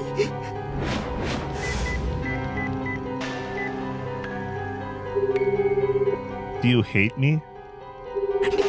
リミ、早く出て。 It was hard to breathe. I couldn't think straight. Ringing wasn't picking up.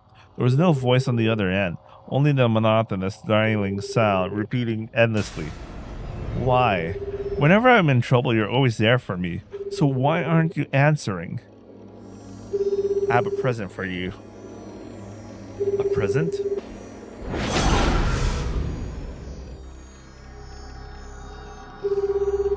You're gonna send me something more disgusting shit? And this time you're gonna blame me for it? You're gonna pin me as the new gen culprit? No, anything but that. It's not me. I'm not the culprit.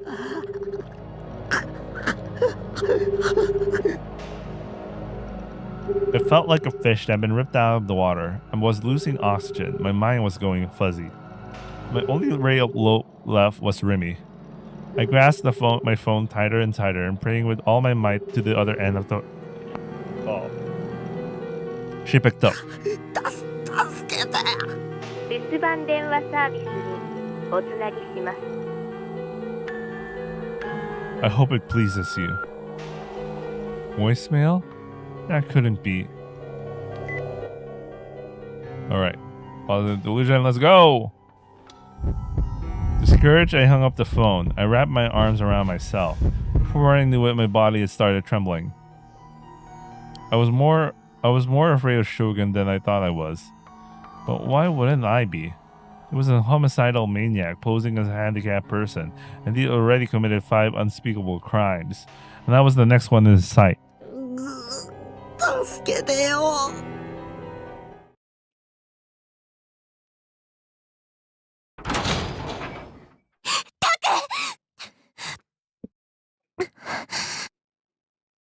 Remy! It was as if my prayers had been answered, like the cries of my heart had been heard. Remy really did always appear whenever I was in trouble. She opened the door and leaped into my room. リミ、助けて。 Remy looked straight at me and quickly examined her surroundings. Immediately realizing the source of terror was my PC, she began typing on the keyboard with an angry expression. Shut your mouth, stupid. Leave Taco alone or I'll kick your こういう butt. 時はきつく言った方がいいよ。 Remy looked back at me and smiled gently. こう言っておけば案外あっさり引き下がるでしょ。 That kind of makes you suspicious why she straight up went to that, you know. Was that really how it worked? Remy was only that reckless because she didn't know much about the internet. Being that blunt would only make the other person even madder. And here, the other person was Shogun. Wait, he straight leave Taku alone. He told the guy his name. As I stared at the monitor with bated breath, Shogun sent yet another message. You're dead. Shogun had left the room.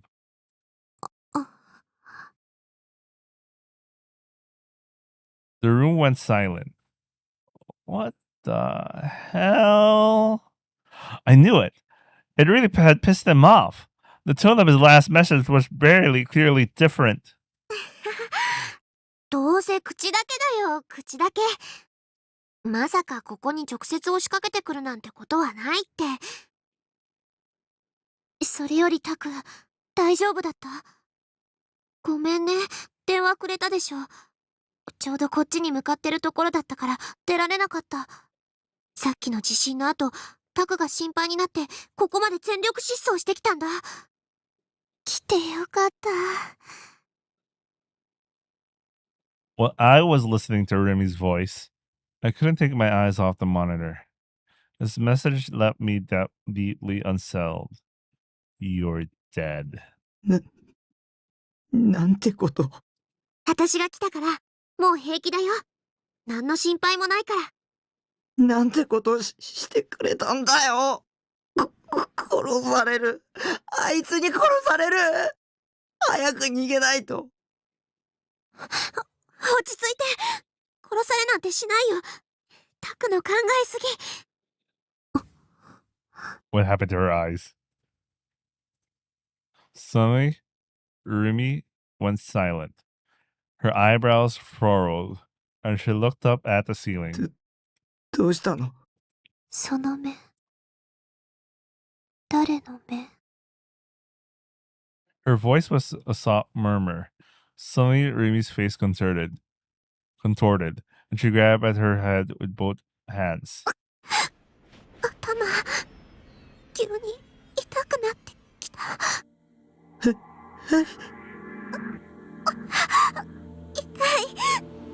そう。Unable to endure the pain anymore, Rumi fell to the floor. She was shaking her head madly. なんで急に。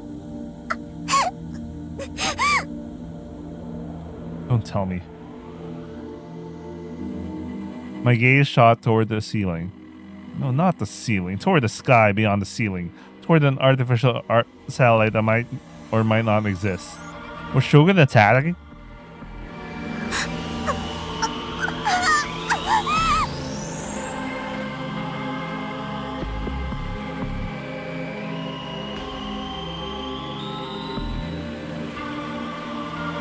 Give me a second.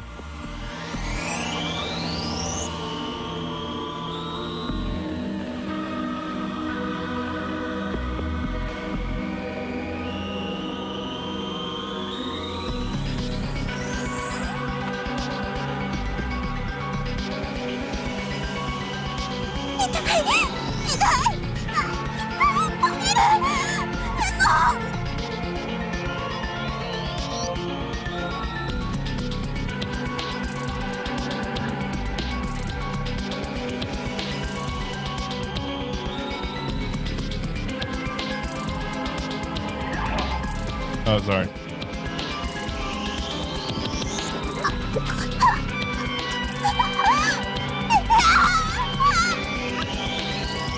Flip. A drop of blood fell from Rumi's nose. Suddenly her half moans, half screams ceased.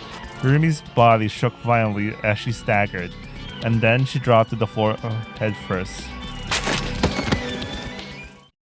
リミ。 There was no answer. She didn't even twitch. He killed her, using a satellite, using EM waves. Shogun had killed Remy. How? It had been so quiet. He killed Remy with neither sound nor smell, without even a hint of his presence. It had been way too quiet. But that only made it even more terrifying. There was no escape. I kneeled to the floor and shook Remy's shoulder. ねえ、起きてよ。リミ。 There was no escape. No matter where I went on Earth, there would be no escape. 僕を置いていかないでよ。 Wherever I would try to flee, Shogun would be able to attack from high above in the sky. こんなの妄想に決まってる。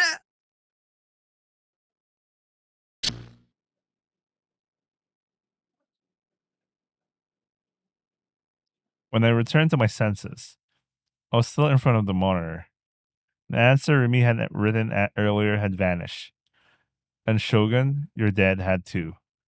I looked back toward the rest of my room, and Rumi's body was nowhere to be found. Okay, let me give a kind of spoilery comment, but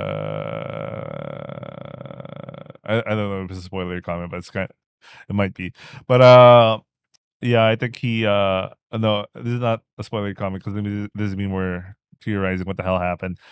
I think Shogun sent like a delusion in his mind to force him to manifest his D sword because that was traumatizing, but I guess for sure he kind of overestimated how much Taku would be how Taku would react to Rumi suddenly dying like that.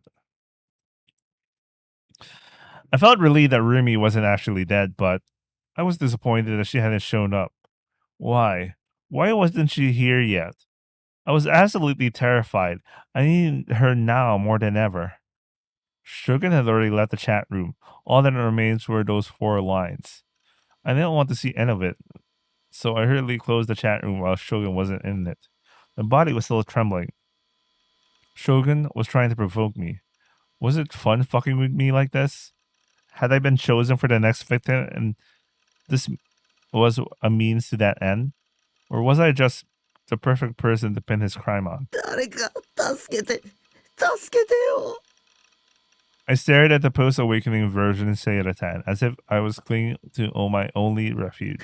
一人は怖いんだ。 I didn't want to be alone. I wanted someone to be by my side. I wanted someone to protect me. そうだ、学校だ。学校へ行けば。 Rumi will be there. I couldn't bear staying here alone with my spiraling anxiety. I took off my worn-off sweatshirt that I usually wore around the house, threw on my uniform, and left my base.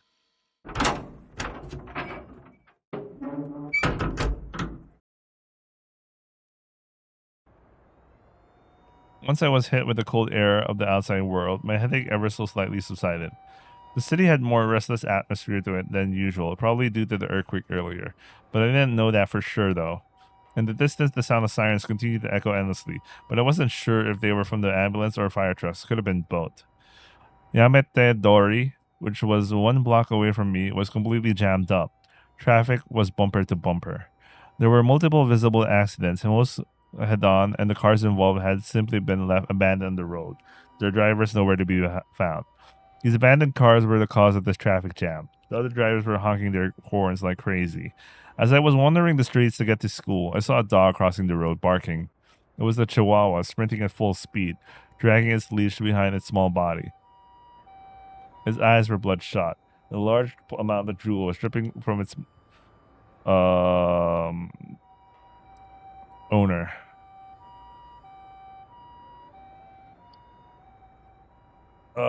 From its open mouth. It had probably gotten separated from its owner. As I absentmindedly watched it get further and further away, I tripped on something and nearly fell over. The asphalt was cracked, and the one section of the road was ever so slightly lower than the rest. That had most likely come from the earthquake. Stopping right there, I looked up at the sky. There was a few white clouds drifting calmly across the dull light blue.